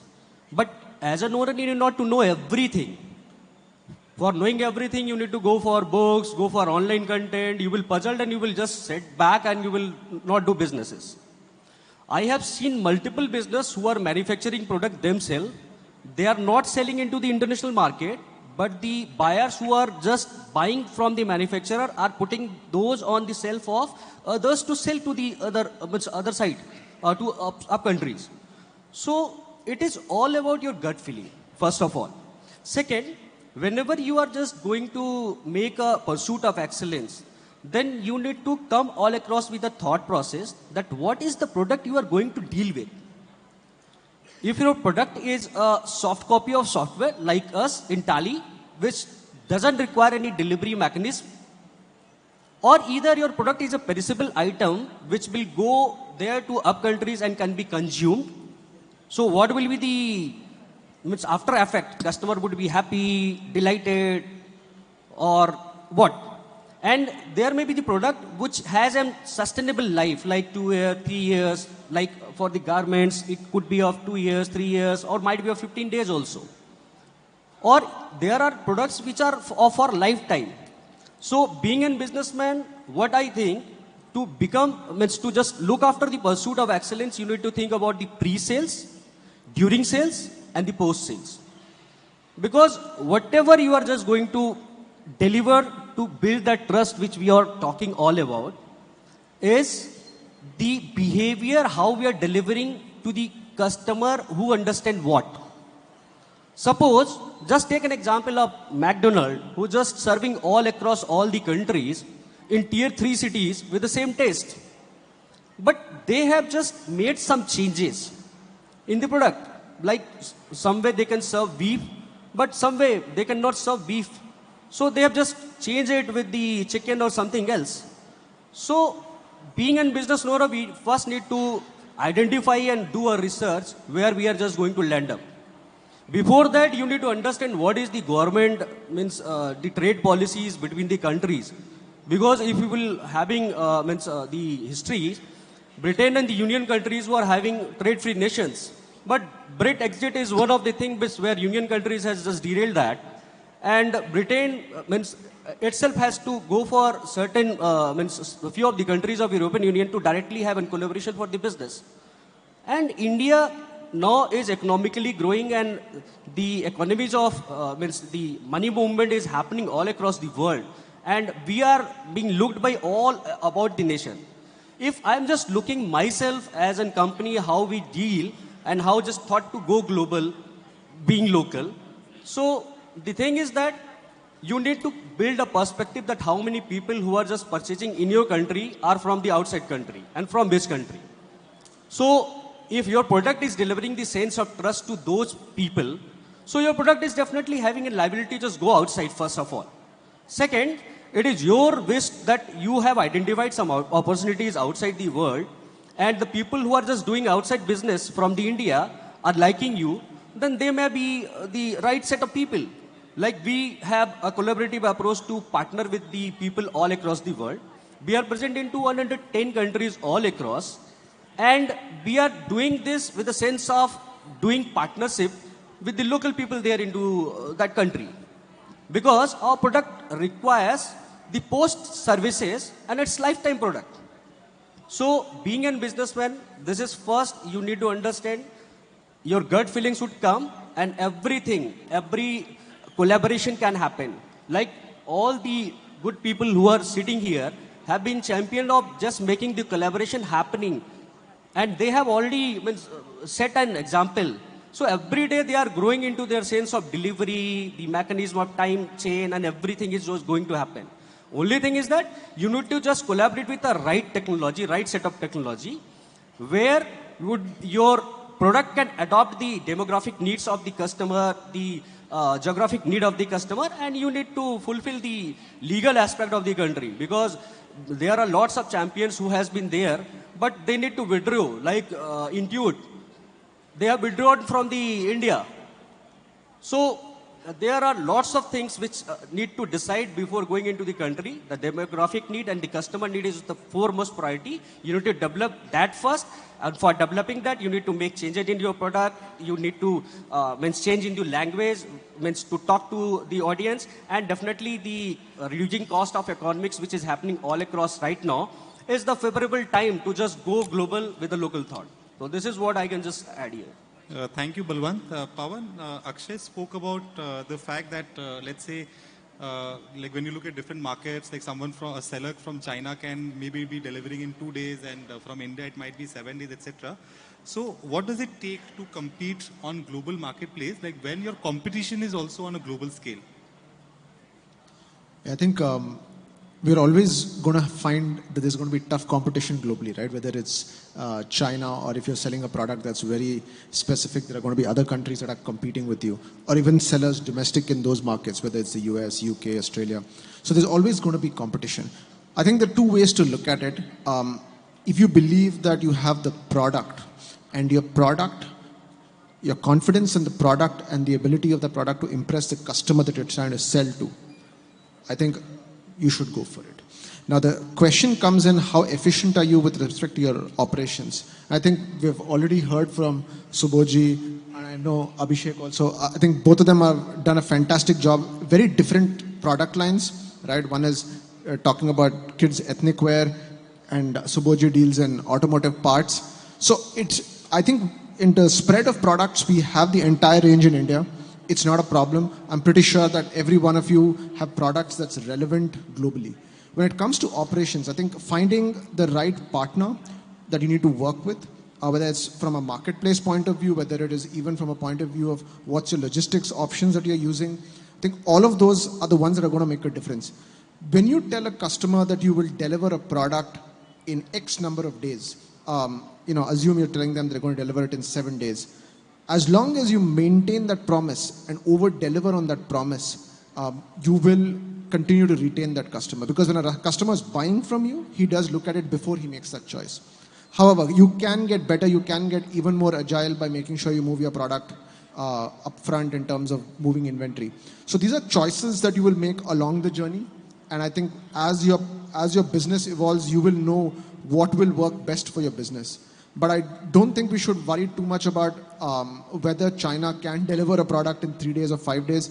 I've looked at the business across from eBay China to Southeast Asia, and I think all of them have their own strengths. India has its own unique set of products where even a lot of the global competitors cannot compete with us, just on the quality of our product and the ability that we have to churn out that product at a particular price point, right? So I think हमें ये सोचना चाहिए कि product है.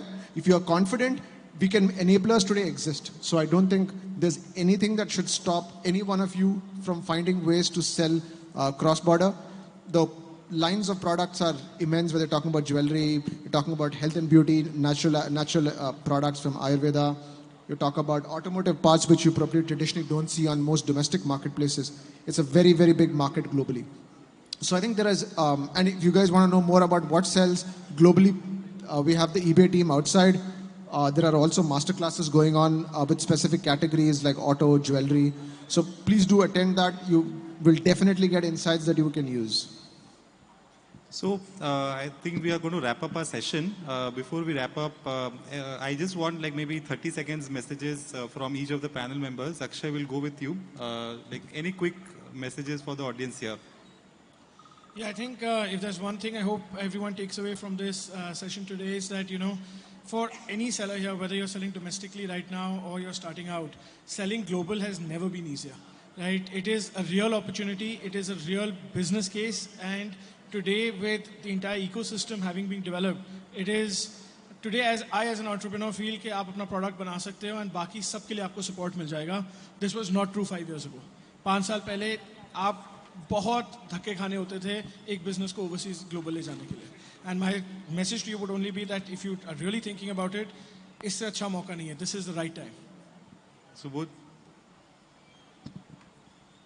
I totally agree with whatever has been said here. But then, everything sounds so easy when you listen to it. When you listen to videos and, you go and Google it and it looks like, oh, it's so easy. It is easy as far as, you get your basics correct. And you need to understand you might have a very good product that you feel from your eyes. But wherever you are selling it, you just need to do a lot of research into it, whether it is acceptable or whether it is competitive or whether it is competitively priced in the market that you are trying to sell. So please do that research. Otherwise, there are a lot of successes and there are a lot of failures. So I would really suggest to do, have your R&D in place, do a lot of research, ask a lot of questions, and then, move forward with it. Thanks. Thank you, Subodh. Balwant? So, technology acceptance and your will to go outside is the mantra.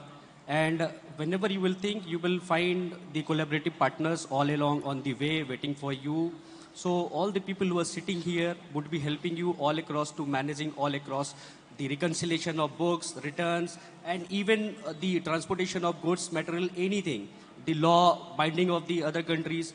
You only need to just specify yourself that whether you are just going to invest into a mindset that your product going outside into the outside world. So you need to think that's only. and all people are going to help you all across to make your product successful. This is all I can just say. Thank you, Mohit. So, I would just say कि सब गलतियां खुद करने की ज़रूरत नहीं है, क्योंकि कई बार ऐसा हो सकता है कि आपके पास प्रोडक्ट सही होगा, टाइमिंग सही है, बट कुछ ऐसी गलतियां कर दी जो अवॉइडेबल थी और उससे आपको लगा नहीं ये तो चैनल ही नहीं चल रहा. The timing is right. सब कुछ खुद करने की ज़रूरत नहीं है. आपके पास प्रोडक्ट सही होना चाहिए. बाकी सब में एक्सपर्ट की सहायता लीजिए जो अपनी अपनी कैटेगरीज में आपको एक्सपर्टीज़ है. आपका समय बचाएंगे और वो गलतियां जो बहुत एक्सपेंसिव हो सकती है और पूरा बिजनेस प्लान फेल हो सकता है, उसमें जाने की ज़रूरत नहीं है. सपोर्ट लीजिए, हर तरीके की सपोर्ट अवेलेबल है.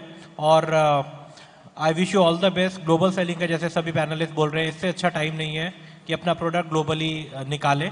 प्रोडक्ट सही होना चाहिए, उसकी जानकारी सही होनी चाहिए. And finally, Abhishek.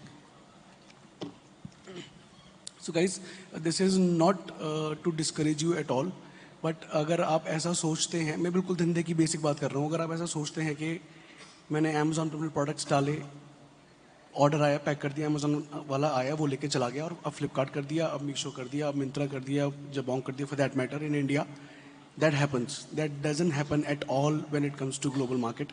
कि मैंने Amazon.com पर प्रोडक्ट डाल दिए, ऑर्डर आया, DHL या शिप रॉकेट या कोई भी आया, वो लेके चले गए, डिलीवर हो गया, and that's the end of the story. This is where actually you need to invest a lot of time for a much lesser revenue initially. Of course, the revenue goes up with time, and so how the profits are, but you need to have time to invest. I thought that way. ये जो मैंने भी आपको बताया ना, मैंने यही सोचा था 6-7 साल पहले जब मैंने Amazon.com पे स्टार्ट किया या EB.com पे स्टार्ट किया for that matter. But when I actually looked at the operational challenges, of course वो challenges अब नहीं है, because Mohit ji rightly said कि बहुत सारे सर्विस प्रोवाइडर्स हैं, बहुत सारा वो आपको ज्ञान दे देंगे, आपके नुकसान नहीं होंगे या कम होंगे या बच जाएंगे. But you need to invest 3x time reading the data when it comes to the global market. That doesn't happen the way it happens in India कि आपके पास अकाउंट मैनेजर का फोन आया, सर ये वाली डील जा रही है, इतने प्राइस पे लगा दो और 1000 प्रोडक्ट्स बच जाएंगे, you are happy, he is happy, happy world at all. That doesn't happen globally. So please invest time when you think of selling global in the research first of all. और जब you are done कि हाँ मुझे मालूम है अब ये सही प्रोडक्ट है जो बिक सकता है, I have a gut feeling, जैसे कि सुबोध जी ने बोला कि you need to have the gut feeling. मेरे पास वो gut feeling है, मेरा प्रोडक्ट बिकेगा, well and good, start with it. But पूरे जर्नी को स्टेप बाय स्टेप देखते रहना ज़रूर. डोंट थिंक कि ठीक है ऑर्डर चले गए हैं, जब रिटर्न नोटिफिकेशन आएगा तब मैं देखूंगा क्यों रिटर्न किया है, और stuff like that. Keep a consistent eye on each and every step when you start initially, so that कहीं भी कुछ भी लीकेज है ना, you would be able to find it out, correct it right then and there before it becomes big. 10 orders में 5 returns आ गए, ठीक है, I am able to bear the loss. 50, 60, 100, 500, 1000 dispatches के बाद returns पे अगर बैठोगे ना, तो that will be too late for you to manage that loss. That's all I can say. Thank you, Abhishek. So our panel members will be available for 10-15 minutes outside. I'm committing this on your behalf since we don't have too much time for Q&As. So in case you have any Q&As, please grab onto them. Thank you all, and thank you all panel members. I think the insights have been lovely, and I hope this audience is much more wiser than they came before. So thank you all. Thank you. Thank you, gentlemen, for the thought-provoking session and for sharing your reflective knowledge. Well, we would like to express our sincere gratitude to our esteemed speakers for sharing their expertise and experiences with us today. A special thanks to all our panelists and also our session partner, eBay. We would also like to express our gratitude to our gifting partner for the session, Eco Leatherette, and I would like to request Mr. Aditya Jain, partner, Eco Leatherette, to kindly come on the stage to hand over and present the token of appreciation to all our panelists. Come on, ladies and gentlemen, can we give a huge round of applause?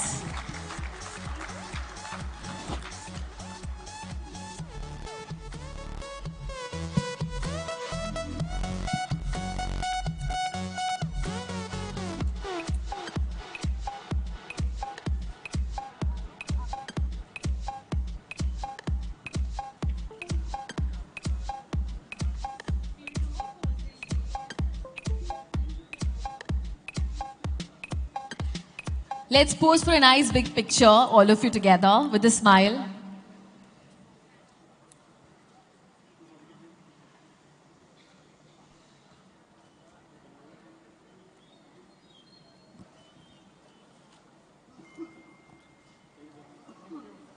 Thank you so much.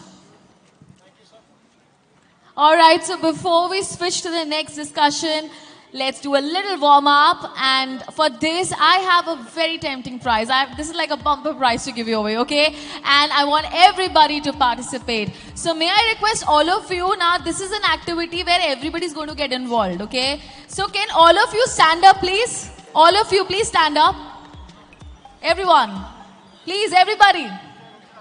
Everybody, come on. So this session is a warm-up session. So we all are going to do this, okay? But let's see who wins it. And now, okay, everybody has stood?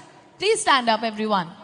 So you have to follow my instructions. Do not follow my actions. So when I say 1, you have to sit down like this, half sitting. When I say 2, you have to keep standing. When I say 3, you have to turn behind. And when I say 4, you have to look at me and raise both the hands. मैं दोबारा repeat कर रही हूँ. 1 पे आपको बैठना है आधा, 2 पे आपको खड़े रहना है, 3 पे घूम जाना है, and 4 पे मुझे देख के दोनों हाथ ऊपर करने हैं. ठीक है? Yes, absolutely. Okay? Let's do this. एक बार trial हो जाए सबका. 1, 2, 3, 4. Okay. Now let's begin the game. Let's see who wins it. Okay? 1, 2, 1, 2, 1, 2, 1, 2, 1, 2, 1, 2, 1, 2, 1, 2. ओह, मैं इस गेम का नाम बताना भूल गई. इस गेम का नाम है लड़कियां बेवकूफ कैसे बनाती है. ये बम्पर प्राइज तो मैं लेके जाऊंगी. Thank you so much. Please बैठ जाइए. All right, smile, have fun. I hope now you all are vibrating at higher frequency. Your dopamine levels have increased. So this was my agenda for this. And now let's switch on to the next discussion. So it's time for the 4th panel discussion of the day. The topic of this discussion is build brand loyalty amongst young aspirational consumers. And our distinguished panel of industry experts will be discussing how to engage with young aspirational Indian consumers and create a lasting connection with them. Please join me in welcoming our moderator and eminent speakers who will share their insights and experiences on this important topic. May I request and invite on stage all our panelists. But before that, we have a moderator. So please put your hands together and let's welcome Mr. Sachin Tayal, Managing Director of Protivity India, who will be moderating this session. Come on, everybody. Give a huge round of applause and let's welcome him on stage.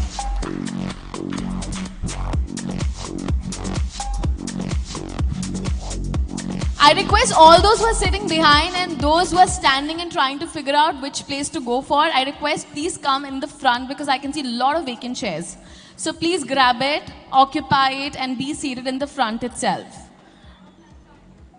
And now let's invite all our eminent panelists we have amongst us. Please put your hands together and let's welcome Mr.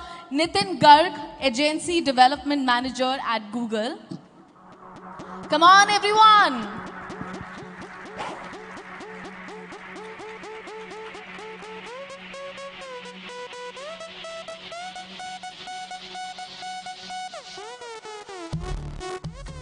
Next, I would like to invite on stage Mr. Harshit Vij, co-founder of Free Culture.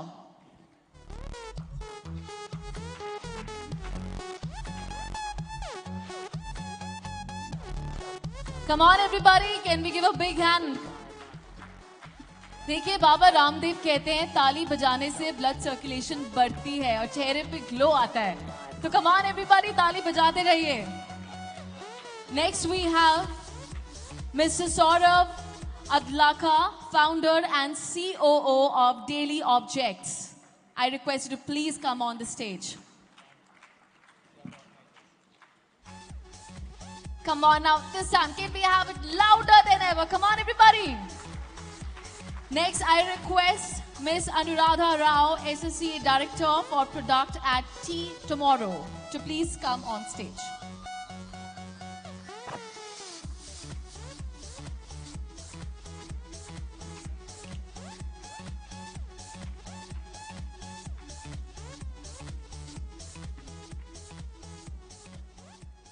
I now request our next panelist. We have Mr. Anshuk Agarwal, co-founder of Adyogi, to please come on stage.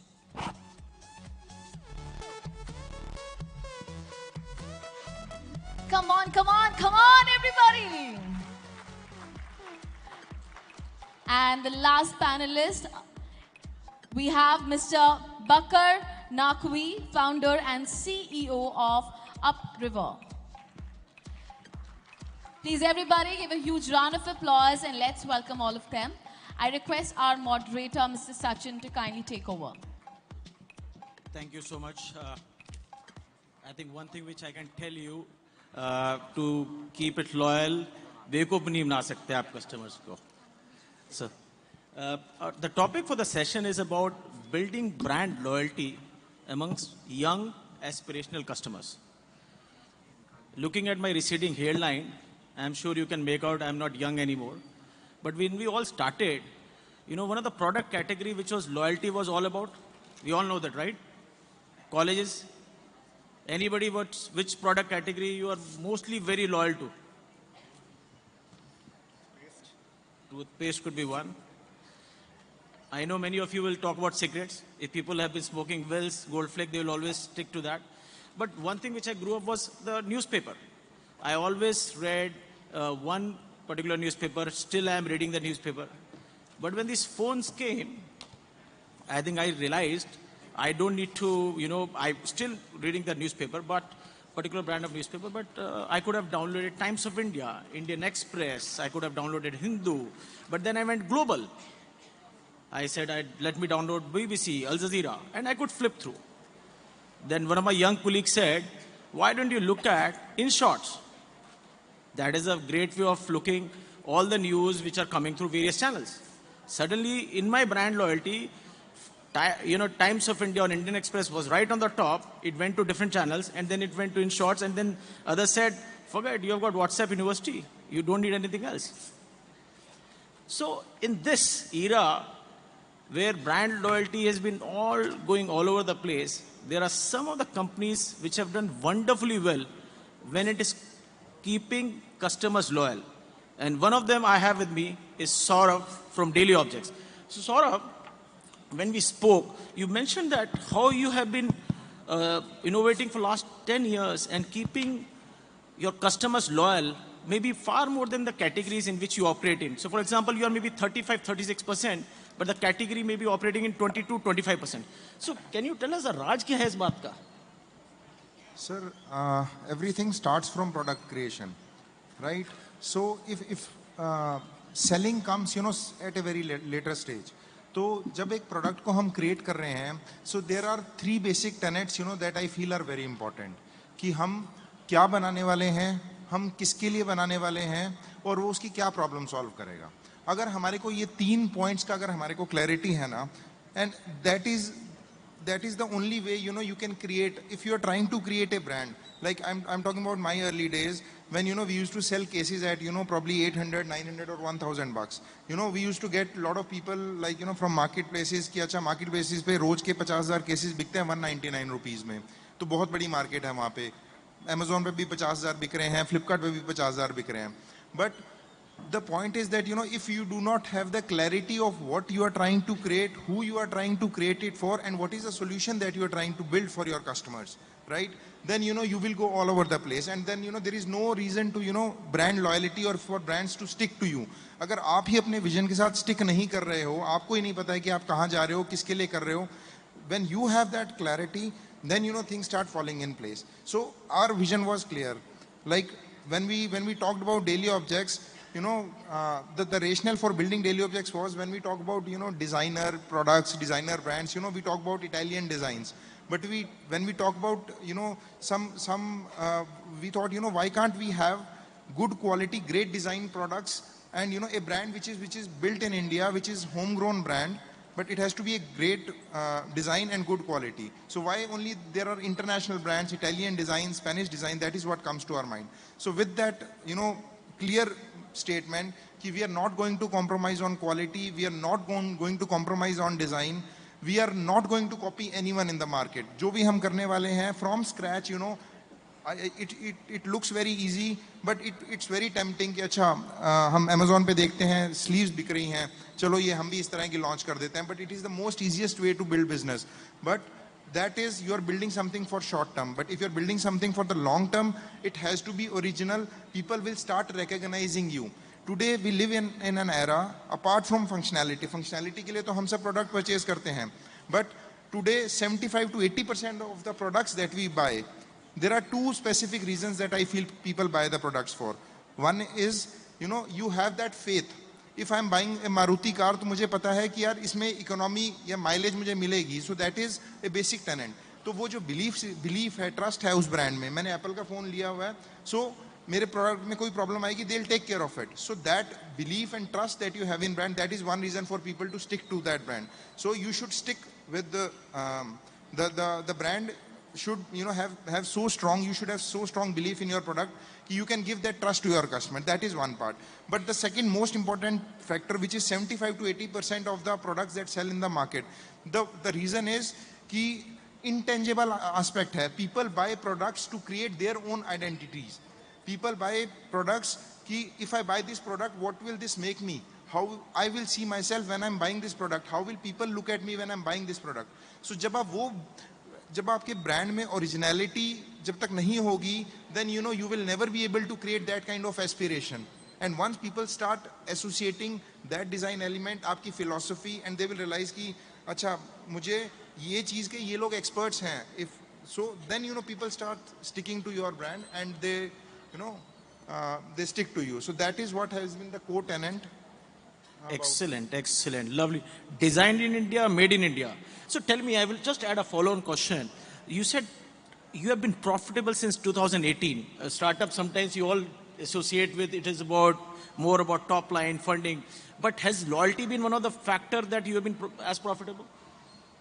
See, it's there are two parts to it. Yeah, like हमें basic business धंधा समझ में आता है, तो हमें business का basics clear था. Right from day one हमें पता है कि business को एक profitable build करना है. See, we are not building a Flipkart, or we are not building इतनी बड़ी company we are not building, which is going to take, you have such big market कि you can afford to burn for 20 years, 30 years. So we understand business. So हमारे basic का business का tenet क्या है कि भाई धंधा है तो profit बनना चाहिए. So we have been in situation, where there were challenges, when we were burning money, but we have realized, आप organically grow करो, you build on experiences, थोड़ा slow grow कर लो. And I have a very strong belief that, things that take time, they are built to last. अगर आप एकदम से आप जो जल्दी जाते हैं, वो जल्दी नीचे आते हैं. So it is very important. So we went organically, we went slowly, कि भैया मुझे अपने कस्टमर एक्सपीरियंस पे कॉम्प्रोमाइज़ नहीं करना है, मुझे अपने प्रोडक्ट पे कॉम्प्रोमाइज़ नहीं करना है, मैं कम बेचूंगा. देयर हैव बीन टाइम्स जब हम अपनी सेल को मतलब 1.5 टाइम्स हम बेच सकते हैं, but still we are like नहीं, हम इतना ही मार्केटिंग पे स्पेंड करेंगे जितना हम कस्टमर को फुलफिल कर सकते हैं. So that is very important. And like money, to be very honest, it looks very good, when the money comes to you. मतलब सुनने में बहुत अच्छा लगता है न्यूज़पेपर में, it is the very good thing to see, but with money comes lot of challenges, lot of pressures and lot of problems. So we have realized कि अपने धंधे पे फोकस करो, पैसा अपने आप आ जाएगा, पैसा देने वाले भी आ जाएंगे और पैसा अपने आप बिजनेस भी बना के दे देगा. So that is our core philosophy. So you almost quoted the Spider-Man movie, with power comes responsibility. So moving on, Harshit, you have started this free culture, which is in innerwear brands, and you've been competing in a very competitive market. Okay, you have got the likes of Jockeys, Van Heusen, Marks and Spencer, and then you have got Calvin Klein, and that's the premium brand you have been operating on. But then you have got even Lux and Rupa's at the next level. And when I read about your brand, it talked about sustainability.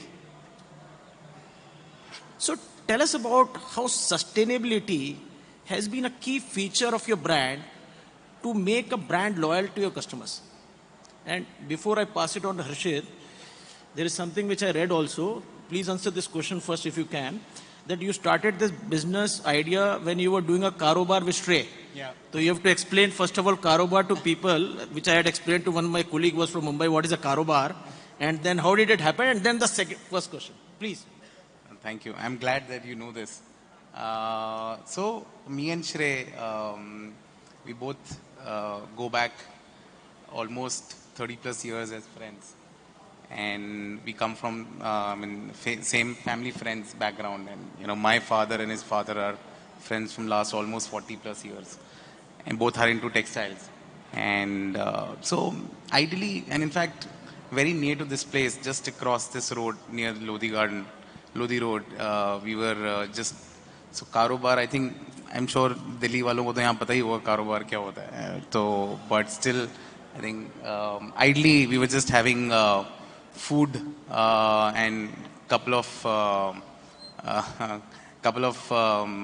drinks over the just sitting in the car, and we just I practically, because I come from the healthcare background,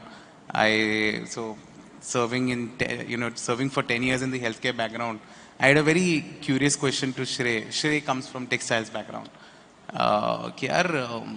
We saw one of the guys scratching their underpants and adjusting their undergarments, and I think that's something which is very which actually is a very embarrassing moment, but you would have seen a lot of people doing that, especially men. I specifically asked, what is the reason, like why do it happens? So then I think his simple answer was कि यार India में पता ही नहीं है लोगों को underwear कैसे बनाते हैं. It's actually like that. And so that's how it got started. I was curious to know that how can we solve the problem, and obviously we changed the entire aesthetics around how innerwears are being made, especially in Indian market, especially for the Indian consumers. Like you also have talked about a brand who's actually ruling the space from last 25 years, but mostly people do not know that that's not an Indian brand. So people do not know it, though they are being manufactured in India now, but then they sell globally as well. But still, तो हम लोगों ने उसको change करा. We changed the whole aesthetics, even the stitches per inches which is there in making an underwear. We changed the whole aesthetics around that.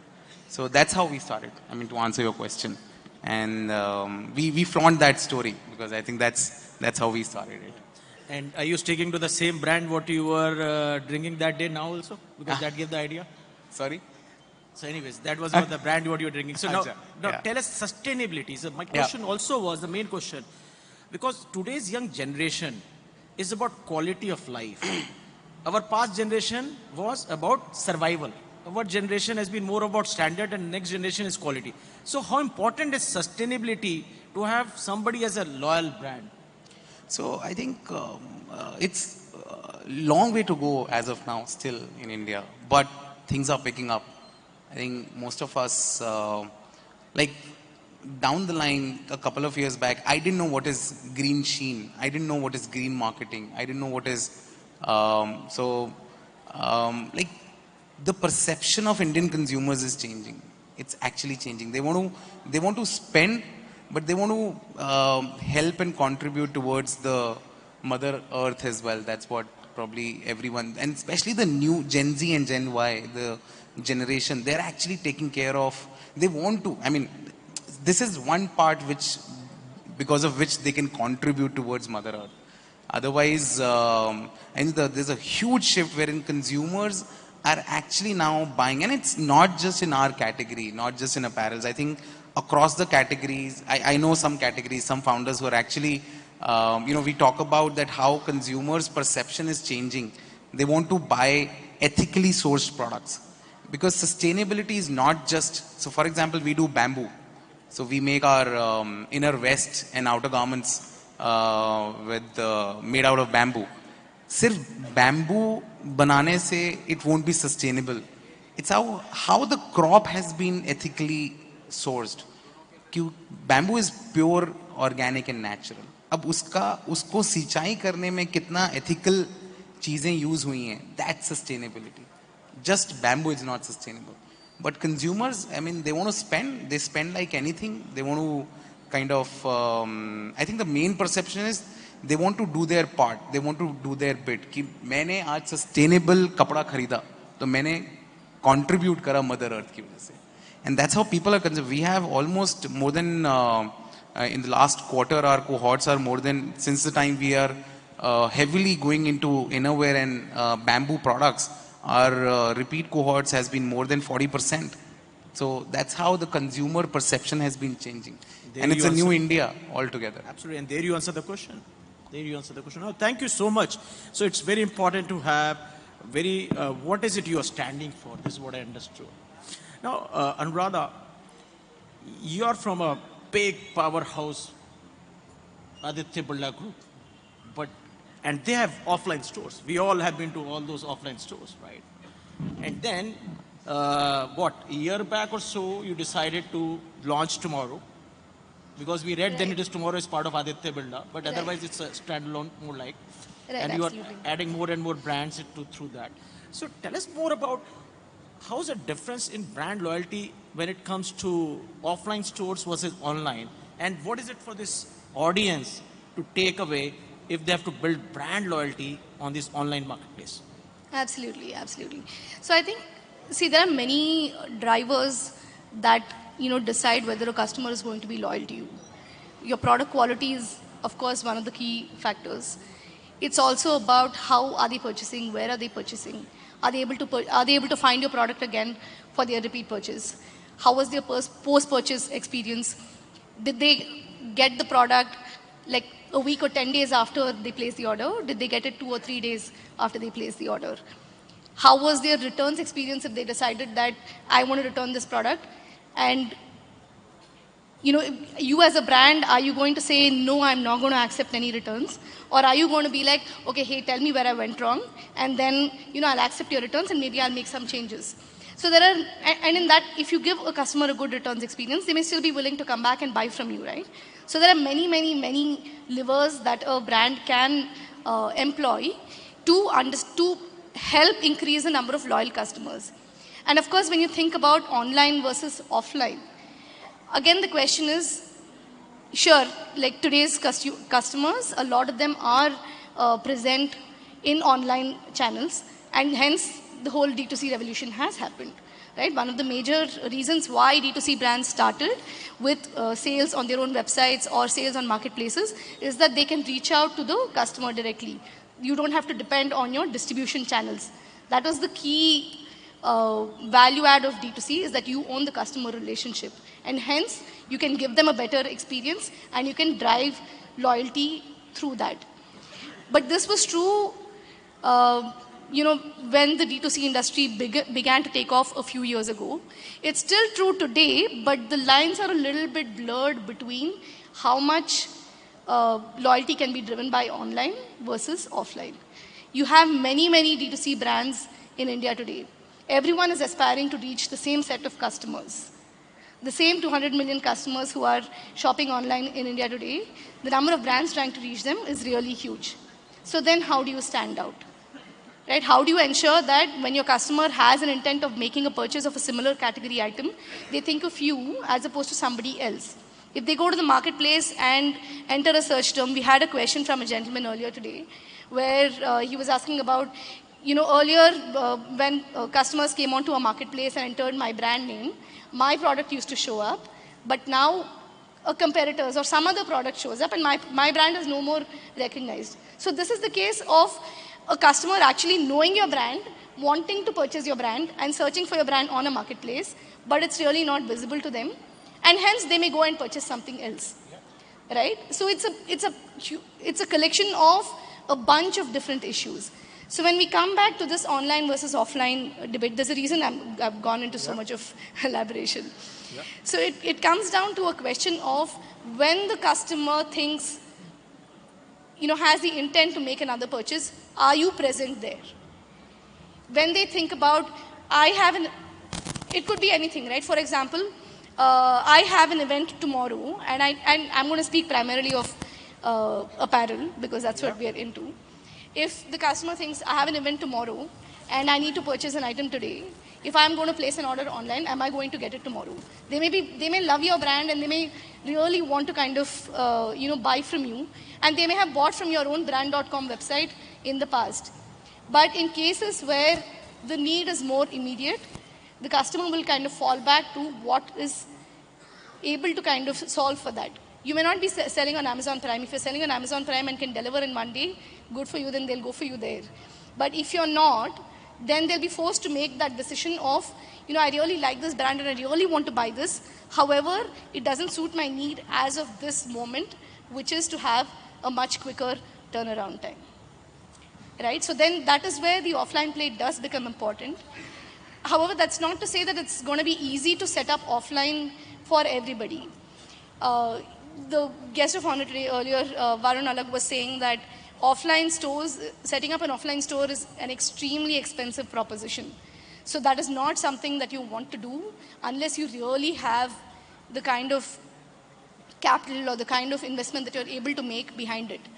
So what do D2C brands do then? They can either stay online or they can try to go offline, which involves its own huge set of challenges as well, right? I feel like the key is to kind of strike a balance between the two.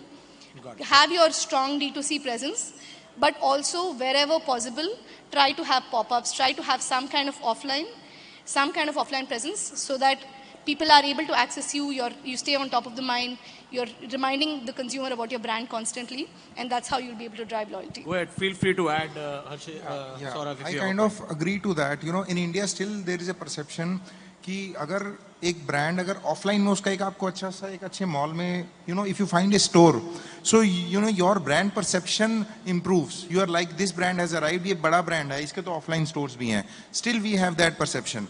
So it is one, I understand that it is very difficult, like profitability and the capital cost of creating that store is difficult, but still to be able to position your brand in a way when you are growing, so that people get more trust in your brand. So एक बार offline store दिखता है, so still I feel that people start believing in it. Absolutely right, because D2C brands, one of the core problems is that trust factor. Is that pata nahi, I'm going to place this order and we don't know what kind of actual presence is there behind the website. Like, are they actually like a credible business? But when they actually get to see your brand, say in a pop-up within a mall, it can be a small kiosk, it can be anything. But when you do that, that credibility instantly takes a huge jump. And one more important thing, in the online, there are a lot of customers who are still hesitant and you cannot touch and feel the product. But in the offline space, I feel, if you can create experience stores, like, I am not a proponent of, having too many stores, but if you can have an experience store where you probably sell, but people can come, touch and feel and experience the kind of quality that you are bringing to the table as compared to other brands. So that is also a very important factor that would help you create that belief or trust in that brand, because you can touch it. Excellent, Saurabh. I think great point. And Radha, you also spoke about when somebody is trying to reach and could not find the brand. And what a beautiful segue to actually bring Anshuk here, founder of AdYogi. And Anshuk, what, 250 plus e-commerce companies, you have scaled them, reached 7-figure mark in there. What did you do? And how have you ensured that brand loyalty is there through use of AdYogi? And what is it your platform is all about? Right. So, yes. So we started our journey in 2015, and back then, of course, D2C was just starting off. The terminology D2C was not there. I first heard it in 2018-19 in one of the talks. Those were the very golden days of, I would say, online e-commerce. We used to have brands with an acquisition cost of, let's say, 200 rupees or 300 rupees, doing an 8x or a 10x, and they were like super happy, super profitable, right? And in those days, nobody used to talk about repeat customer. It doesn't matter if your customer comes back, because you're pretty much making all the money in the first purchase itself. Fast forward to today, the acquisition costs have really shot up, partly because of competition, partly because of also the changes in the ad ecosystem which has happened over the years. And today, one common question which every brand asks us when I talk to a lot of founders is, how do I bring down my acquisition cost, right? And the acquisition costs have actually probably shot up by 200%, sometimes even more, right? And sometimes they expect me to give this answer, okay, there is a small switch in Facebook or Google. If you just make that switch, your acquisition cost will come down. But trust me, that doesn't happen. There is no secret targeting out there which suddenly reduces your acquisition cost. Right? The way I see this whole concept of profitability on D2C is there are like multiple levers which any brand can pull to bring in profitability. The first lever is very simple. How can you get more people on your website at a reasonable cost, right? So if you're over-indexing on only one ad platform, maybe your cost per clicks are super high, 20, 25, 30 rupees. There is no way you can make your brand profitable if your per session cost is so high, right? So you need to find creative ways of getting people on your website. Maybe having an offline presence is that, because people see you in your mall and then they type in your brand name and come to your website. You could have influencer presence talking about you on social media platforms. You could probably leverage new platforms which are picking up very rapidly, like maybe a Snapchat, maybe a TikTok if you're selling outside India. YouTube is an amazing platform. So get cheaper people on your traffic. Figure out some way of getting cheaper people, right?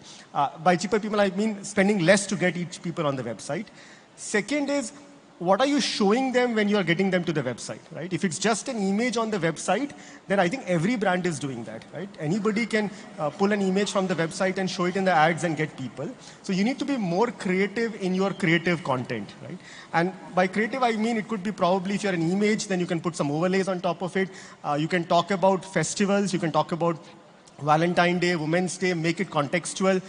You can also talk about UGC. I think user-generated video works really well. So if you have, let's say, your customers talking about your product, maybe you can put that as a video in one of your ad copies. So creative is super important, which is the second lever. The third is, once they come to the website, what do you do with them, right? And I'll take a small example here. I'm sure all of you have shopped on Amazon. I'll talk about one small thing. So when you are shopping on Amazon, you add a product to cart. You go to the checkout page. You will figure out that on the checkout page, there is no header, no footer. There is absolutely nothing on the checkout page other than complete purchase, right? Now, many of you may not have noticed it. So next time you shop on Amazon, do pay attention to it. This is a very standard e-commerce practice that you don't want to distract the user. You want them to make a purchase, and that's the only thing you want them to do. You don't even want them to come back. So in most cases in the checkout page, there is not even a back button, right? Yep. So these are standard e-commerce practices to increase conversion rate. So what is very important is if you have an e-commerce website, make sure you're following the standard e-commerce, because I once had a brand which put an Instagram shop on the checkout page. They lost 50% of their revenue on the day they did that, because imagine people are just clicking on that Instagram images and going back to Instagram, right? So small changes on the website can make a big impact. And the last lever which I'll say is, imagine you have done all this. You have put all the effort to get people, make them purchase. The question is, what are they purchasing, right? And if they are purchasing your lowest ASP 300 product, there is no way you can make money out of it, because chances are you're probably already paid like $1,000 to get that customer, right? So on the D2C, be very cautious on what you are making them purchase. It could be a bundle of maybe 1,200. It could be your flagship new arrival at a higher purchase. But that's what is going to make you money, not the lowest product price on your website. So these, I would say, are the 4 levers which brands can use to bring in acquisition at a lower cost. You have almost given the toolkit for our audience, so thank you so much, Ashok. This is very helpful. So Nitin, moving on, Google. We all know Amazon, but everybody knows Google. I know ChatGPT may be giving a little bit of competition to you. Is it? Let me ask that. Is ChatGPT giving any competition? I think beyond my pay grade to answer, but it's already in the media. We've also kind of launched internally our own tool. Okay. So it comes when it will come. Okay. So, Nitin, tell us, how can data-driven insights help us, help the audience to make them loyal? Young, aspirational customers is loyal. I think that's a fantastic question. First of all, I think coming from a background of engineering and consulting, there's an old adage that I've learned, which is, in God we trust, everyone else must bring data. Right, but... Mr. Murthy said, yes, but when we say that, data has 2 sides to it, right? Data can be noisy, or you can just make sure that, you have something, you have a data which you can use to actually make decisions. Now, if I look at it from 2 sides. I look at it from a business side, which is, how can it help me in my business? And is it a purely marketing objective that I need to meet through data, right? And when I go there, for me, a lot of market intelligence can be built through data for you. Today's marketer, if you ask any of the marketers here, they'll say, what's the biggest problem you can solve for them? They'll say, our resources are limited, right? I have this much marketing budget. But how do I allocate? And the inventory that channels are there for me is about 100x my budget, or even 1000x my budget. How do I allocate that? And that's where data can actually help you simplify things for you across each of the marketing funnel. But how can Google, I mean, I understand that. Yes, I'm coming. Tell us, be specific, how can Google help us? I'm coming to Google. So from a Google perspective, right? So we should look at upper funnel, right? In upper funnel, we want to look at what's my brand consideration, what's my brand awareness. Currently, the measure of it, if any brand wants to do it, you need to have a brand track. How much do you pay to marketing research companies? You pay 40 lakhs, 50 lakhs, probably for a panel of 3,000, 4,000. Google can do it for free for you. You just run ads with us, and for a very minimum sum, we don't charge for this market research, but we can help set up a brand lift survey for you, which can actually determine what's your position in the market and how much you've gained via those campaigns that you've run with us. Do they reach out to you for these ads? Definitely. Okay. Do we need to share your number with everyone? Okay, go ahead. Would love to kind of, do that. Go ahead, got it. But yeah, so I mean, that's there. Then we also, you can, a great measure of that is always the increase in your brand searches. How many people want to look for you? Like, that's a fantastic way to kind of look at it. So that's where, again, Google has a lot of search data that we're able to kind of share across after the campaigns have ended, right? So search lift, brand lifts, that in your upper funnel.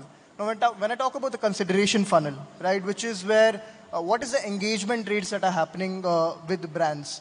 Again, brand lift is able to give questions to your audience, to the subset of the audience, and get you data again from there that, hey, how many people were actually engaged with your ads? How many people are now considering to buy your product after seeing the ad?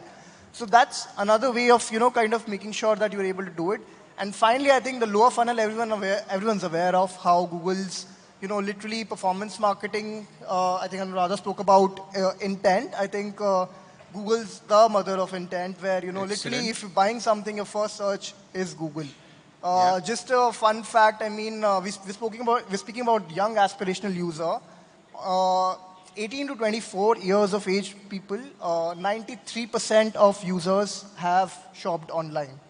So there's going to be a paradigm shift, not 10 years down the line, not 15 years down the line, but 5 years down the line. Because this 24 years people, they're currently probably in their colleges. Yeah. They're going to get their first job in the next 5 years. Or maybe they'll have another startup just like Saurabh. From college he never worked. Absolutely. So that's what teaches in Harvard. We don't take jobs, we give jobs. So excellent. Thank you, Nitin. Bakar, we have saved you for the last because the best is always the last. I know you come from Lucknow, and Tunde Kababi is very loyal when you go to Lucknow. So tell us, he spoke about influencer marketing, and you've been founder of Upriver. What a great place. So tell us, how can influencer marketing help our audience? I think I'm an influencer for Tunde here.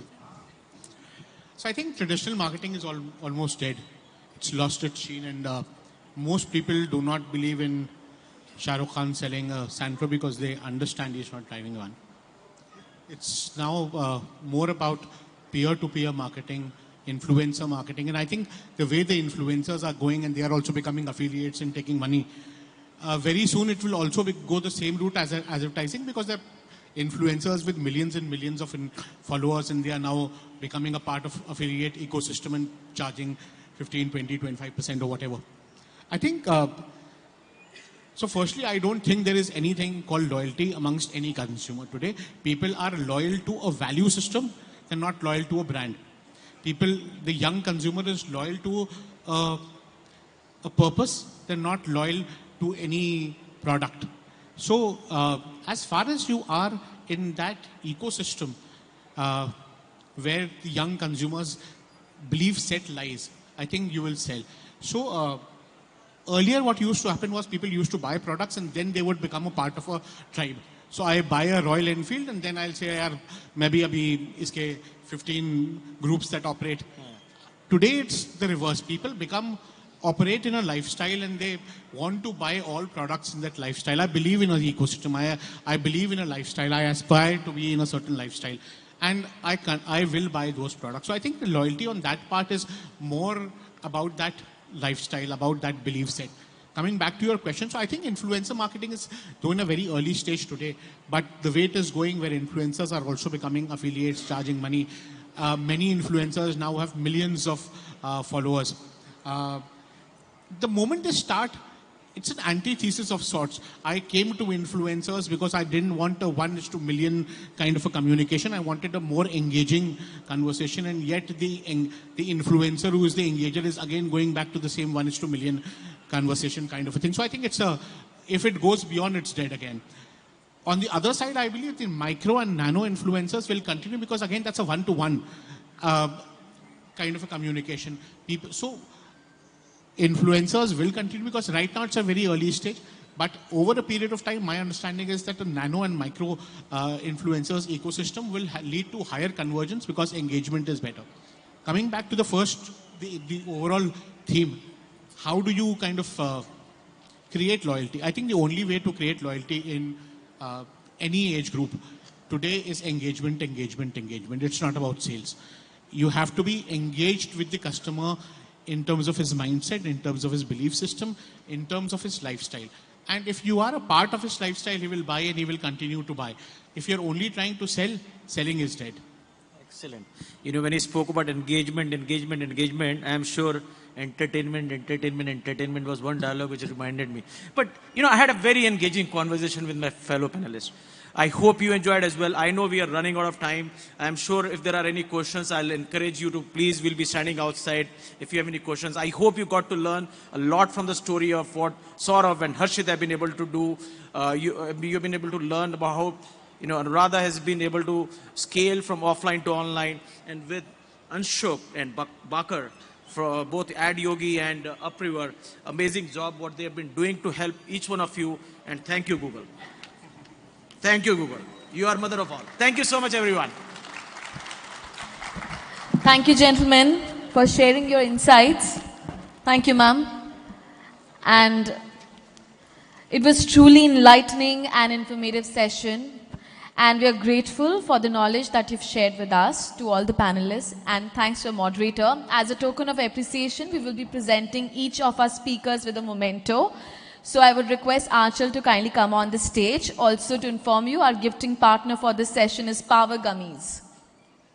Come on, ladies and gentlemen, can we give a big hand? Come on, everyone.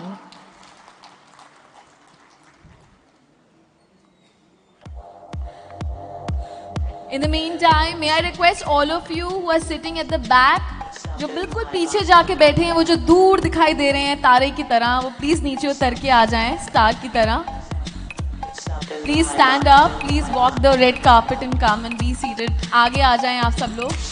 उस area को बंद करना होगा हमें. So I request all of you to please stand up and आगे आके बैठ जाएं.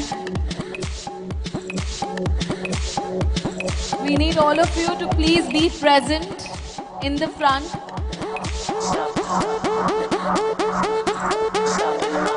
सब लोग प्लीज खड़े हो जाएं. पीछे जो मेरी आवाज सुन सकते हैं, प्लीज आप लोग खड़े होके आगे आ जाएं. Everybody, please stand up. Yeah.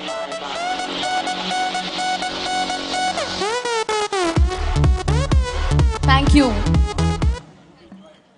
I'm just waiting for everybody to stand up and grab your places like in the front. Only then we will start the next panel discussion. Please quickly stand up and come in the front, everyone.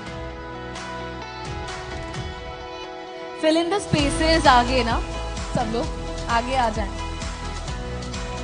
Check.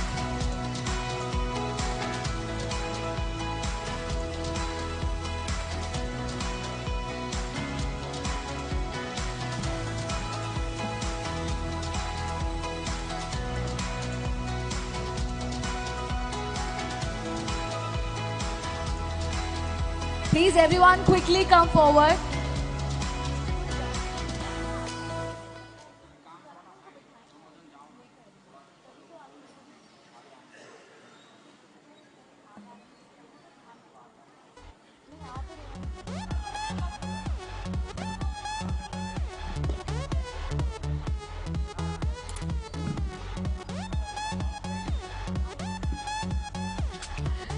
So now let's move on to our next panel discussion. So we hope you have been enjoying the insightful discussions so far.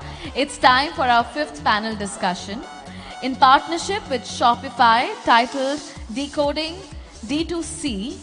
In this panel, we have industry experts who will share their experiences and insights on how they built a sustainable business with consistent growth and strong unit economics.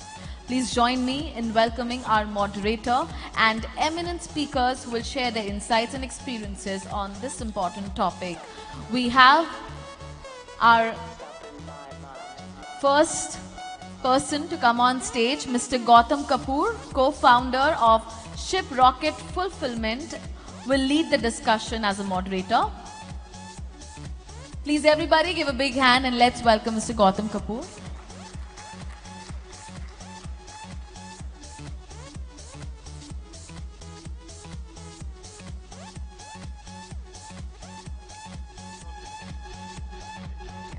I request next Mr. Siddhant Rana, India and South Asia Market Development Head at Shopify, to kindly come on stage.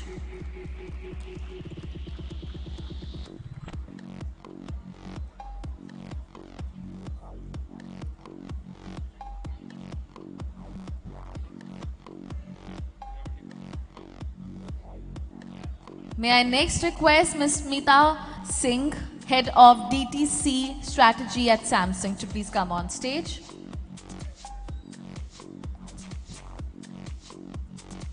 Come on for the lady, everyone.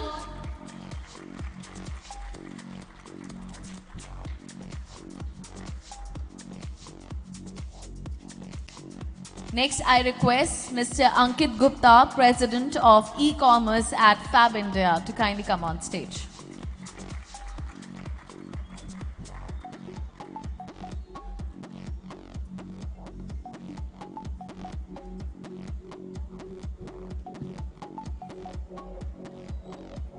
May I invite our next panelist, Ms. Akriti Rawal, co-founder of House of Chicken Curry.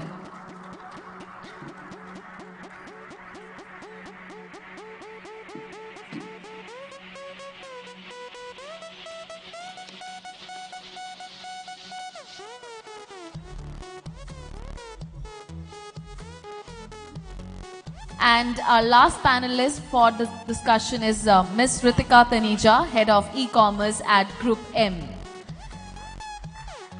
Come on, ladies and gentlemen, let's give a huge round of applause and welcome all of them. I request our moderator to kindly take over. Thank you very much.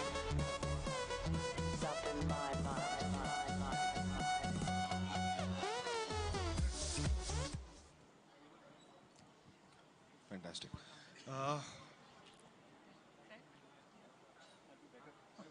Yeah, I can at least see you. Let's all welcome our panelists over here. I think we have an interesting audience and an interesting panel. We're trying to focus this, and we'll keep it more conversational this time. We're trying to focus on how D2C starts, how it scales up, and what are the typical things that are important for a D2C brand or a seller who's building a D2C brand. I think we intended to start this conversation on a note of top of the funnel, more about how can marketing or top of the funnel play a role. And I had some questions around, buyer acquisition is largely become a problem. So I wanted to pose this question first to maybe Akriti, right? Top of the funnel is largely an issue these days, acquiring a customer. There are a lot of things which have changed the ecosystem. I was listening to the other gentleman in the last panel as well. It's gone up by 200, 300%. So what does one typically do? And I think I want to come back to also Ritika once on this, but let me understand this from you first.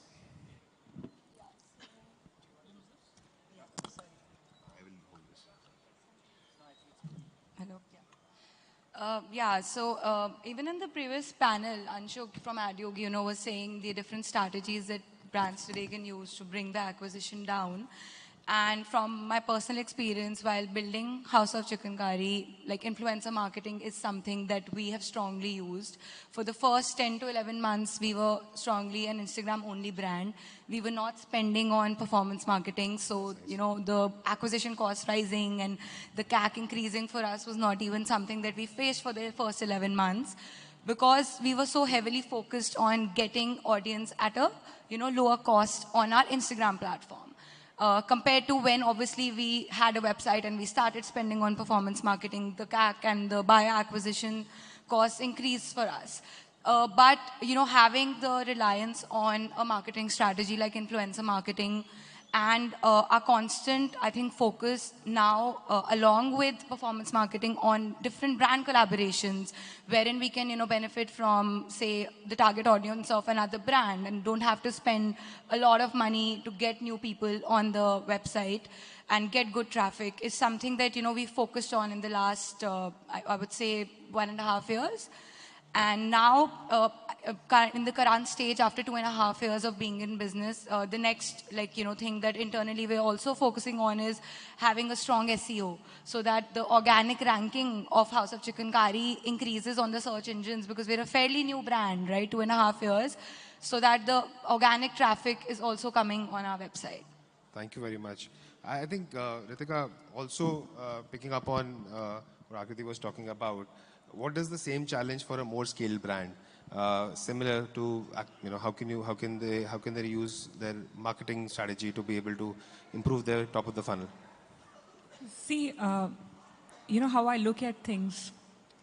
Brands can do so much better when it comes to their CAC or acquisition if they follow a pull strategy instead of a push strategy.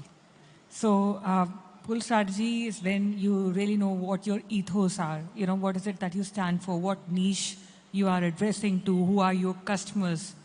With that strategic understanding, then you figure out, you know, whether you want to do more of content, you want to do more of influencer marketing, you want to do more of videos, you want to do more of UGCs.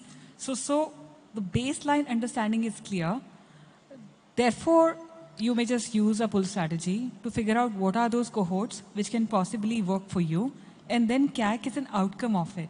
So we at Group M do not believe that, you know, although we are a media marketing company and we are very well versed and we have, you know, we're global leaders at this. But the way we work is clearly at really figuring out what are those baselines and therefore figuring out those opportunities and then going all out for them. But having said so, in the world of digital, the gestation period is there. So some things work out, some things don't work out. So how do you kind of pilot and you do a whole lot of, you know, you figure out what are those things and use a lot of data. Because in the world of digital and as D2C brands, the access to data is immense. So how do you use your data to figure out what can really probably work for you? So I don't think so. I come from the view that CACs are going up and up. Then there's something seriously wrong. You know, CACs, they have to be nominal, they have to be true to your business strategy, they have to support you in terms of driving your business economically. If the CACs are high, something is wrong. You've got to put a stop to it and figure out what is working and what is not. Thanks, Ritika. I think one of the things that, you know, you also said, and I'm hearing from a lot of D2C brands, especially the ones which are young, actually the ones that are scaled also, is content is largely becoming a large part of this strategy now. And it's changing for the last 2 years or so and how people use it. Would love to understand how you guys have understood, how you guys have used content and how you continue to use content in the future. So, you know, D2C brands have a very direct connection with the consumers and their aspirations and their expectations. Also, they are appealing more to a younger audience, which is, say, the millennials or the Gen Z. So the reason for that is because this community is looking for authenticity, transparency, which comes out stronger through your strong content as a brand. And this is what exactly we also focus on. I think our Instagram is the most real Instagram page you can find, because we post behind the scenes of our team, because the people, you know, the consumers, our community, they want to know who is exactly making my product, who is responsible for running the company, where I'm buying the product from, where can I wear this product, and how can I even style this product. So, you know, content becomes very relevant because then they can imagine themselves wearing that particular product, in our case, in a particular scenario, or they exactly know that, you know, karigars who are making the products are making it, you know, in Lucknow and villages. So I think it just increases the trust and transparency of a brand on that front, which is, I think, an extreme necessity for any brand to survive in today's age, to connect with the consumer, because, again, because of the millennials and Gen Z, you know, community there.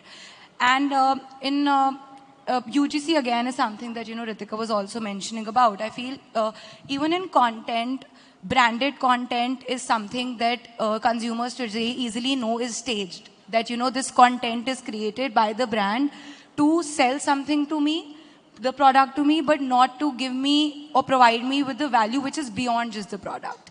When you're, you know, depending on content like UGC and user-generated content, which we also, you know, rely a lot on for our brand, the trust increases, because then the customer themselves, they're a part of something bigger. Yep. They are, you know, not just watching you do your marketing campaigns from outside. They are running, you know, they are part of that digital narrative that you are trying to build.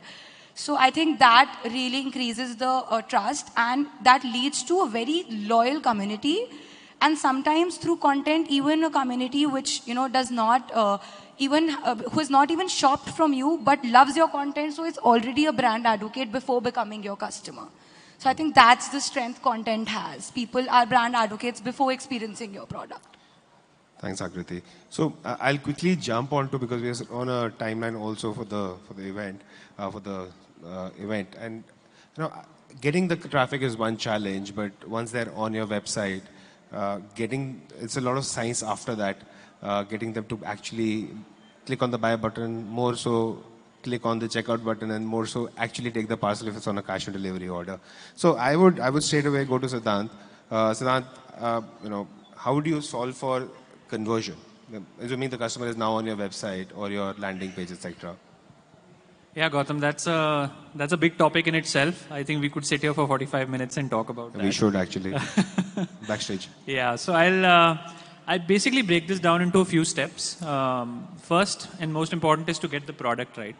Like, because you have to understand who you're building for, right? Once you get the product right, I think you have to then figure out ways to then go after that target customer. And these days, platforms like Google, Facebook, all of them allow you to really, really target, right? And that's how you'll actually end up saving money and lowering your CACs, right? So being very conscious about that. Once the visitor's on your website, then it's about merchandising. So really making sure that all that you've thought about from a brand story perspective, you know, that's coming through on your website. Your products have been merchandised well. All the information is there. There's a lot of technical, you know, features that we provide for you to be able to do that on Shopify. So meta tags, etc., ensuring that your search and discoverability is optimized. All of that needs to be done. And then I think it's a matter of, you know, really pricing promotions within your website, right? Like making sure that you're giving those right triggers, whether it's a micro event or a big event like Diwali. And then all of this, you know, you can track from start to finish when you have your own online store. And that's quite powerful because that creates a feedback loop, right? So getting that information can then help you refine and get the next product out for your customers. So that's my take on this.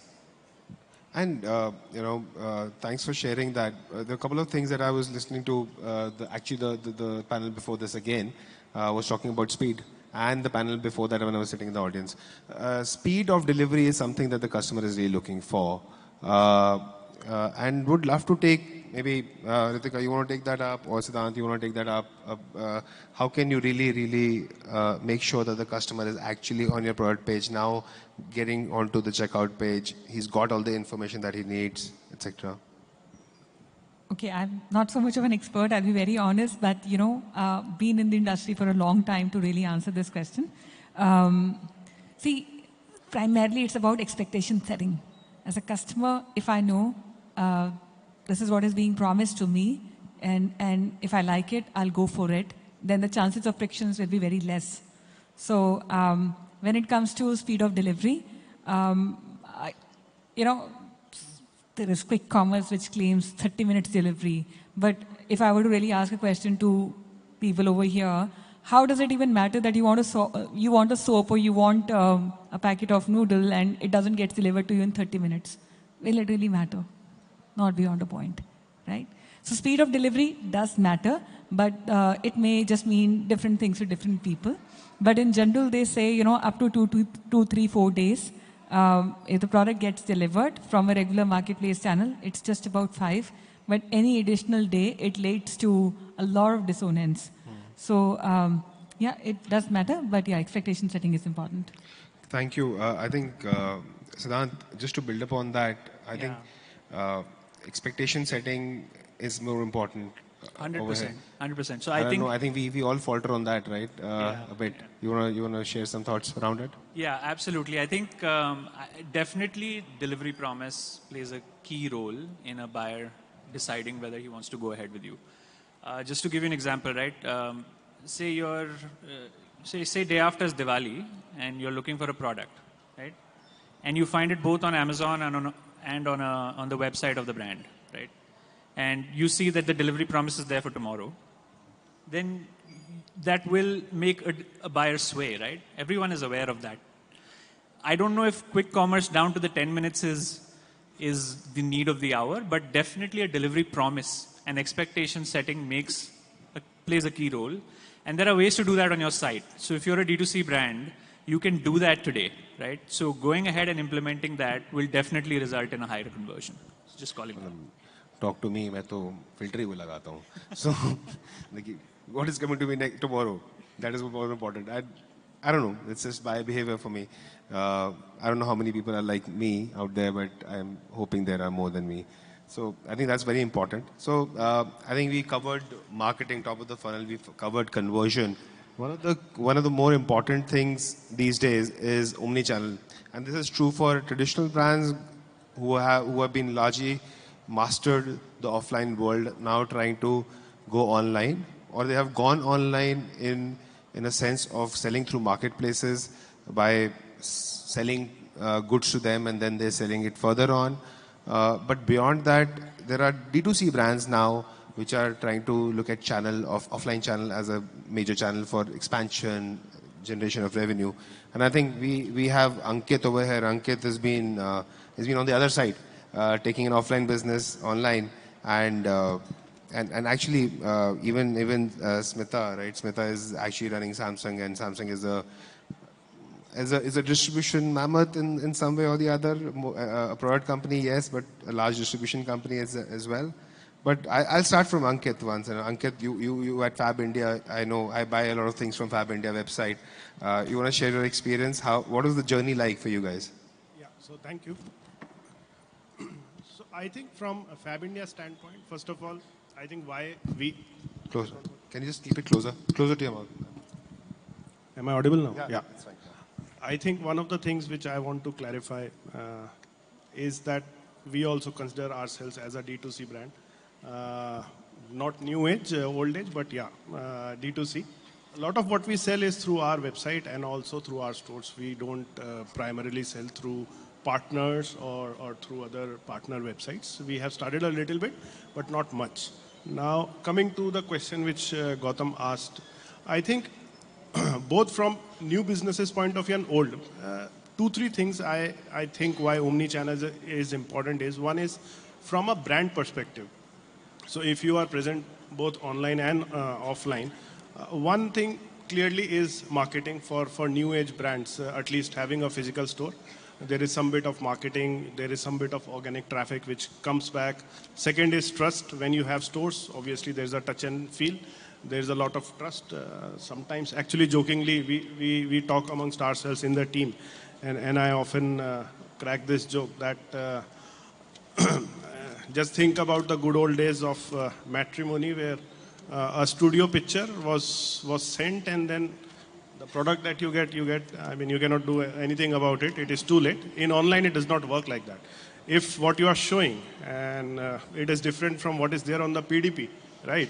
Then either you will not buy, conversion will be low, or if you get something which is very different from the beautiful picture that you see on Instagram, then you will return it.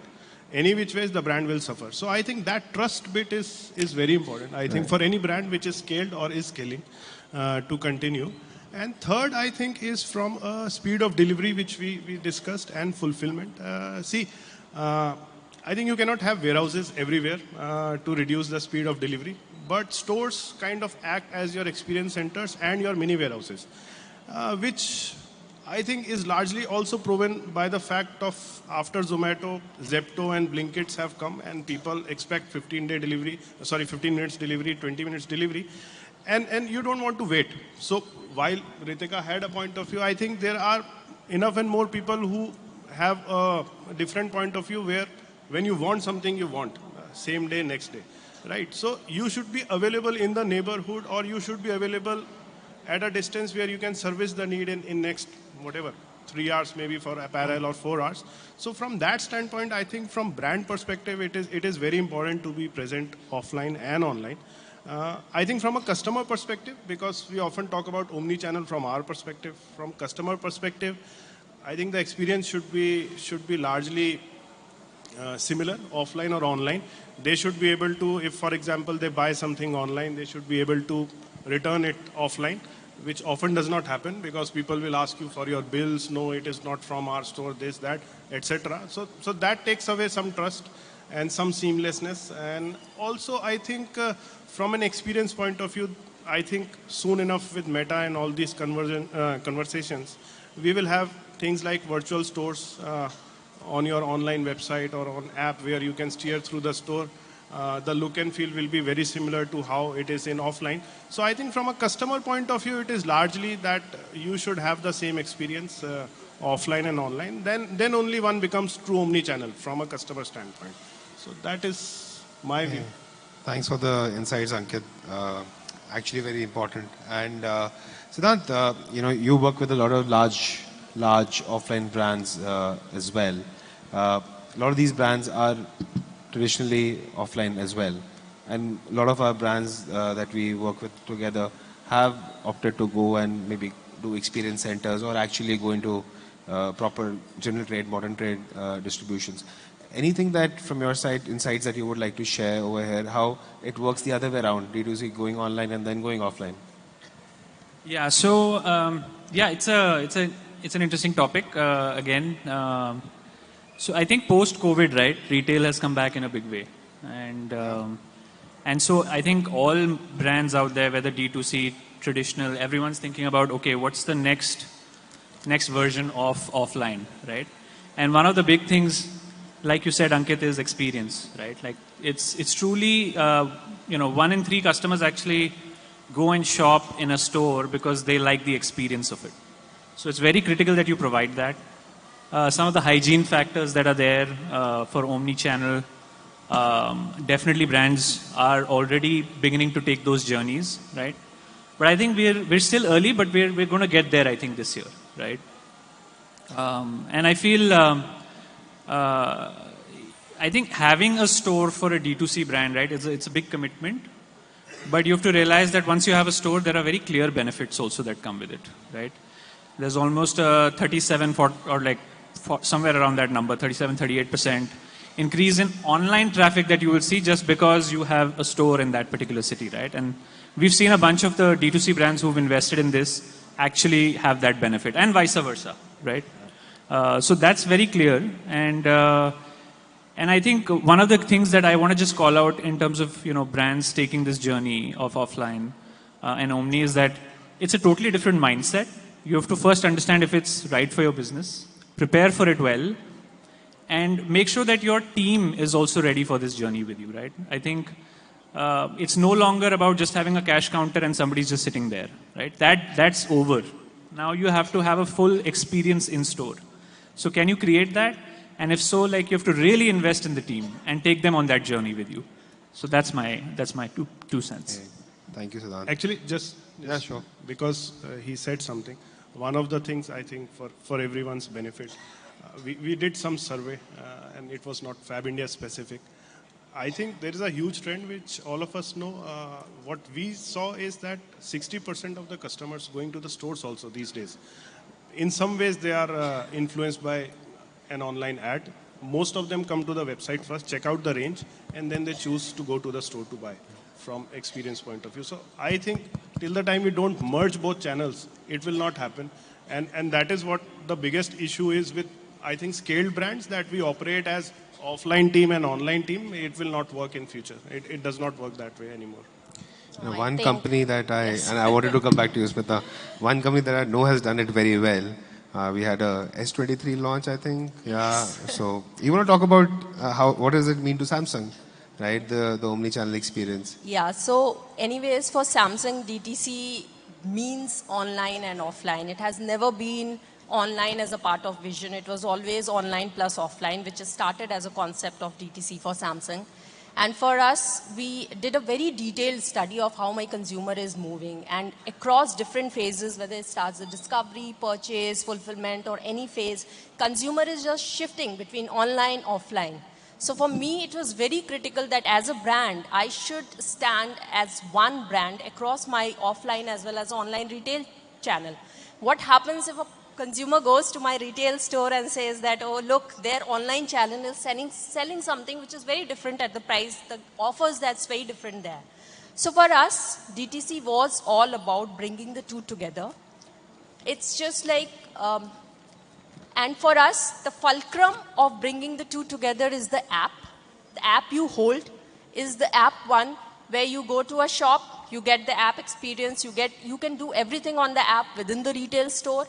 You come back to an online, you do a purchase, all the purchases are being tracked in the app, so that app becomes the fulcrum for the consumer, and he or she can move across the journey, across the stores, across the offline, online part, and there will be no difference in terms of the offers that we give to them. Thanks, Smita. You know, Smita, sorry. Just want to add a point. Proven studies, Generation Z and forward generations and Generation Z, they think seamless. So unlike most of us, there is an offline retail, there's an online retail. Generation Z is absolutely seamless. For them, it doesn't matter because they've been born with gadgets. They've shopped online. They don't see the world as we see. And this is a generation which is influencing the older generations also. So that's where what Samsung is doing is, I believe, is just the best thing to do, because this is the way forward. Got it. Thanks for sharing that, Smita. I think the last topic that I want to talk about is supply chain, logistics, all the boring stuff, and that is where the rubber actually hits the road, right? And I have, again, I would put this question to both Ankit and Smita. First to, I think, Smita. To be able to go online, I'm sure that Samsung's been doing the offline business for decades now, and there's a set distribution. I'm not saying that's not challenging, but they would have overcome that challenge. What does that really mean when it comes to giving the same experience of all the way from buying to even return, exchange? Phones have so many things, so many ways of transacting with the customer. You want to talk briefly about what does the supply chain really mean for you? So it's a tricky one. When we moved and started DTC as a channel, I think the biggest change that was required in the legacy mindset. How do I change a old offline driven company to a DTC company? But once done, I see two key challenges still. One is a lesser of a challenge, but still an important one, is the demand forecasting. Demand forecasting and inventory management, there is a legacy system. It is driven by our tier 1 partners giving their demand estimates. Now I have to change that legacy system to actually understand the real consumer demand in the market and predict it. Unlike fashion, which has very high return rates, very high SKU complexity, okay, I have a bit of a breather for myself. Yes, you do. But there are unique challenges with the industry that we operate in. So look at the mobiles business. It's a pan-India shipment. I can put my mobile in Delhi and I can serve a Chennai customer. But what happens to my other 50% of the business, which is the consumer electronics? These are the goods that need to be served or fulfilled regionally. Otherwise, the logistics cost will never be able to justify the logistics cost in online business. So for a regional fulfillment operating out of multiple warehouses, doing the accurate demand forecasting, that too in the world where we live in big billion days, Yeah. it's pretty difficult. And I think the second bigger challenge for us is when we shifted to DTC, the vision was that the entire consumer journey will have one experience, and that's called Samsung experience. I think we did it pretty well in the discovery, purchase, post-purchase phase. But when it comes to fulfillment, I think we are still dependent on 3PL ecosystem that's available in the market. So is there good enough 3PL ecosystem to support Indian landscape? Yes. Maybe up to an extent in mobiles. But what happens when we are talking about the consumer electronics category? There are still very limited players that provide you the 3PL logistics services, the kind of experience that I want to give my consumer. Samsung not only just gives a single day delivery or a next day delivery, we have moved to an extent where I give you a scheduled delivery. You are comfortable in your sofas on a Saturday, you want to place an order, okay, do it. But you don't want delivery to be done during a Wednesday or a Thursday because you want to be in your house. So you want a delivery, say maybe 10 days later on a particular day when you are planning to take a leave. So you can actually schedule your delivery. You can schedule your installation because you want delivery and installation to be done at the same time. So these are the challenges and the complexity that we face as a company. And I think the logistics ecosystem or the 3PL ecosystem that is still evolving, I think there is many challenges that we need to overcome before we reach to what we have envisioned for ourselves. So, Ankit, thank you very much, Smita. We have a mixed bag of the audience, right? All the way from large entities to smaller businesses as well. What do you suggest as the basic supply chain framework one should have to run an e-commerce business, a D2C business? How can they be able to compete or meet the expectations of the customers on the basic level? What do you suggest that they should do? Okay, so we look at it in a different way. Obviously, in lifestyle and fashion, I think the industry benchmark for returns is around, give and take a couple of percentage here or there, 40%. Some platforms are doing better. Fortunately, we are doing a little bit better, but some are worse. So I don't know how many of you are aware, but if you want to take a guess, till 1 year ago, there was a study. A garment, how many hands or how many times was a garment sold before it found the last home? Any guesses anybody wants to take? I also guess. I'll try. You want to guess, Dan? 4? 8? Close. It was 3.5. So obviously, I mean, last mile logistics and all those things taken care of, you don't make money if the returns are high. So the way we look at it is from two angles. One is speed of delivery, which we just spoke a while ago. So I am a big proponent of how can we reduce the delivery time, because you change the or you reduce the cancellation percentage or likelihood of what we call a RTO from a lifestyle and apparel category point of view, only by reducing the speed of delivery. Because the more time you give to the customer to go to another platform to find an alternative because they are not getting what they ordered, they will most likely either return it, won't accept the delivery, or they will cancel the order. So speed of delivery is one thing which we are trying to take care of. And that is where I think a strong logistics network or an aggregator network comes into being, that we should be able to find the best option to send the garments to the customer. So for us, fortunately, we can do that with stores in different cities, and that is the angle we are taking. Now, many people have a point of view, and it is true also, that if you go hyper-local, the costs will go up, the shipments will split. Now, that is a choice that you want to take or you need to take at some point of time, whether you want to take care of returns or you want to spend a little bit more and maybe split the shipments and send it right away to the customer. So we look at it from that standpoint, that speed of delivery and hyper-local delivery are some of the things that can help us in reducing the logistics cost overall. Thank you very much, Ankit. I think that's quite insightful how a large business like yours thinks about the supply chain of a D2C presence in the market. Well, just one small thing. I just want to go back to Akriti. Akriti, your journey is 2.5 years old learning this, right?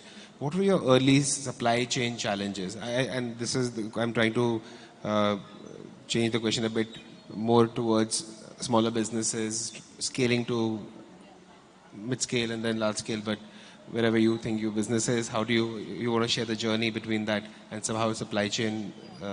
You're a brand company. Supply chain is not your forte, but how do you try and solve for those things? I think some of the early challenges that we faced, and I mean some we're still facing. One of the things I think that we've constantly improved over the last 2.5 years is time to delivery. What Ankit also mentioned about.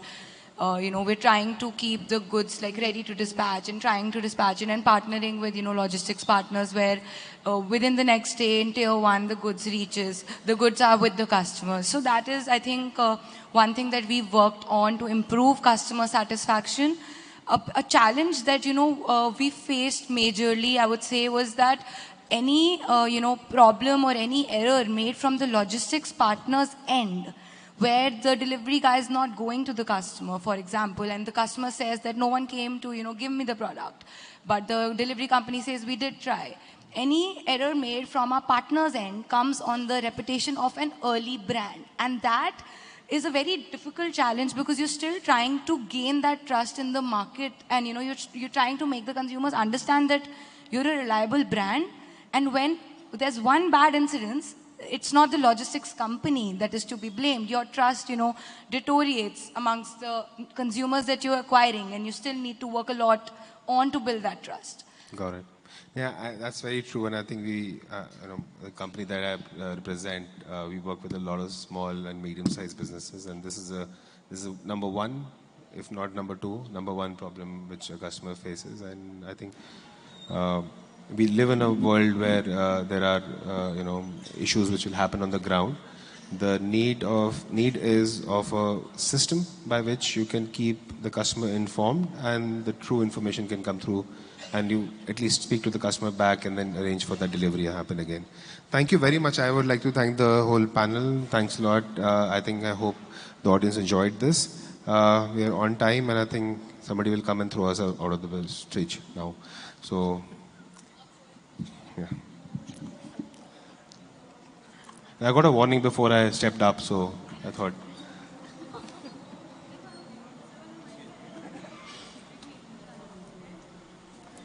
Sir, definitely not throwing. You deserve to be felicitated rather. So please hold in. Thank you so much once again for all your expertise, for sharing your experiences.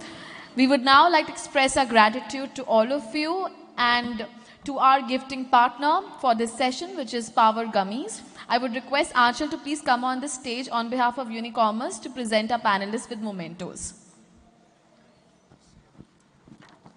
Ladies and gentlemen, please give a big hand, everyone.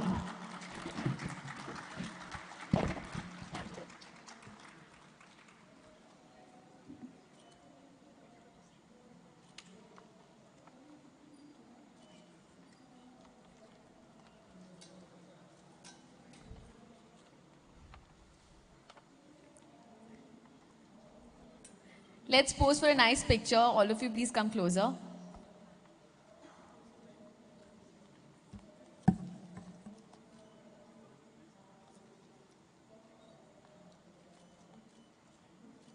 So, ladies and gentlemen, can we thank them by applauding everyone? Come on. Thank you, everyone.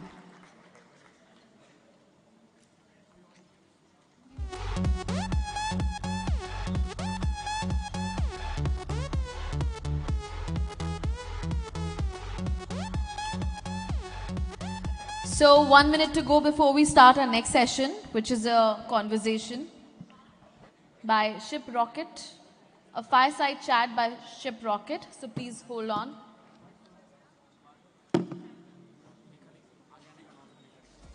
I once again request all of you, jitne log piche baithe hain, I request all of you to please stand up and come in the front. We need to capture all of you in a video. So please, everybody has spread themselves. and scattered here. So I request all of you to gather at one place, little closer in the front. Can we all do that? Especially all those people who are sitting at the back. Please come in the front, everyone.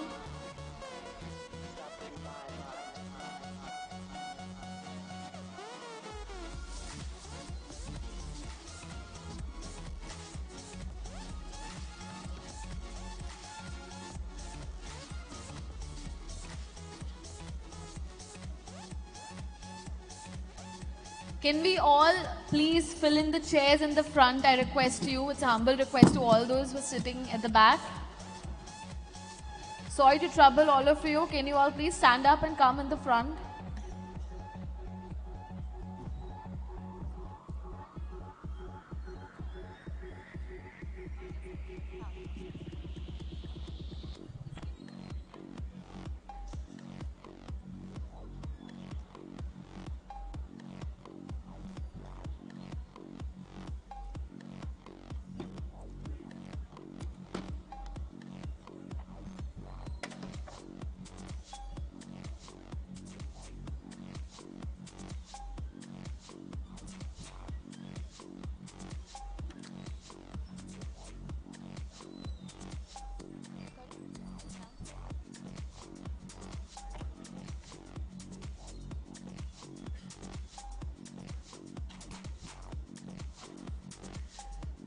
So ladies and gentlemen, next is our fireside chat session on building WhatsApp commerce for Bharat. How can sellers leverage the platform? Brought to you by ShipRocket. In this session, we will learn how sellers can leverage the platform to enhance their business prospects in India. We are fortunate to have with us Mr. Rachit Jain, Strategic Partnerships Manager at Meta, who will share his valuable insights and knowledge on this topic. Leading our discussion is Mr. Umair Mohammed, founder and CEO of Wixo by ShipRocket, whose vast experience in the field will guide us through a thought-provoking conversation with Mr. Rachit. So everyone, please give a big hand and let's welcome both of them on stage.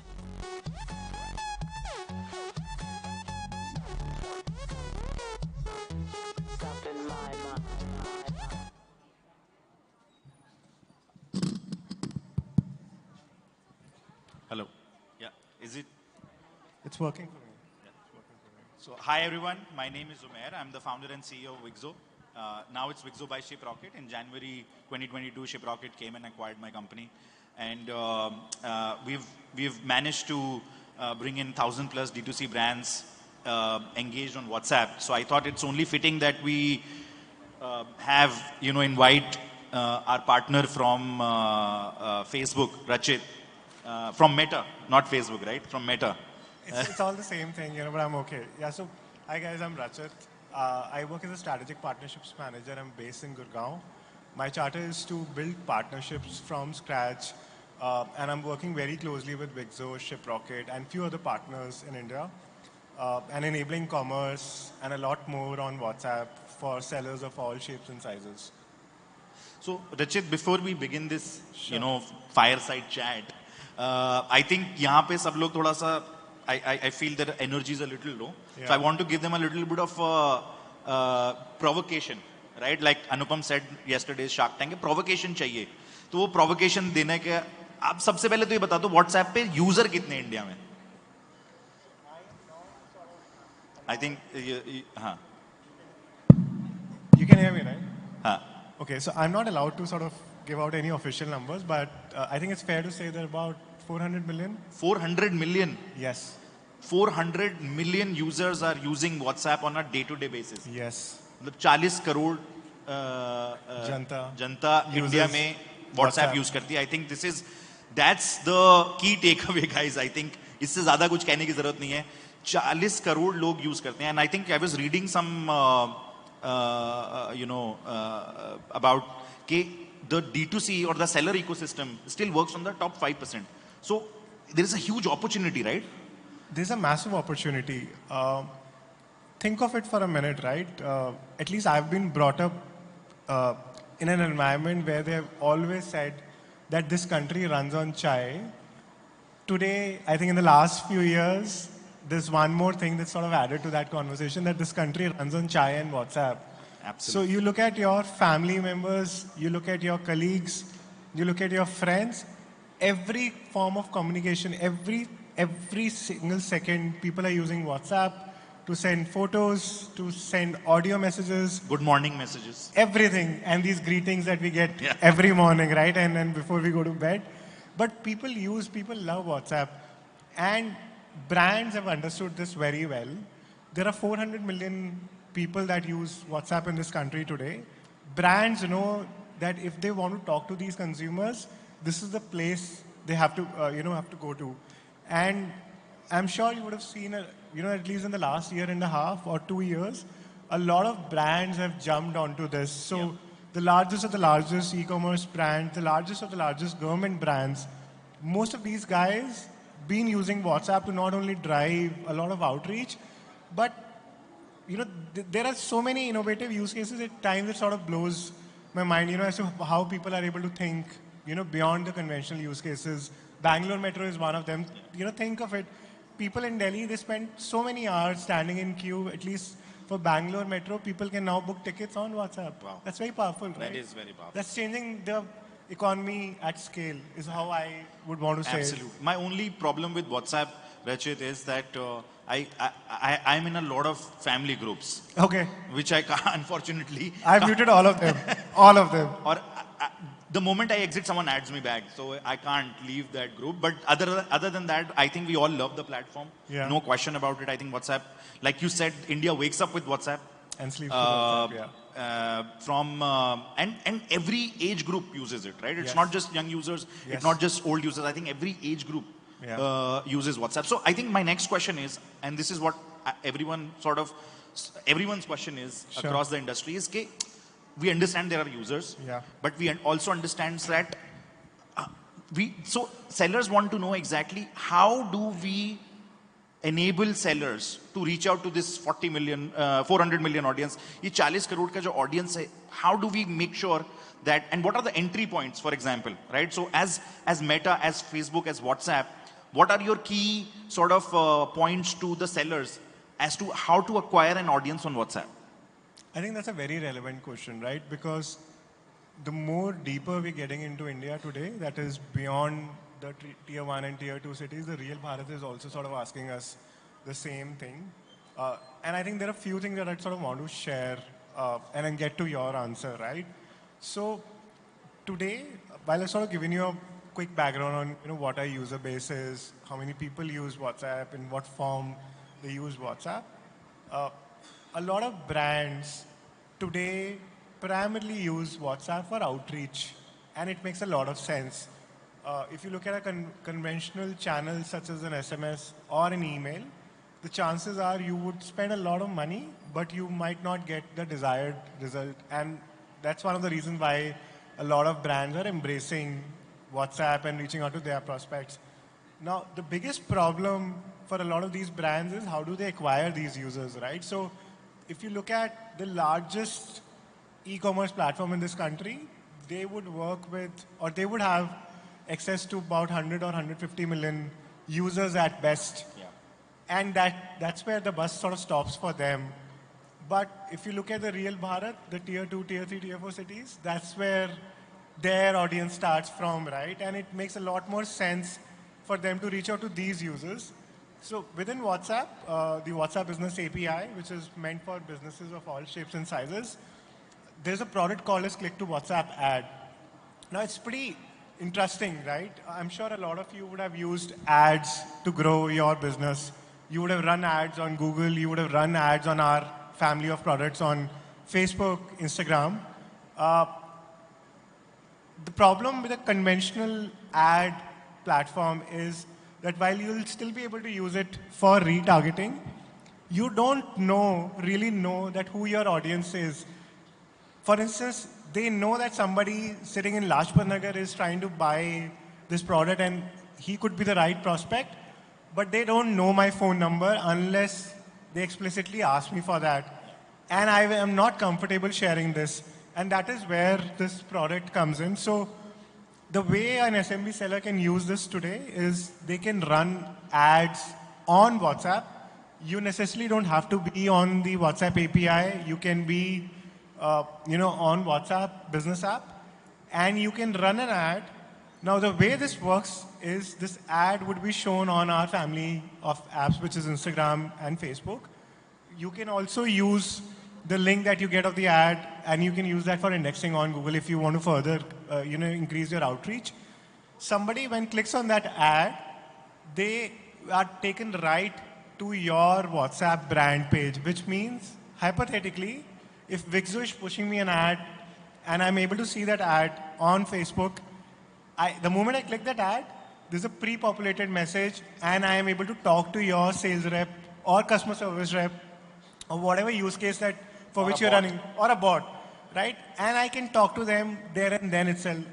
Think of it, how powerful this is, right? For a seller who's sitting in Jaipur or a seller who's sitting in Chandigarh or Ludhiana, not only he has the phone number, but he knows who's trying to buy the product.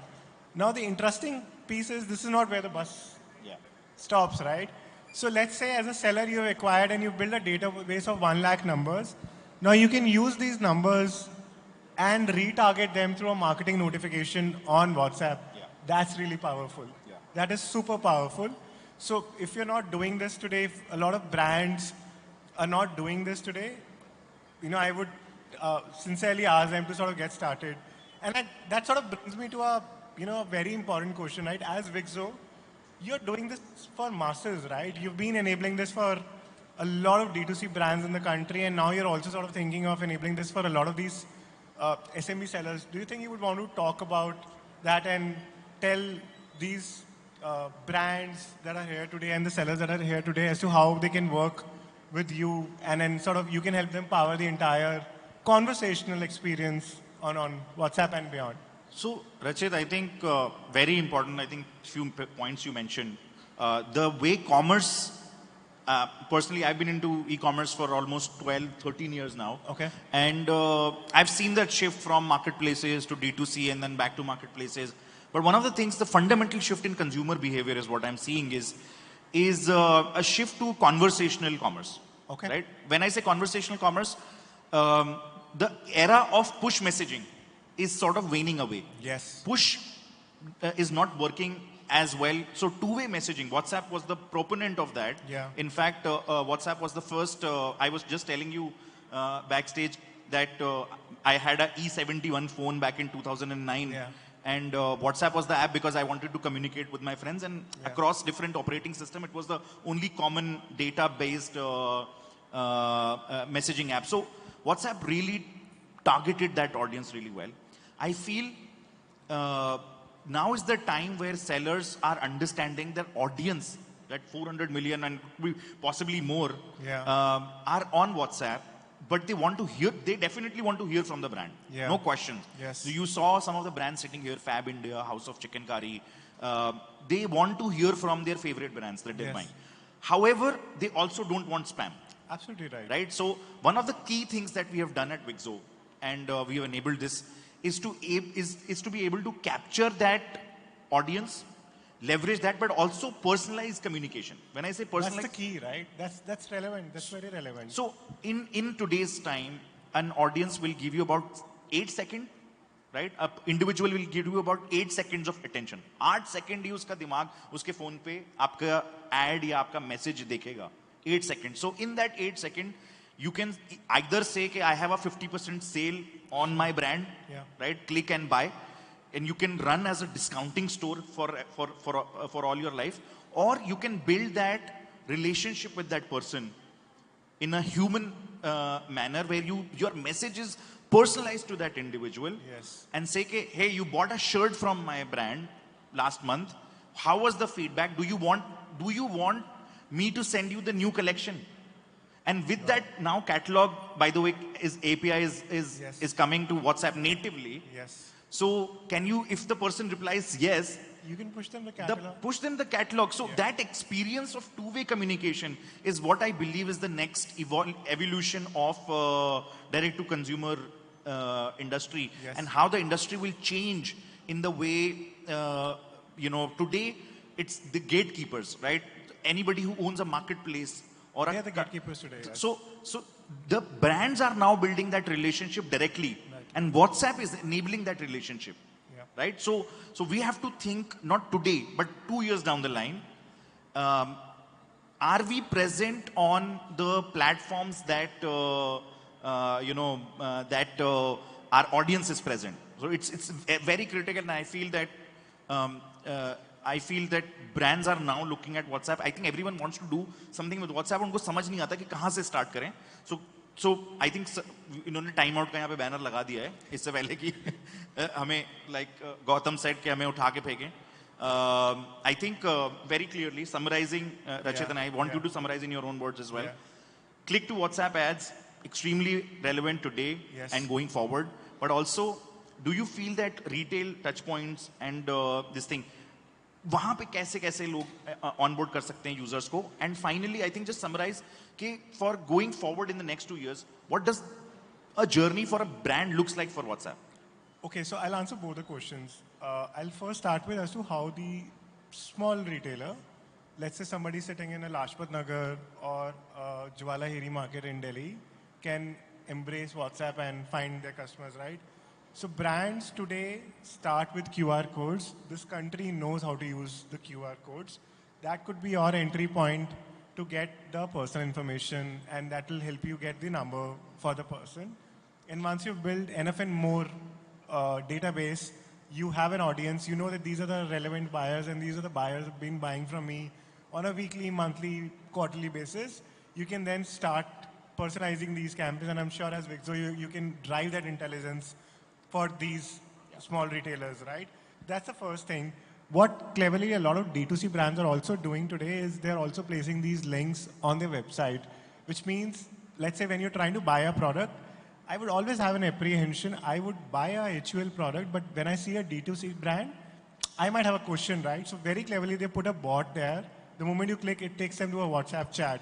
They put a link there. If you have a feedback, it again takes them to a WhatsApp chat, right? So that could be another entry point. To answer your second question as to how retail would probably look from 2 years from now, I met this guy. I can't share the name, but I'll tell you what they are doing, and it sort of blew my mind, right? Today, most of us visit Big Bazaar, we would visit Metro Cash and Carry, we would visit a very small convenience store of our choice that we've been visiting for so many years, right? And because of the whole catalogs thing, the guy who's sitting at that counter, he knows what I'm supposed to gonna buy, right? He has a POS machine. These guys have built a plugin, and it real time creates a catalog. A retailer sitting in, again, Jwala area or Lajpat Nagar, for lack of more examples, can now push me that catalog that I don't even have to visit his store, and he knows that I'll be there to buy this stuff after a week's time or probably couple of months from then.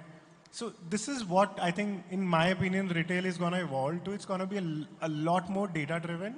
It is going to be a lot of intelligent buying. And as all the sellers, all the D2C brands, if you don't embrace this, then you're going to not be able to really leverage these 400 million users that exist on WhatsApp. And I strongly feel WhatsApp is just one enabler. The real intelligence would again come with what you build on top of WhatsApp. So I think both of us will have to work very closely to enable this, but this is the future that I see for a lot of retail and D2C sellers. Agreed. Thanks, Rachit. And I think that concludes our this thing. Rachit is from the disclaimer, by the way, he said कि बताना मत मैं Facebook से हूँ वरना लोग accounts लेके आ जाएंगे कि मेरा account block हो गया था. Yeah, I don't know how to unblock the accounts. Sorry. But thank you, Rachit, for doing this, and really appreciate you coming down and talking face to face with the seller. Hopefully, we will be able to launch and you said, work together, bring this to the SMB and medium large sellers across the country. So thank you for having me. Thanks. Thank you, gentlemen, for sharing your invaluable insights. And thank you, Mr. Rachit, for sharing your knowledge, and Mr. Umair for moderating the session so expertly and bringing out the best in our guests. Our gifting partner for this session is Power Gummies. As a token of appreciation, I request Anchal to please come on the stage to present the mementos. Please, everyone, louder, louder, everybody.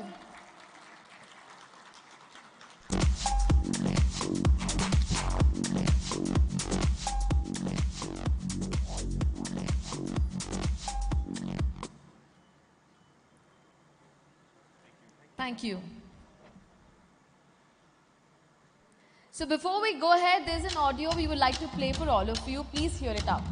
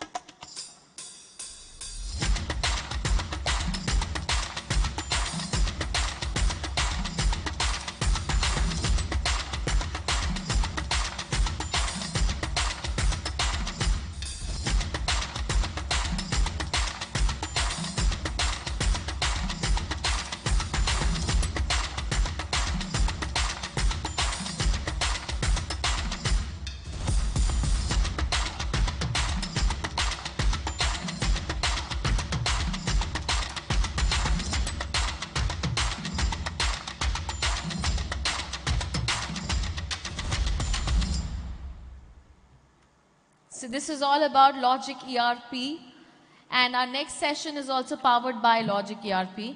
So moving on to our sixth panel discussion, which is, the topic is drive profits with omni-channel marketplace strategies.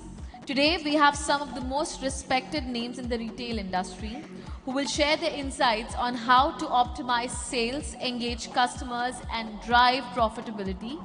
Please join me in welcoming our moderator and panelists who will share their insights today.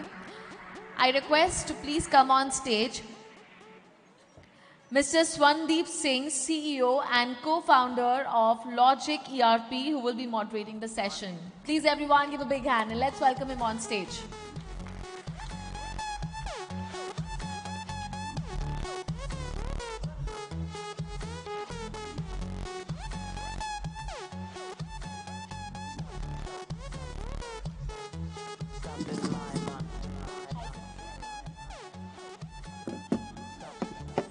Next, I request Mr. Sudhanshu Sharma, Head of Omni and Warehouse Operations at TCNS, to kindly come on the stage.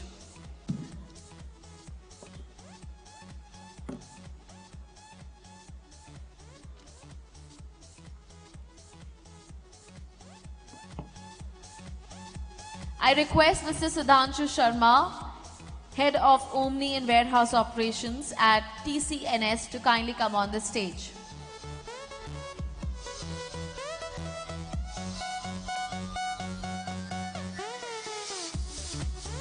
So in the meantime, let me call other panelists. I request Mr. Sumit Agarwal, partner at Sampoorn Marketing, to please come and join us on stage. Yes, that's so kind of you. The only one who is applauding sincerely. Come on everybody, let's welcome all our panelists now. I request Mr. Rahul Kaushik, VP of E-Commerce at the Ayurveda company, to please join us for this discussion.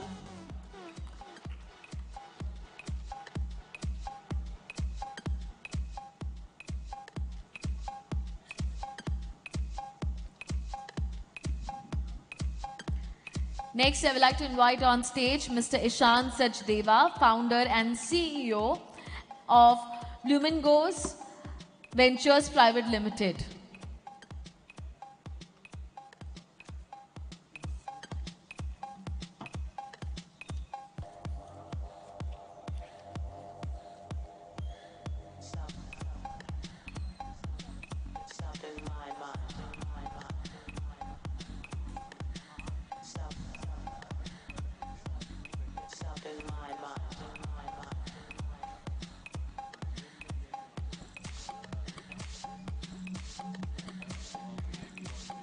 May I request Mr. Siddharth Gupta, co-founder of Notify Visitors, to please join us.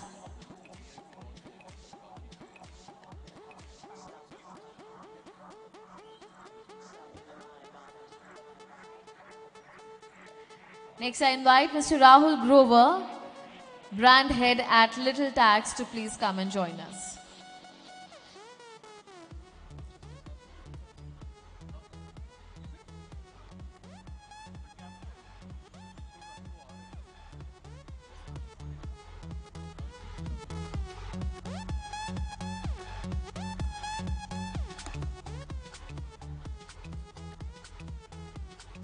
I request you, sir, to please take over.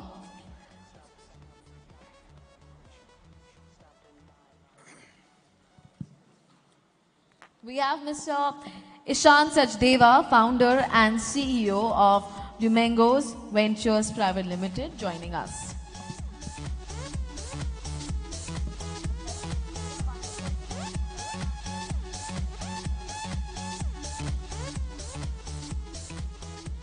Sir, Mr. Siddhanshu would be joining us shortly. We can start.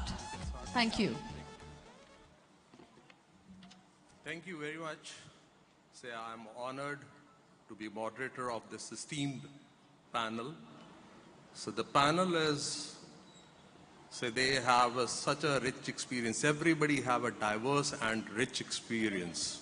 So I think everybody will be benefited by their thoughts of, say, like the kind of experience they have.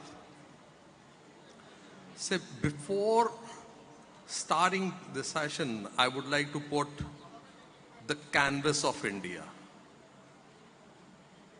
See, in India, it's approximately 900 million users. It's crossing 900 million users of internet users by 2023.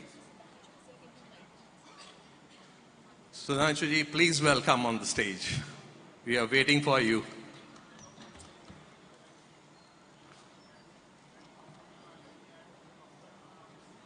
Please, please. Thank you for coming. We are missing you. And the second, it's more than 50 million users on the smartphone in India. As per the report, say a 20 GB data used by every month by the Indian user. And by the end of 2027, it's going to be 46 GB per month. You can see the consumption is growing of your data. And more than 97% pin codes are served by the e-commerce shipment. And the more exciting is 4 million shipments shipped every day. E-commerce shipment are done every day. And in India population is 50% population is less than 25 years and below 35 years age is 65%, which is very, very exciting figure. And one more finding we got it, and it was very, very astonishing for me.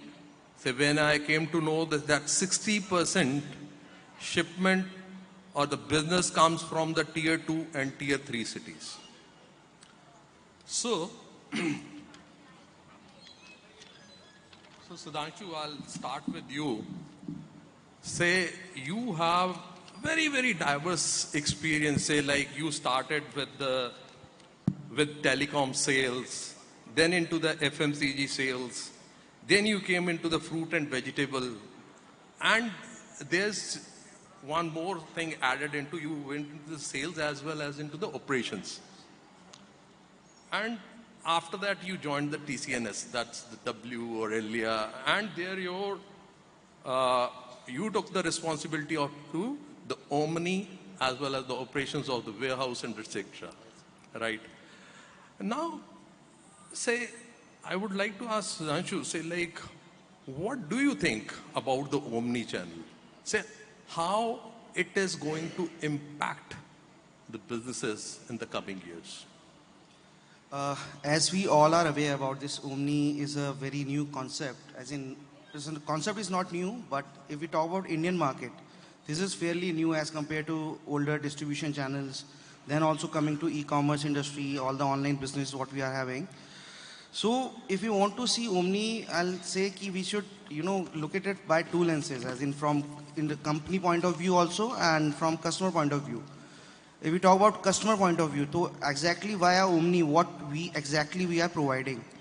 So it's a like simple transaction. If we take what a company gives some services, a customer buy that services, it can be a finished good or anything.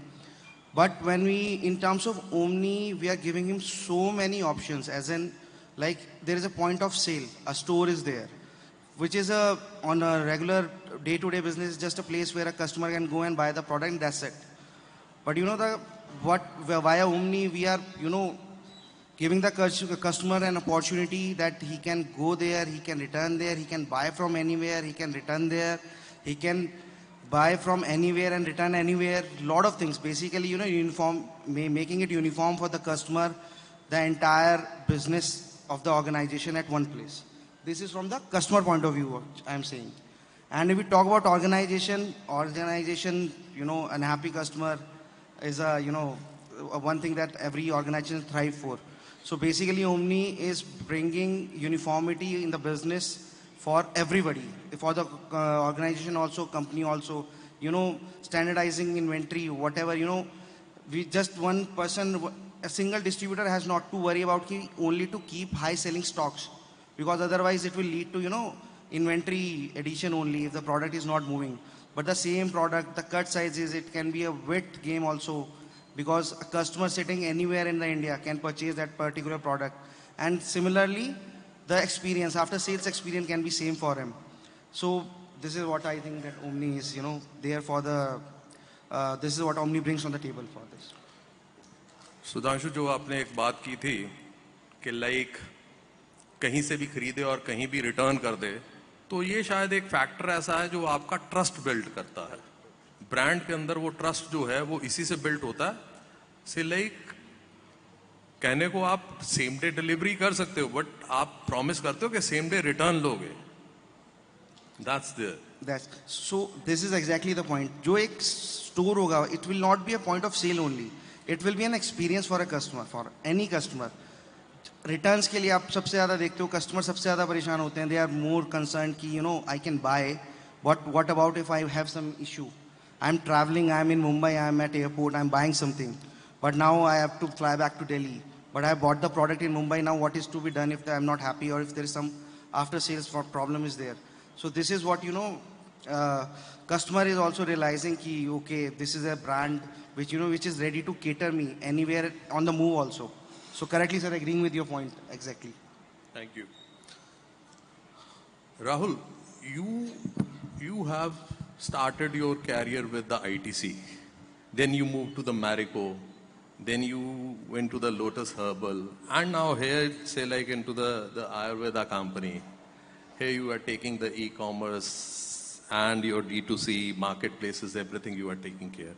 So my question is to you, what are the main distinctions between the multi-channel and omni-channel approaches in your opinion? So thank you for first of all for inviting us. So thank you, Unicommerce team and Mr. Singh. So lovely question. I would say I was discussing with most of the folks here, and there is still a disconnect in the term when it comes to multi-channel or omni-channel. How I see it personally is, see, in today's scenario, every business needs to have, the only thing first is that they need to create a consistent and relevant customer service, customer experience, I would say, across channels, right? For that, how people see is, my products has to have availability at all the stores, all the portals, be it online, be it offline, be it modern trade, or we call it organized, be it the general trade, or we call it traditional market. But how I personally see is that we need to first understand basic difference in the omni-channel and multi-channel. Multi-channel is basically providing or making your products available at different platforms, right? Whereas Omni is more of an integration in between all those platforms. Whosoever is buying from one platform, if can connect or get a service from the other platform related to the same product, is something what Omni creates. Whereas multi-channel talks more of customer engagement. I would say Omni is more of customer experience. This is how your customer are experiencing about your products. Spatial factor when it comes to multi and omni is multi talks about when it's more of increasing the eyeballs, right? In form of social media activations, you can get likes, engagements, people can comment and share. But it's all about what when they click it on it, right? Then the omni-channel starts play into it. The kind of a channel which helps what you have touched upon, what you have created, are we able to recall or retouch that customer or not, is something that omni-channel provides. So I'm representing TAC here, the Ayurveda company. There is a term we use basically when we make our strategy for both the channels, and that is race. We call it race. So with R, we say reach, A we say act, C we say convert, and E we say engage. So when we make any strategy, be it for multi-channel or omni or a distribution, we focus on these four parameters. One more thing I would say, multi is more about making your products available. But when it comes to omni, it's about what we need to understand is who the customers are, why they are approaching us, how they are discovering us, and what exactly they are talking to us. Then only we can get into most desirable omni-channel, I would say. That's my take. Perfect, perfect. See, Rahul, see what I understood, say like it's identify the customer is the main thing. You should know about what is your TG. Exactly. Right? And what is the requirement of your TG again? Perfectly portrayed. Thank you. Rahul, see, you started your business with the GMR, again from the T3 Delhi airport for the non-aero division, it's into the fashion division, right? And after that you switched to the Kimaya, and then you worked 5-6 years into with renowned designers of India, say like Rana Gill, Anju Modi, these kind of people. And then you have shifted to, say, Little Tag, and I think you are working with the Little Tag for the last 1 year, and you have taken the challenge to shift your company from e-commerce to omni-channel, right? That's the, say, like the kind of the discussions we have. Say, like, I would like to know, say, I have seen your site, that's a Little Tags, and that is purely, I'll say it's for the luxury kids. Thank you. Yeah. See, tell us about what is the scope of this category, luxury kids wear segment in India, and what are the challenges and opportunities are there? Because it's a very different. What I saw last night, it's very say eye-opening for me, because the products what they are the only say for the kid is any T-shirt is for the 10,000 or 12,000, or the tracksuit is for the 22,000. That's just the starting point.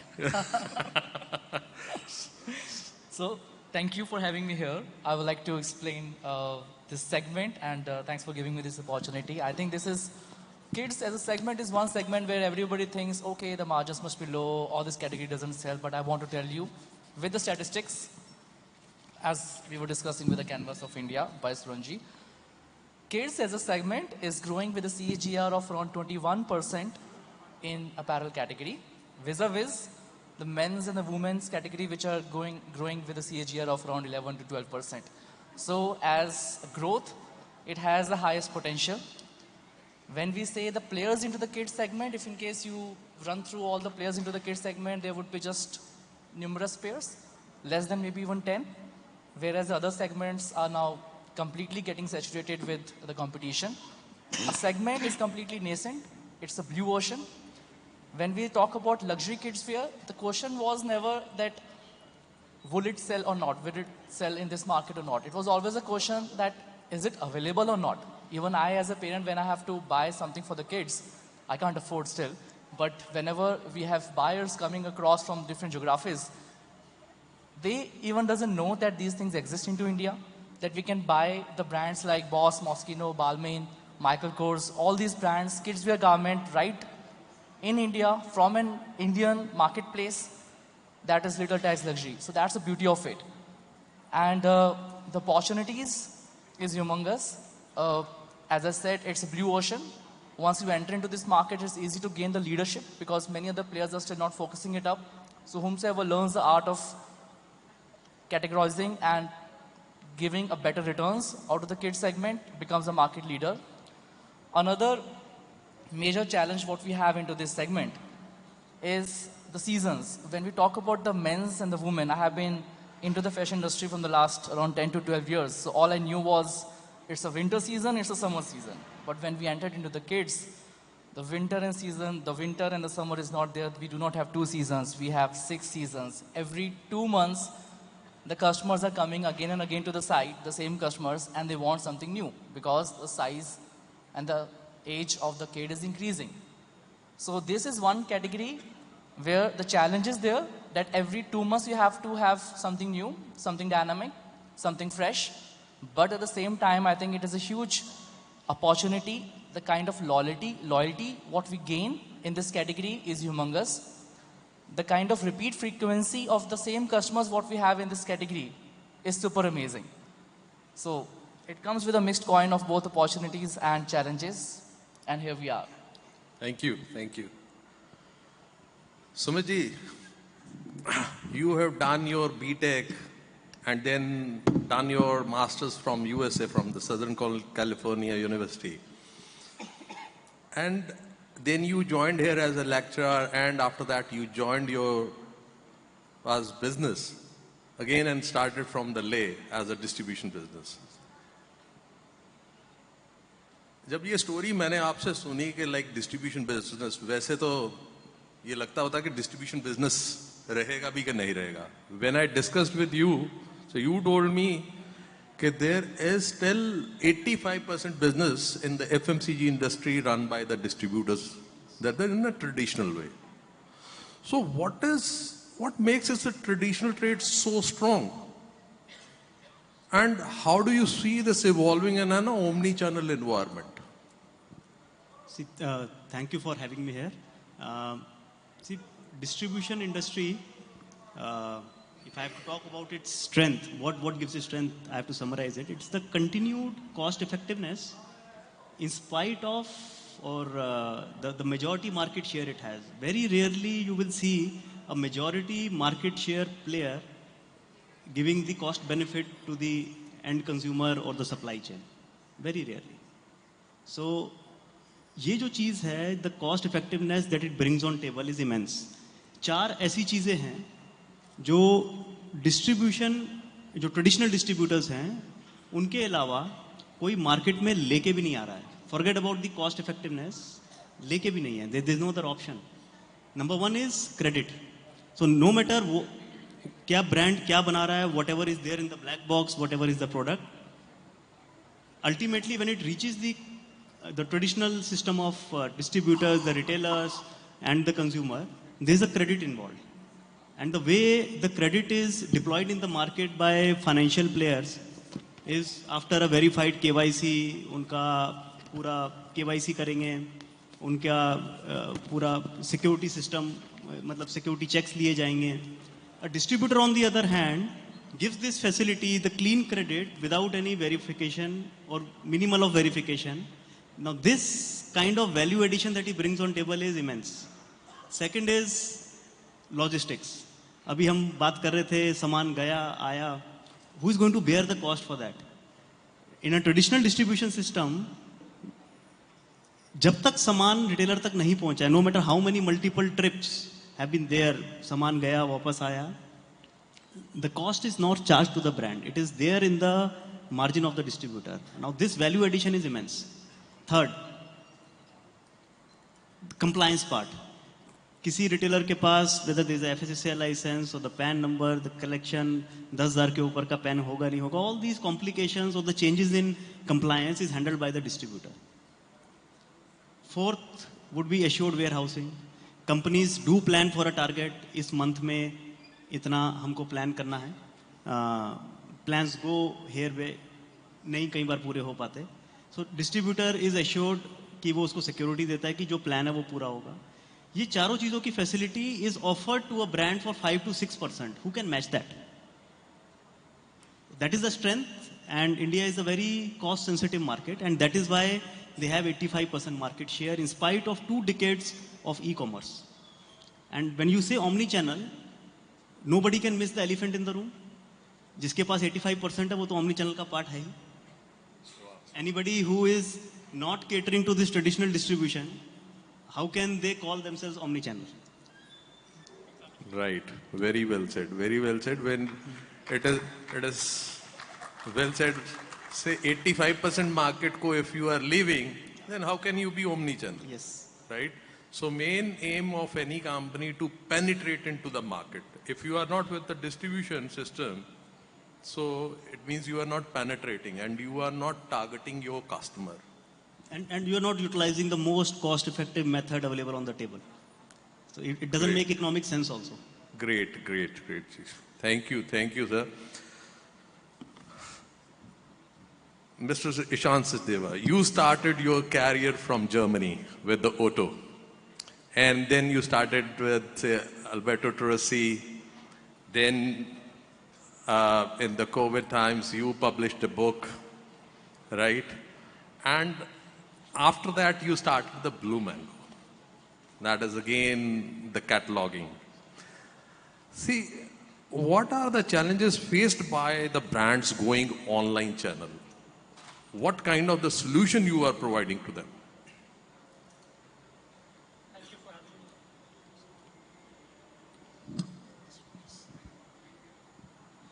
Hi, thank you for having me here.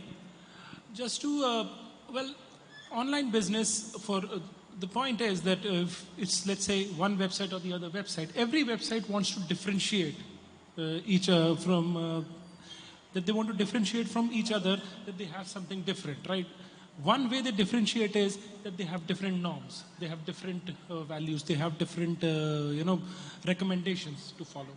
And what happens is that the portals are able to differentiate, but it becomes a hassle for any business owner that how to satisfy each and everything, because you're supposed to, as a brand, communicate the same thing across, but you have to speak in different languages, right?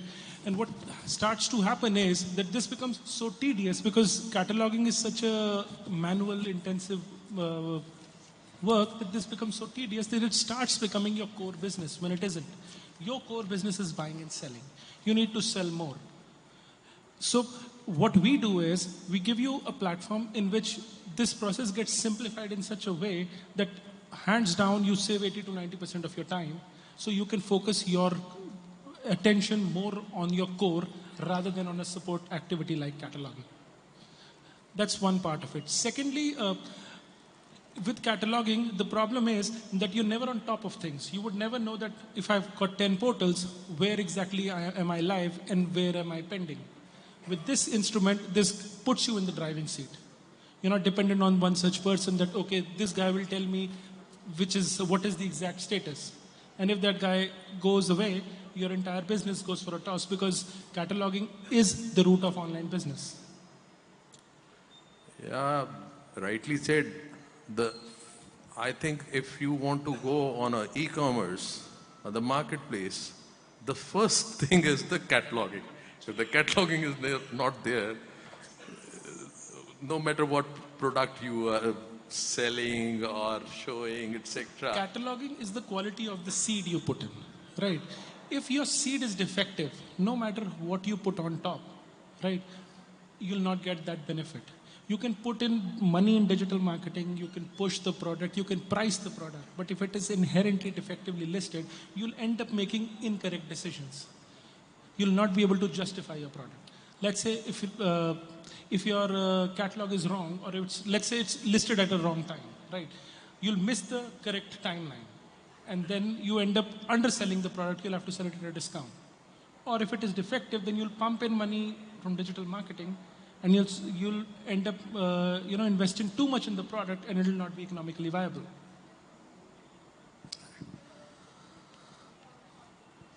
Siddharth, you done your engineering from NSIT, and then you worked in the IBBO for the portal as a software developer. And in year 2011, you started your own venture. That is the Martech software, right? So what is, say, like importance of unified viewed customer across touch points to the personalized experience and get better conversion rates? How do you help those people? Say, like I have seen you have said, say the notification. What do you do in the omni channel? First of all, thank you, Swaranji, for such a nice introduction. So you are right. Today when we talk of omni-channel, we talk of brands selling offline through distributors, through marketplaces, through their own brand store. I see a lot of the brands who they start out purely through marketplaces, but at the same time, they don't build their own customer footprint. These are the customers who have shown interest in your product, and we need to understand all the marketplaces where they are making their 20% margin is because they know which customer has interest in such product and they control all the data, right? It's very right to start off with marketplaces, but it is also a very huge opportunity missed if you don't have a storefront where you can, even if you drive 10% of your loyal customers, and over the time it's like doing exercise every day. It won't show up the result in the first month. You have to do it continuously. By the end of 1 year you will have a substantial first party data to which you can reach out to at any point. Now when I say unified customer view is not only for your own store. We are working, as Notify Visitors marketing automation solution, we are working with brands like Acer, Vijay Sales. Now these brands have a lot of distributors. I mean, they have channel partners who sell as franchisee. They have their own stores. They have their own e-commerce portal. Now, if the same customer, and all of us do the same, that we go offline, we feel the product, and then we come online and eventually we may buy whichever is offering a better discount. So how do we track that, this is the same customer who has gone to the store, he's now coming onto the website. Should I treat him differently because I know he has a higher interest in my product? Should I offer him certain discount? Should I offer him certain quality in the product so that his buying decision is, kind of impacted? Now to talk of an online store, very simple. What we do when we walk into an offline store, we are checking the racks, what we need. Somebody would come up, hey, do you need any help? Are you looking for certain product? Are you looking for certain things? The same way, how do we automate on your online store? From the time customer comes onto your store, you nudge him that, most important, give us your email ID, phone number, so that we can be in touch with you, and maybe in exchange we can offer you certain discount on the first transaction. Now you start building your first party data. You then do a brand building activity. You send him communication across channel, email, SMS, WhatsApp, whatever channel you are able to reach out to the customer. Say day 1 you send out about your brand, about day 3 you send out about your catalog. Now all of a sudden you start seeming a very big brand to this customer, because he will be seeing you on Facebook, he is getting email, SMS. All of a sudden your brand perception changes. Now if the same customer is in a buying cycle, he adds your product to the cart and drops off, you can chase him day 1, day 3, sending him some discount to get him to come back to your store, and then cross-sell, upsell, post-purchase. So all of this is possible if you know your customer right from store to your e-commerce store or anywhere he's being in touch with your brand. So being on the shorter time side, so the house is open for you. Say any question and answers.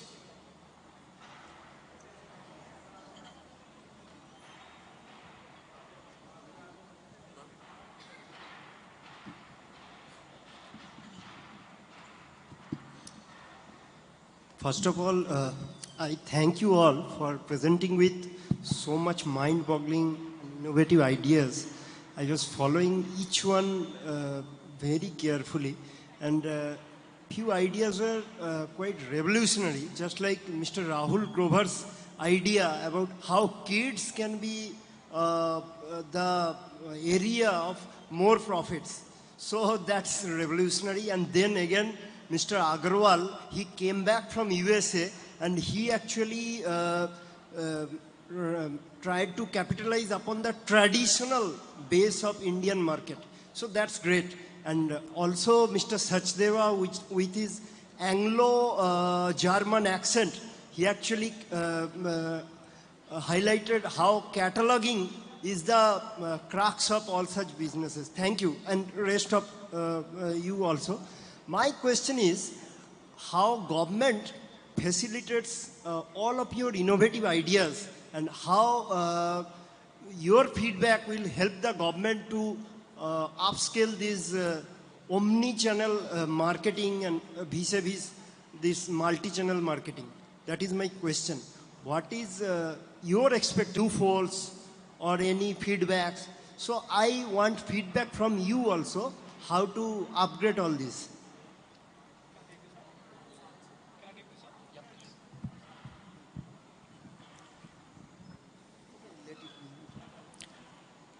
So first of all, thank you.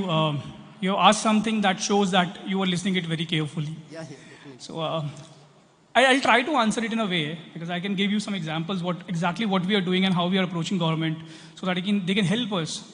So I'll take an example of TAG, the Ayurveda company. So we call ourselves as the fastest and the youngest Ayurvedic brand, right? In all categories like beauty, wellness, and exploring the other categories too. Now when it comes to any D2C or a brand, the first thing what comes up to the mind is TAM, right? Total addressable market मेरा क्या है? Is it in India? Is it outside? उसके बाद SAM क्या है मेरा?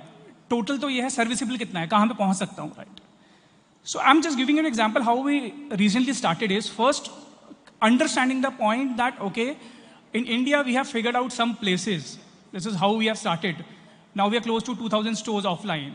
The next point was what if we want to go international? That which are those markets where we can look forward for Ayurvedic products?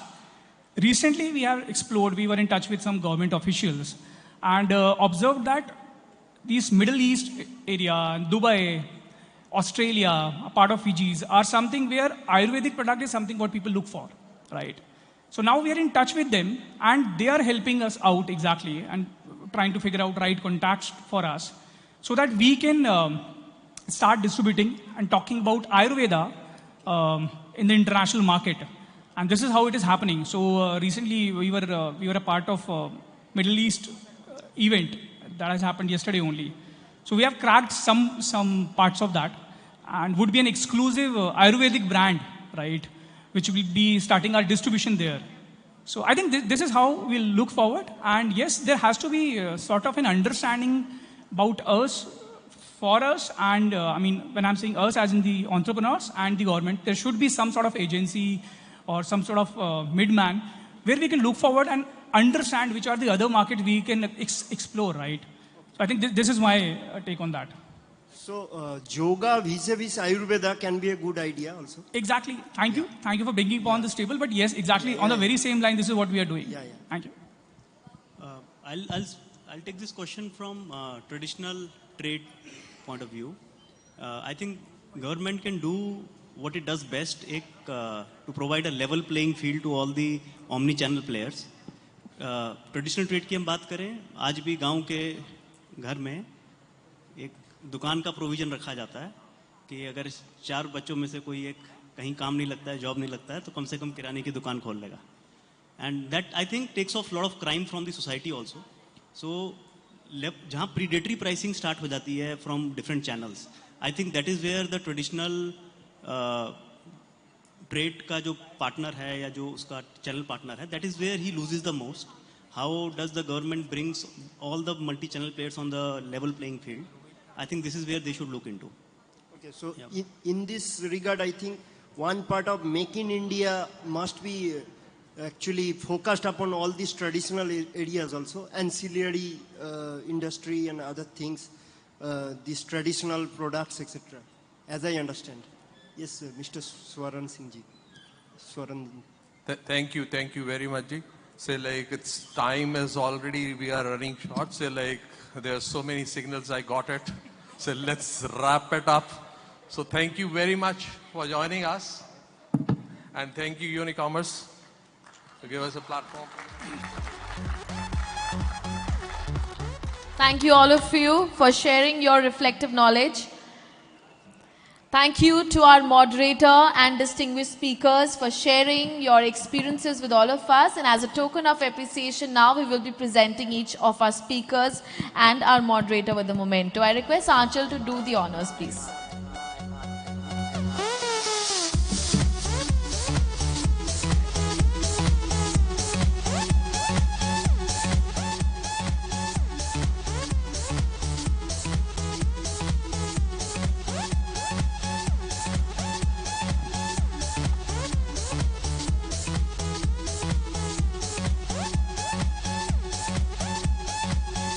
So ladies and gentlemen, your motivation, your encouragement is like wind beneath our wings. Please don't stop blowing. Please everyone, keep applauding. It's a very strong motivation for us to keep going. Yes, please come closer for a picture.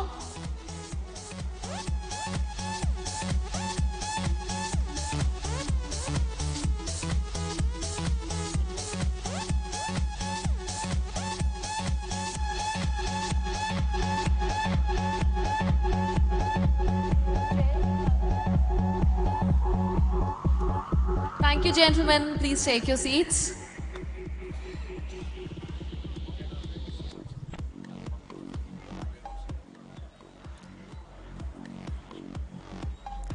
So before we have a presentation by Logic ERP, we have an AV about the same. Please have a look at the screen, everyone.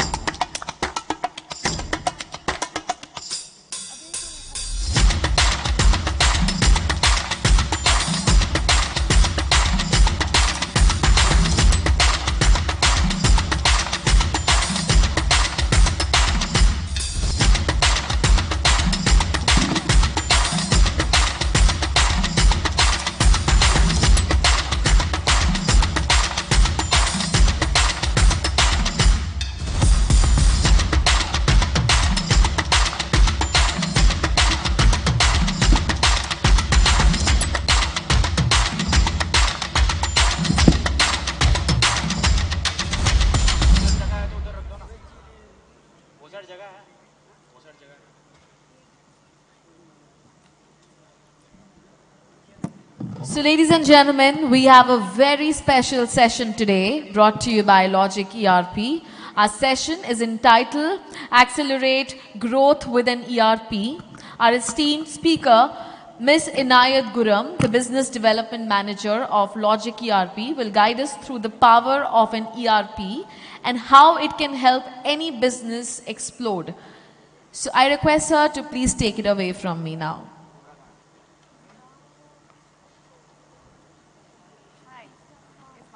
You have a mic. All right. Thank you. Please, everyone, give a big hand. All right. Am I audible to everyone? All right. Hi. Thank you for that gracious introduction. I'm Inayat, and I'm so thrilled to be here today. And I'm so thrilled to have these 10 minutes with you, which I promise I won't exceed because I know it's the end of the evening and everyone's eager to go back home. So the session today is about how a good ERP, or rather the right ERP, can help your business boom. What's the most basic thing that a business needs? It's information, right? To take decisions. And in today's day and age, what every business aspires to be can only be achieved with real-time information. So what if I were to tell you that by going on cloud, not only could you achieve real-time information, but save a ton of money. So first of all, if you don't have any servers that you're buying, maintaining, or keeping them, you have no capex, right? And then you can further reduce your OPEX by 30%. You're not paying rent, you're not paying electricity bills for these servers. Being on cloud makes your data so secure, it's unmatched. Also, you can save on losses by making timely decisions. When your workforce goes from offline to cloud, their efficiency is boosted up by 300 to 400%. When you go on cloud, you have a single database, a single source of truth. And because of the single source of truth, things like endless aisle become possible. And what that gives you is a chance. With endless aisle, you have a chance to recover about 75% lost sales. I know that's a big number. Also, automation of your sales replenishment becomes possible, which is also known as ARS. With ARS, your business is guaranteed a boost in sales of almost 8%. So when all your SKUs are visible on a single database in real time, all the time to you, you do not have to block your inventory in warehouses. You can leave all your stock in your stores and fulfill any sales order from these stores. Some of the other things, other features of an ERP that can be helpful to your business, if you have the correct B2B apps, they can increase your workforce efficiency by 33%. So when this efficiency is increased, it automatically translates into an increase in sales by 20 to 30%. Now, can you imagine your worker in the warehouse knows exactly which rack, shelf, bin to go to pick a particular product? The turnaround time would be reduced by at least 25%. And this is possible with warehouse management systems. Now, these are quite generic industry standard figures that I'm talking about. Let's divulge into two specific customer case studies. First, let's consider the company KKCL. They have brands such as Killer, Integrity, Lawman, Easy's. So for them, we were able to help them boost their retail sales by 7% just by implementing the ARS module. Also, when we implemented the mobile warehouse management system, they were able to increase their efficiency by 11%. Another quick example would be Iconic. So with Iconic, they were able to reduce their sales loss by 15%. Now 15% is a big number. This happened due to hyperlocal. So why is 15% so big? Because if you think about it, if you reduce someone's sales return, you are saving them all the money that goes into that reverse supply chain. Iconic also told us that when they went on cloud, they increased their efficiency by 250%. And simultaneously, they were able to cut down cost by 20%. I would love for all of you to be able to hear from our customers. So could we please have the customer testimonial video? Helping us in managing, say, starting from manufacturing. We got 4 manufacturing units, 2 warehouses, close to 100 distributors who are actually doing this secondary billing on the Logic software real time. So close to 500 terminals, retail terminals are also covered into this Logic, and the entire software is working on cloud base. It's all real time, its data is protected, it's cost effective, and the satisfaction level is on a higher side. Started with Logic when we were a business which was 10 lakh rupees business per year, and today we are talking about a business size of 600 crores annually. Our partner has been the same. As we have grown, they have played a huge role in our growth. When we expanded from 5 stores to 100 stores, they helped us building a fantastic POS system which has enabled us to get results. It's a seamless POS system. We've never had issues of any kind of integrations. We've done many developments in terms of tie-up with various kind of payment partners to actually creating a fantastic omni-channel piece. They've done seamless integrations with our warehouse management system, which is Conclave. They've created their own warehouse management system, which has also helped us easing our integration with Conclave. Then we did a fantastic integration with our omni-channel partner, that was Unicommerce. Wouldn't have been possible without a fantastic ERP system like Logic. Remember a time when all our decision making was delayed in terms of sales, in terms of merchandising decision making, because our sales reporting was not on live basis. It was a delayed sale reporting because we had to upload all the reports. But then we moved to cloud and all our sales became live and all our reporting became live. Now, how it has benefited us is big time because when we grew from a business which was, like I said, 5 lakh rupees annually, 10 lakh rupees annually to 500 crore business, you couldn't have done that without analytics. And their logic played a huge role because we moved from a manual uploading process of sales to a cloud-based live system of sales so that our decision making was daily, our decision making was not delayed. Basically, we have predefined our KPIs now. And we don't need to depend on manual intervention for KPIs. We get automated reports, which has helped us improving our matrix in retail. And now we are touching profitability. So this couldn't have been possible without fantastic analytics built in by Logic and also supported by live streaming of sales. Because if you don't get live sales data in today's world, you're obsolete. You can't defer your decision making just because of lack of technology.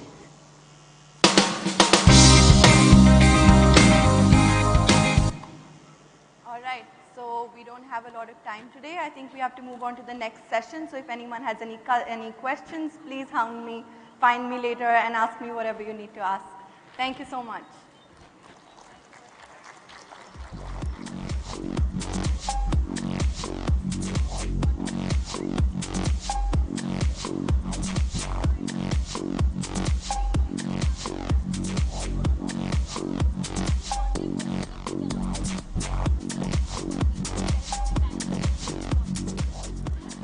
I request Mr. Swandeep to please come on the stage to share a few words with all of us.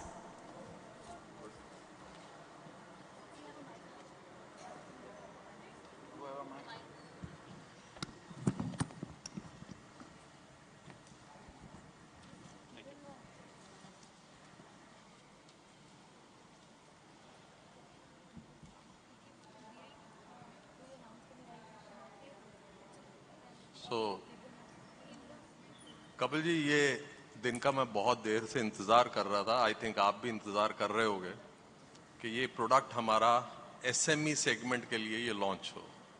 तो इसके लिए I think हमने 2 साल इसके ऊपर लगाए हैं ये प्रोडक्ट को लॉन्च करने के लिए. तो मैं सबसे पहले आपका व्यू जानना चाहता हूँ कि इस प्रोडक्ट से हम एसएमई को कैसे बेनिफिट्स दे सकते हैं. Thank you so much Swarndeep ji. I think हमारे पास बहुत रिक्वेस्ट आ रही थी कि जो छोटे बिजनेसेस हैं जिनका भी स्केल एंटरप्राइज ग्रेड नहीं हुआ है, उनको एक एंड टू एंड सोल्यूशन चाहिए जो कि यूनिकॉमर्स और लॉजिक के बीच एंड टू एंड ऑटोमेशन, जैसे आपने अपूर्व को सुना भी आइकॉनिक से कि फॉर अ ब्रांड ये ऑटोमेशन एग्जिस्ट करता था. But because we been partners for a long time, हम लोग काफ़ी टाइम से बात कर रहे थे कि हम सिमिलर प्लेटफॉर्म क्या छोटे बिजनेसेस से एसएमई बिजनेस को दे सकते हैं ताकि उनको एंड टू एंड ऑटोमेशन मिल जाए ताकि वो अपना बिजनेस ग्रो कर पाएं. So thanks to Swarndeep ji and his team, we have been able to carve together a plan. Swarndeep ji, I will hand it over to you to give the details. सबसे ज़रूरी चीज़ यहाँ आ गई थी कि छोटे यूजर्स को क्लाउड्स पे कैसे लेकर आ सकें, और क्लाउड जो है क्लाउड पे सोल्यूशन अगेन कॉस्ट इफेक्टिव कैसे हो. तो उन सारी चीज़ों पे हमने काम करते हुए तो छोटे जो D2C ब्रांड्स हैं, जो स्टार्टअप्स हैं, उनके लिए हमने सोल्यूशन लाए. 19,000 टू जो है एक लेवल स्टार्ट होता है बिजनेस सीरीज का टू 23,000 वाला यूजर्स का से एंड मोर ओवर उससे भी एग्रेसिव जो चीज़ है वो कपिल जी लेकर आए हैं. तो हमारा एक बिजनेस प्रोफेशनल प्लान लॉन्च हुआ है जिसकी डिटेल्स हम आपको ऑफलाइन टीम आपको डेफिनेटली दे देगी. But the idea is to power upcoming brands. वही हमारा थीम है, like we said in the morning, कि हमें लगता है कि इंडिया में भी 1000+ ब्रांड्स आने वाली हैं. We want to support the upcoming brands. So together with Logic we will have a business professional version through which छोटे बिजनेसेस या upcoming businesses can get end to end automation. इसके अंदर अगर छोटा सा ब्रीफिंग मैं दे दूं कि it is seamless integration with the Unicommerce. As soon as you receive orders from your marketplace or the e-commerce, it immediately comes to the Logic. और Logic के अंदर you get totally integrated accounting, inventory, billing, जितना एक D2C business को requirement है, उस सारी requirements को हमने पूरा स्टडी किया और उसके बाद जो है ये प्रोडक्ट्स हम इकट्ठे जो है लॉन्च किया है. सो दिस में आपकी जो चाहे रिकंसिलेशन है और आपके ऑर्डर्स का है, ऑर्डर्स के स्टेटस है, रिटर्न्स है, everything it will be taken care by these two systems.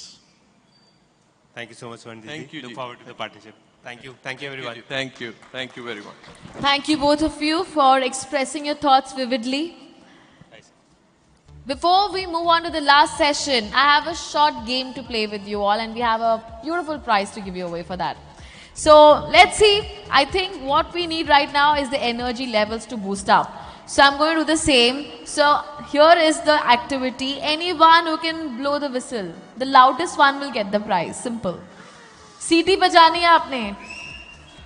सबसे ज्यादा जोर से जो सीटी बजाएगा उसके लिए प्राइज है. All right. Okay. This is good. Okay, stand up जो सीटी मारना जानते हैं. Loud सीटी मारना जानते हैं. Stand up. ओके चलिए अब एक एक करके. हाँ पहले आप प्लीज. ठीक है नेक्स्ट प्लीज.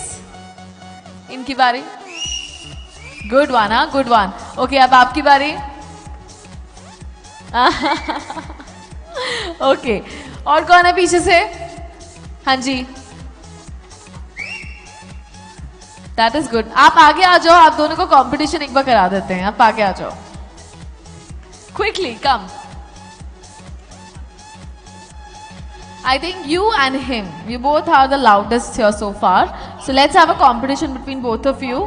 बहुत लड़कियां छेड़ी हैं हाँ बचपन में. Oh Apoorva. Alright please sir, come forward. एक बार हो जाए आप दोनों का competition.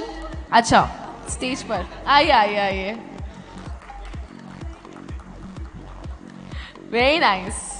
Yes. एक बार कौन करेगा. आप करिए पहले. आप कर लीजिए. Nice. What about you? Okay, I think this wins. Congratulations. Can we have the gift too? All right. So here's your gift. Thank you so much for participating. Thanks to everyone else as well. And now we are all set for the last panel discussion we have been waiting for.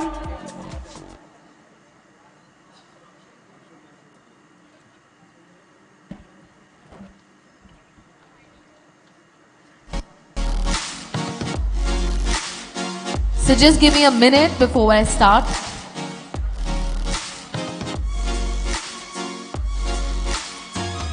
I hope you all had fun, you had a good time, you enjoyed, it was productive for all of you.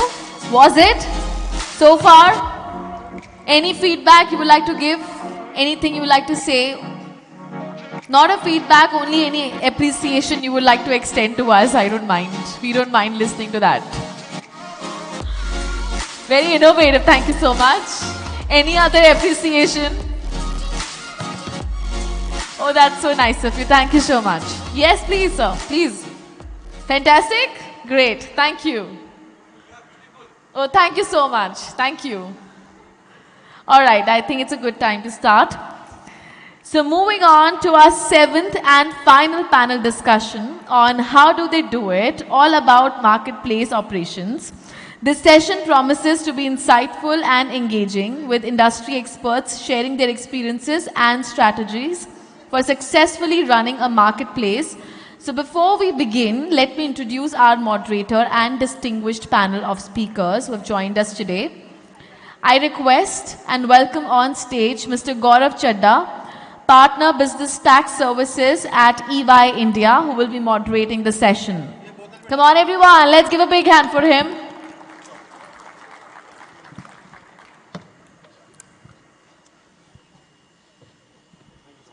Thank you. Next, I would like to invite all our panelists. We have first Mr. Prateek Mahajan, Director of Operations at Unicommerce. Come on, Unicommerce. I think we should have a louder applause from your side at least. All right. Next, we have Mr. Praful Podar, sorry. We have Mr. Praful Podar, SVP of Product Management at ShipRocket.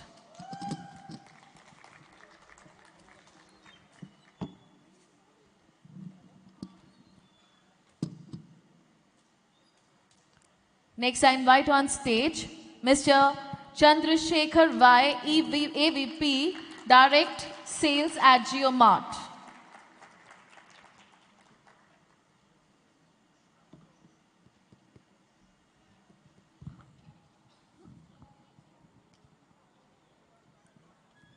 Next, I invite on stage Mr. Girish Singhal, Business Unit Head of Marketplace at Snapdeal.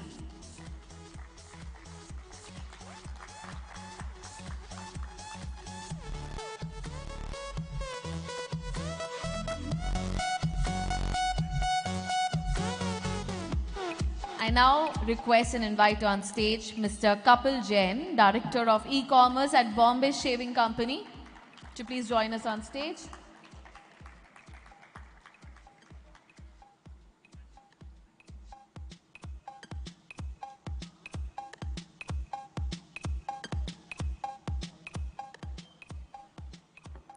And last panelist for this is Mr. Ritesh Kumar, Vice President of Business at Industry Buying. Let's give a big hand, everyone.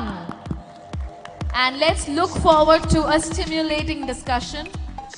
I request the moderator to please take over. Thank you so much. Thank you so much. So I think before we go on this specific this session, I think what we have heard during the day is how to build a D2C brand, how do you do marketing online, what is multi-brand, what is omni-channel. We have heard all that. In this session, what we'll cover is how marketplace operations are run from a reseller standpoint, because ultimately we are here to help resellers reach out to customers. So that's the perspective we will try and bring on the table. It's a very good mix of panel because we have a brand like Bombay Shaving Company, we have marketplaces like Snapdeal, JioMart, and then we have companies who are helping these brands, ShipRocket. We also have Industry Buying, which is a B2B brand marketplace. So let's hear different perspectives at what it takes to reach to a marketplace business model, and how resellers can take advantage of these business models while maintaining a brand like Bombay Shaving Company and using these marketplaces effectively. So I'll start with the company Snapdeal, which has seen Snapdeal version 1 and version 10, where today they talk about Bharat, they address tier 2, tier 3 very aggressively. They cater to marketplace, mass markets. So let's hear something, what Snapdeal has learned, over the years and what they have done differently to address to tier 2 and tier 3 city. So if we can, Girish, if we can hear from you, what is your perspective on what the market was when marketplace models started and where they have reached today? And how do you address tier 2, tier 3 cities? Because that's what resellers are looking to, reach out to. Yeah. Thanks, Gaurav, for inviting. Look, for the longest period of time, there was a race in all the marketplaces, e-commerce, growth at any cost, right? Now, I think that myth has been debunked more so now than ever. The focus used to be on GMV, which is like gross merchandising value, matlab kitna aap bech rahe hain, uska. Then it came down to, net revenue kitna bana rahe hain customer se, which is after promotions, after jitna bhi discount laga ke jitna finally paisa aa raha hai, wo, that became the focus, right? It kept on moving further, right? From revenue down to essentially आपका net margin क्या है, खर्चे सारे निकाल दिए आपने, shipping कर दी, warehousing कर दिया, all those cost of goods obviously. Then came your marketing, right? Marketing expenses निकाल दिए, contribution margin जिसको हम कहते हैं in our language, right? And finally comes your EBITDA, right? Which is once you take care of your team cost and your all the other costs, अपना office चलाने के खर्चे वगैरह निकाल के, right? So the focus is more and more now on EBITDA, right? That's what companies are supposed to do. They are supposed to generate free cash flows, right? I think Snapdeal, while everybody, the ecosystem is, our entire industry is becoming wiser more and more now. Snapdeal as a company has learned the hard way and is now thankfully ahead in the journey on that journey, right? So we are closer and closer to sort of breaking even. Now, but in doing so, there were a lot of hard choices that we made, right? And most importantly, identifying the segment, right? Focusing hamara core kya hai, which is marketplace, and more importantly, which customers should we serve? And that's where Bharat comes into picture, right? So we all know that the next 200 million users जो भी आपके India में हैं वो सब भारत से आएंगे, because the metro and the affluent customer base has largely saturated in terms of their growth, right? So Bharat is where the next 200 million e-commerce users will come from India.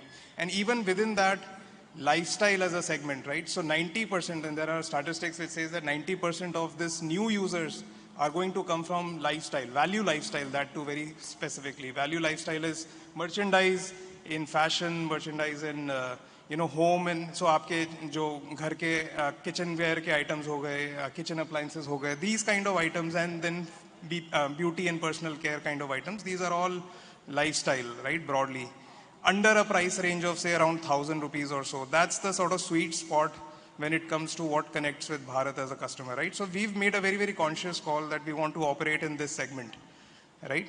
And then there are more nuances, say for example, pricing, right? So we believe that discounting is not the only strategy, right? It's more about price quality equation. किस quality का item किस price पे बिकना चाहिए, are consumers understand very well. They will look at the product quality and they will see कि यार ये price ज़्यादा है, ये कम है. So as a seller we need to understand what is the price, किस पॉइंट पे प्राइस पे और क्या क्वालिटी आप बेच रहे हो, वो आपको एकदम सही रखना है, तो डिस्काउंटिंग की जरूरत नहीं है, right? And that is possible only if you deal in non comparable kind of product. So आपके जिन ब्रांड्स की प्राइस डिस्कवरी होती है, नेशनल ब्रांड्स जो हर जगह बिकते हैं, तो एवरीबडी नोज के फलाना फलाना आइटम इस प्राइस पे बिकता है, this is the MRP, right? But when it comes to all of you like sellers and coming up with your products and putting it on marketplace, it's more important that pricing aapki theek ho, not discounts, right? And that's the sort of important message that I also want to leave. There are more things I think we'll... No, thanks Girish. I think while we have heard Girish talking about Snapdeal growth, their focus, but we have seen one brand, Bombay Shaving Company, which has grown as a brand from metro cities, and now they are also on other marketplaces, and there are different objectives a brand will have to be on other marketplaces. So let's hear from Kapil that how the journey was to become a very visible brand and substantial buying happening in metros. Unlike what Girish said, that new customers will come only from non-metro cities. You have one brand which is where heavily customers are coming from metro cities. You are still using other marketplace models to introduce new products. So if you can just share your experience of building a brand and using marketplaces to your advantage. If you can just share that experience, Kapil. Sure. Thanks for having me here. So, like Bombay Shaving Company, we started with launching our own website. So for first few months, we were only on our website. But then we also launched ourselves on other marketplaces like Amazon, Flipkart, Myntra, because large part of audience is also there. And when we talk about brand building, will it happen on marketplaces or not? So I think that depends upon the product category. So for example, category like trimmers, wherein 80% of the customer buy online, it's important that you build your brand by being visible to these customers on marketplaces and also do sales. I think that's what I would want to mention. No, I think that's a good example where a company has built a brand, taken to multiple marketplace models to get customers move from other marketplaces to the brand. So it's a reverse movement of customers and using the loyalty that marketplaces have created with the product category to your brand. So it's a good example. Another example is of a hair removal, hair removal spray product. Now, it's a very innovative product. It's a new category. So it's basically difficult to, get customers who is not really looking to buy a hair removal spray to your website and convert. Rather, it's important to build, your brand in this category on the platform like Amazon, Flipkart, where there is already, customers who are buying some of these very innovative products. So we have seen it's possible to create a brand. We have seen it's possible to, and there's a big market waiting for us in tier 2, tier 3 cities. Now resellers want to understand how do we start, How do I start selling in marketplace? What's the most important thing? And that is where I'll invite somebody from an industry buying, talking about cataloging. When we were behind the scene, we were talking about cataloging. So Ritesh, if you can share your experience, how important it is for a reseller to make a right catalog and then use the power of different marketplaces to go and reach out to customers. What's your journey about cataloging, and if you can share your experience on that. Thanks, Gaurav. So cataloging is foundation thing for any e-commerce. So if you don't have the right catalog, whatever you build on it, it's not going to help you. So I've worked with 2 marketplaces so far, and those are not the mainstream products. So I've worked with automotive marketplace. Second is industry buying, which is again MRO category, in which these are not regular products like agri, welding, power tools. So these are not the common product you would want to buy from these things. And the sellers are also not really equipped like any category like Bosch or something where they have ready catalogs.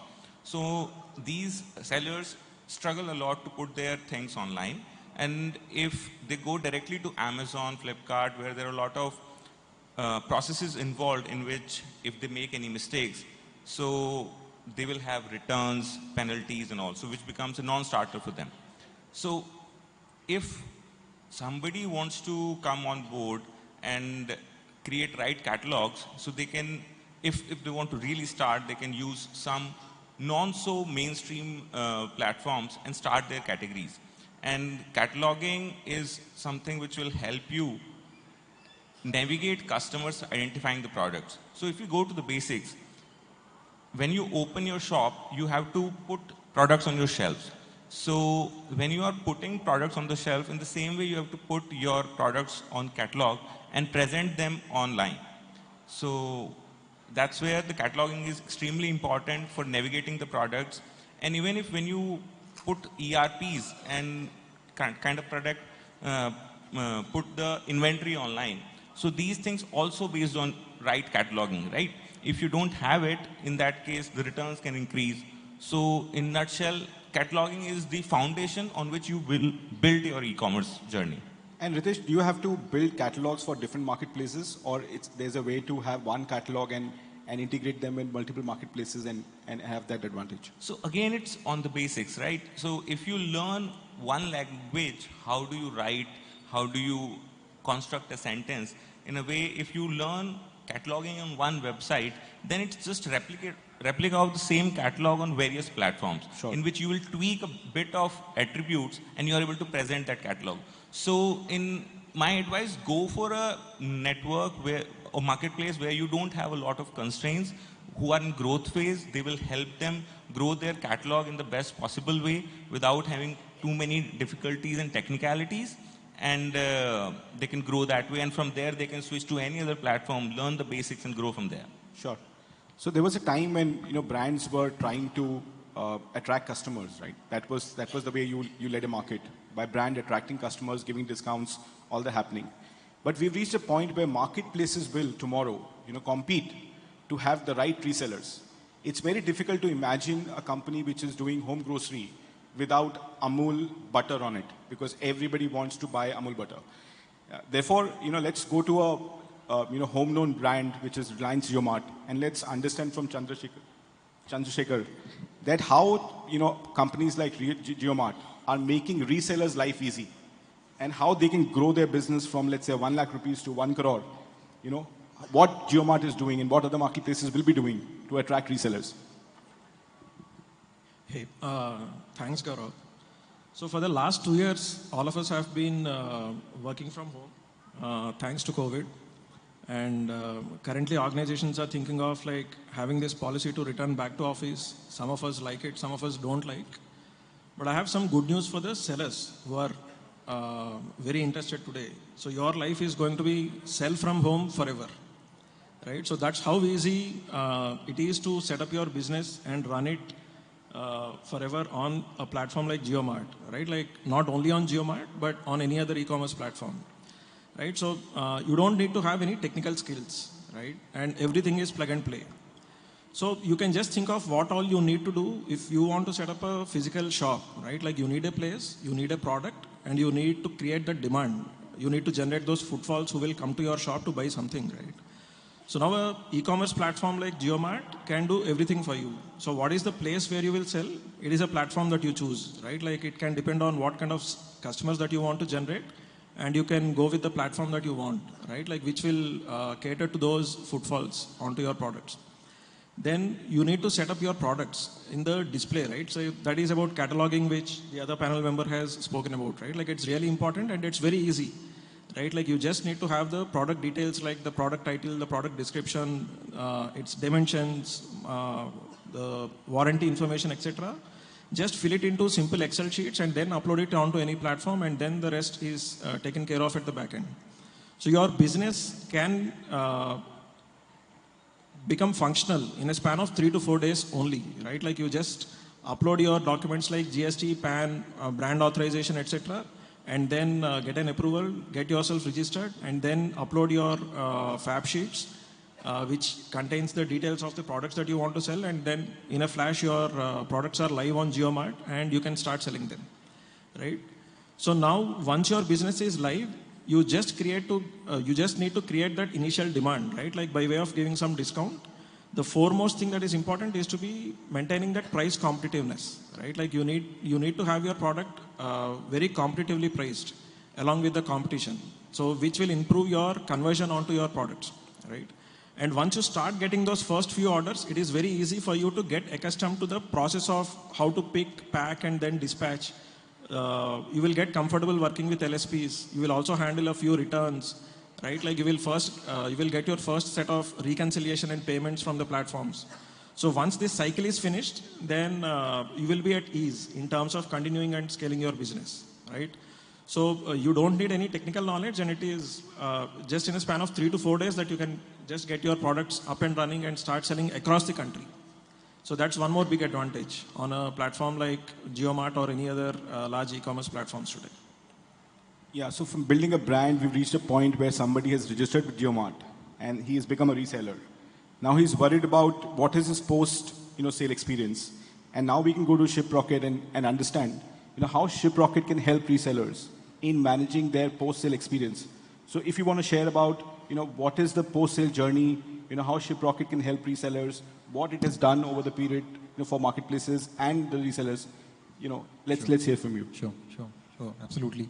And like when thinking of post-sale experience, definitely the entire shipping experience is core to post-sales as much, apart from communication, etc. And leaving ShipRocket aside for a minute also, I think the important thing to think here is that it's effectively breaking this down on 2 dimensions. One is there's a forward journey and there's partly a return journey. A return journey could be for orders which don't get accepted, or orders which are actually coming back as returns because there's exchange or refund or some problem with the order. And the other dimension to think of, that there's storing goods and then there's sending goods. And this is how, sellers should try and imagine and break this cost down. No matter what kind of seller you are, at least 10 to 12% of your cost structure is on supply chain. And taking cue what Girish was saying, profitability is what everybody wants to get towards. And really looking at optimizing this particular cost structure in a variety of mediums is something that should be analyzed deeply.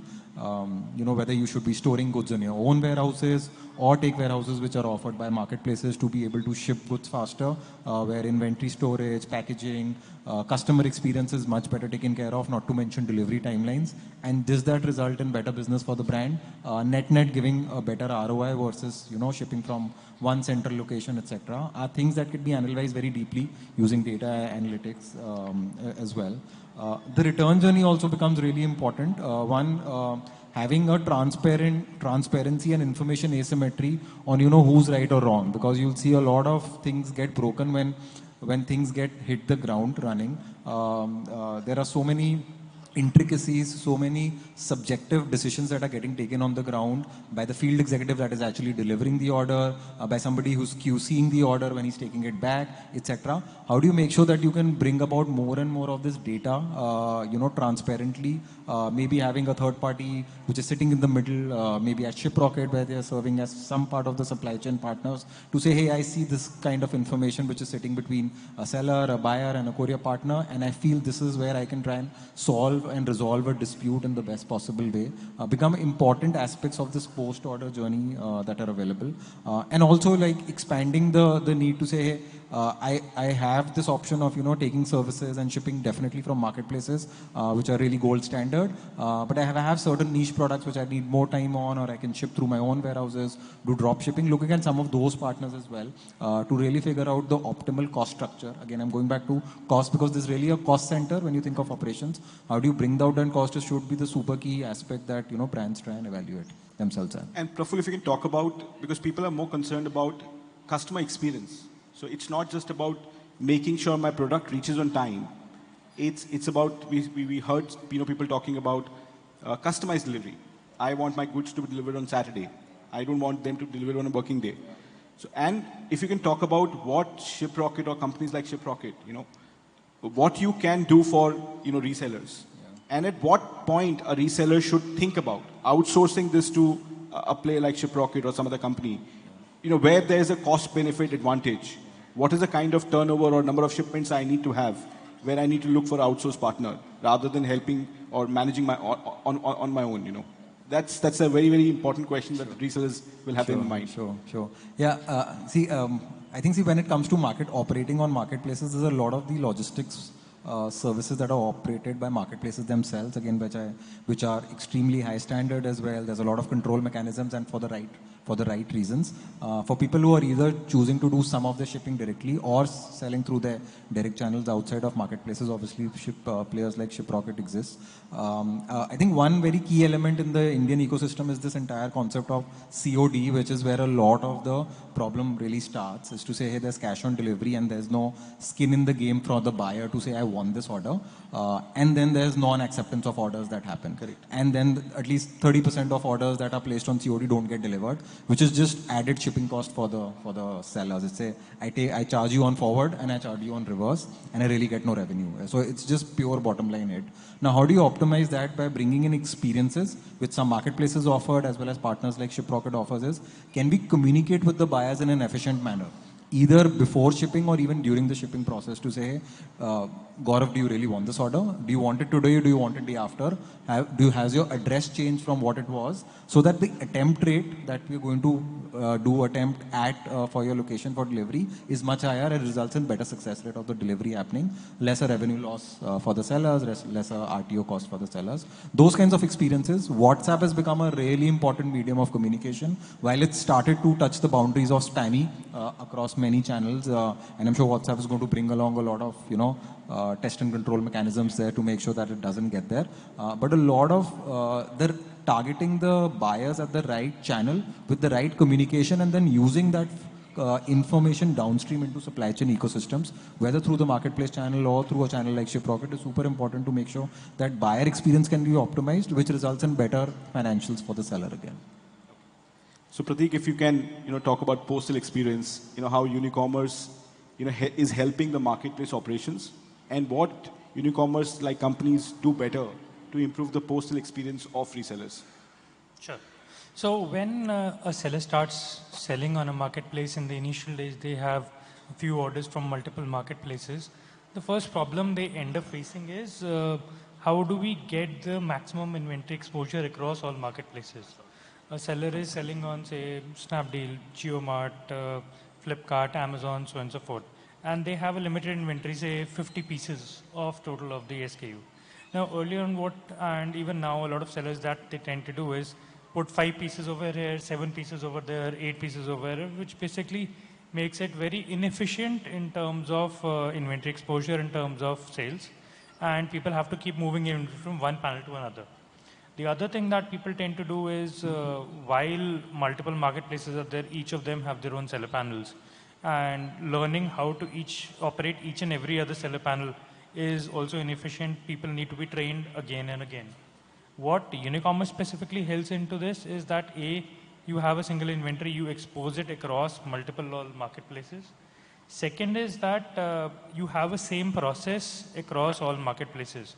So you have the same orders, all of them are coming together. You have the same pick list, which basically makes your entire process very simpler. Rather than trying to print out 7 different pages, you just have to print out one page or just use your handheld to get it on your system.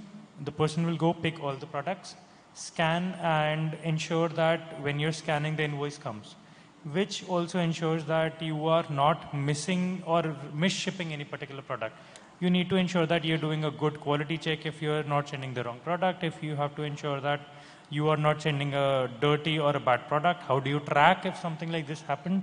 How do you ensure all the invoicing and labeling happens in the perfect way? And there is documentation not just on paper, but in your system for each and everything that is happening.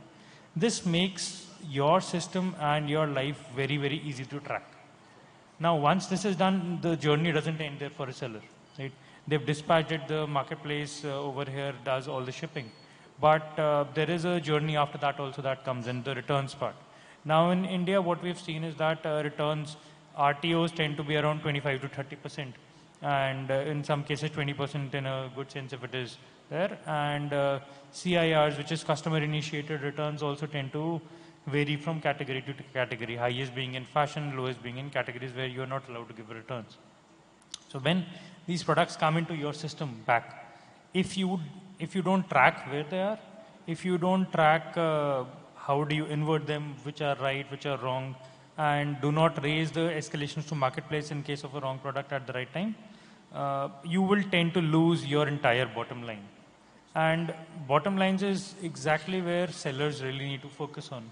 Because resellers, the focus that they have is that while they may be manufacturers, they might be sellers, bottom lines tend to come in very, very critical over here. So this is where the entire journey of Unicommerce helps. And it might be a seller who is doing, say, 20 units a day, or it might be sellers who are doing probably, say, 20,000 or 50,000 units in a day. But in the end, you have to dispatch all the products by 12 o'clock, so you need standard processes, quick picking, and once it comes, you need a proper reconciliation of the inventory units that are coming. These are basic steps, but if that is where technology ends up coming in and solving these things for you. So if you're going to multiple marketplaces, you need somebody to do it for you. And that's where companies like Unicommerce can help. Yeah, exactly. Okay. Now I think we've heard about how resellers can approach marketplaces, what they need to do, what they need to do efficiently. So if we can have couple of do's and don'ts, because you have experience on marketplace operations. If Chandrasekhar, if you want to talk about 2 do's and don'ts for people who want to become resellers, what they will be, top of your mind, and anybody, because you guys have, experience in different parts of the marketplace operations. If you want to talk about, I think Ritesh has spoken about cataloging. If you can talk about 2 do's and don'ts, that'll help the resellers. Yeah, sure, Gaurav. So I would want to start off by addressing a misconception, right? Like selling on e-commerce is not just selling a product, right? Like most of us think that I have a product and I have to sell only the product, right? Like that is how largely it is different between e-commerce and physical retail also. So on e-commerce, you're actually selling a product plus a service, right? Like, and I'll tell you what is the service component. So it's very easy to convince a customer and sell it to him, and also handle the post-purchase events when you are selling it physically with him in your shop. But selling on e-commerce is like managing a long distance relationship, right? Like you have to always have that extra thing, right? Like to be able to convince the other party, right? So now the product, what you're selling obviously will have to be value for money, and only then you will get good footfalls and conversions for your product. And what is the service angle involved in e-commerce is the pick, pack, dispatch, right? Like, so you'll have to deliver your product on time and in full, right? Like, so you have to ensure that the customer is getting it well within the promised delivery date, and also in the quantity that he has ordered, right? Like if a seller has ordered 2 SKUs, one with 2 quantity and one with 3 quantity, and if you are sending it 3 and 2 instead of 2 and 3, then you are not serving the purpose, right? Like it is not going in full. Right? So these are the 2 factors that you have to keep in mind when you are dispatching it, right? Like it has to reach on time and it has to reach in full, right? Like this is the service angle that is involved in e-commerce business. And then comes the post-purchase relationship management with the customer, right? So all of us have to realize that returns is a reality in e-commerce, right? Like it happens offline also, but it happens online as well. And there is a tendency to return a bit more online because most of the people are just exploring e-commerce purchase for the first time, right? So there is a large set of exploratory customers who are placing orders on cash on delivery, and generally there is a higher percentage of return on e-commerce. So you need to serve the customer for the genuine return requests that you are getting, right? Like the platforms also help you in terms of identifying the genuineness of the return claim, in terms of like giving you proofs in terms of photos, videos, etc. at every leg of the dispatch and every leg of the supply chain. So sellers have to understand that you have to serve the customer well even when he is returning the product, because you have to build a long-term relationship with the customer. Right? Like a seller will buy 2 times or 3 times a year from you if he is happy, right? So be cognizant that you are also providing a service to the customer, not only a product, and service the customer well on returns also, right? Like which includes the total post-purchase experience for a customer. So this is what we generally call it as CX in e-commerce parlance, right? Like, so you have to take care of customer experience also, not only the product. Right? And then when you are launching the product, ensure that you are launching with a competitive price and get the first few orders. Generally, most of the e-commerce runs on events, right? Like there is a Diwali event. Most of you must know that Diwali is a golden event that e-commerce industry follows. Then there are events like Republic Day sale. So the seller should actively take part in those events, right? Like give the best pricing, take part in the events, and make the most out of the marketing spends that the platforms do during these events, right? So this helps in getting a 200%, 300% spike in your business. And once you get that spike, it changes the baseline of your business. So if you are doing 1 lakh business in a month, then after an event, you will be surprised to see that your 1 lakh will increase to 1,50,000 and it will stay. It will not come back again. So this is what we call as a baseline change. So most of the events help sellers in changing their baseline business on the platforms, right? So I would say these are the general do's and don'ts. And one more thing which I want to add in terms of the cataloging quality. So you should be really careful in terms of including all the information that a customer is seeking for, right? Like in your product listing, because you're actually not talking to the customer. What is talking to the customer is the product details that you're adding on the catalog. So customer bases his decision on the catalog that you have uploaded on the system, but not on your words, right? So please focus a lot on improving your catalog quality, and that will help you increase your conversions as well on the platform. Sure. I think thank you all the panel members. I'm getting a reminder that your time's up, but we'll be happy to take questions offline. But very thank you to all of you for sharing your experience, how resellers can take advantage of marketplace, what do's and don'ts they should follow. We hope that this session has helped you, in your journey to become resellers. Thank you so much.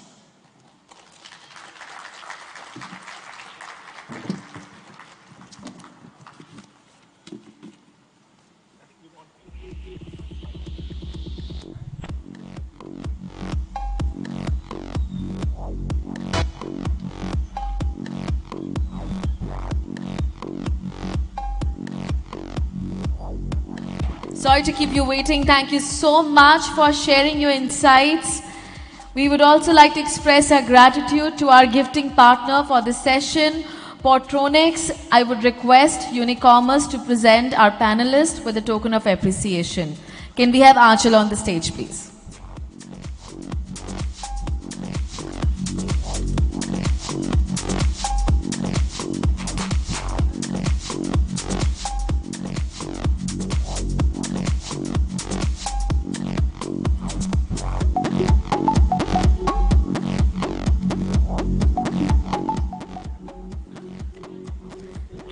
Thank you. Can we give a huge round of applause? Come on, everyone. This was the last panel discussion. I request all of you to please come together for a picture.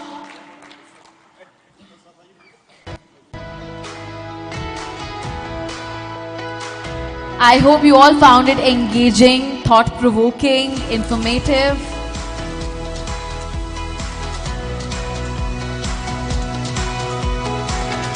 Thank you so much, gentlemen. All right, so now, ladies and gentlemen, thank you everyone, to each one of you.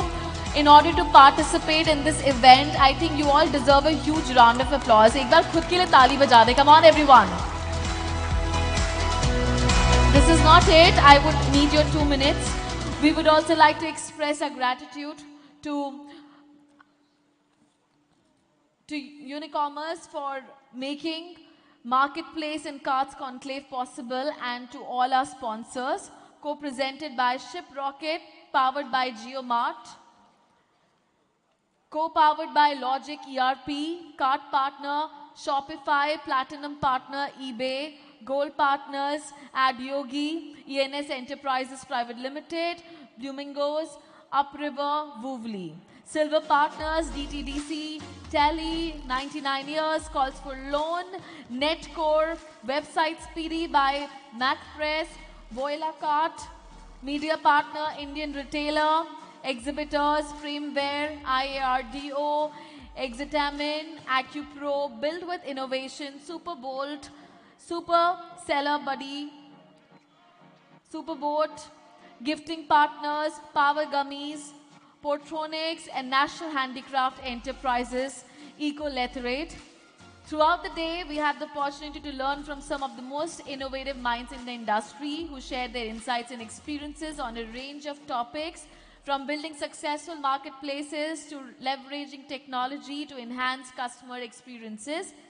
We also want to thank our moderators and speakers who took the time to share their knowledge and engage in insightful conversations with our audience.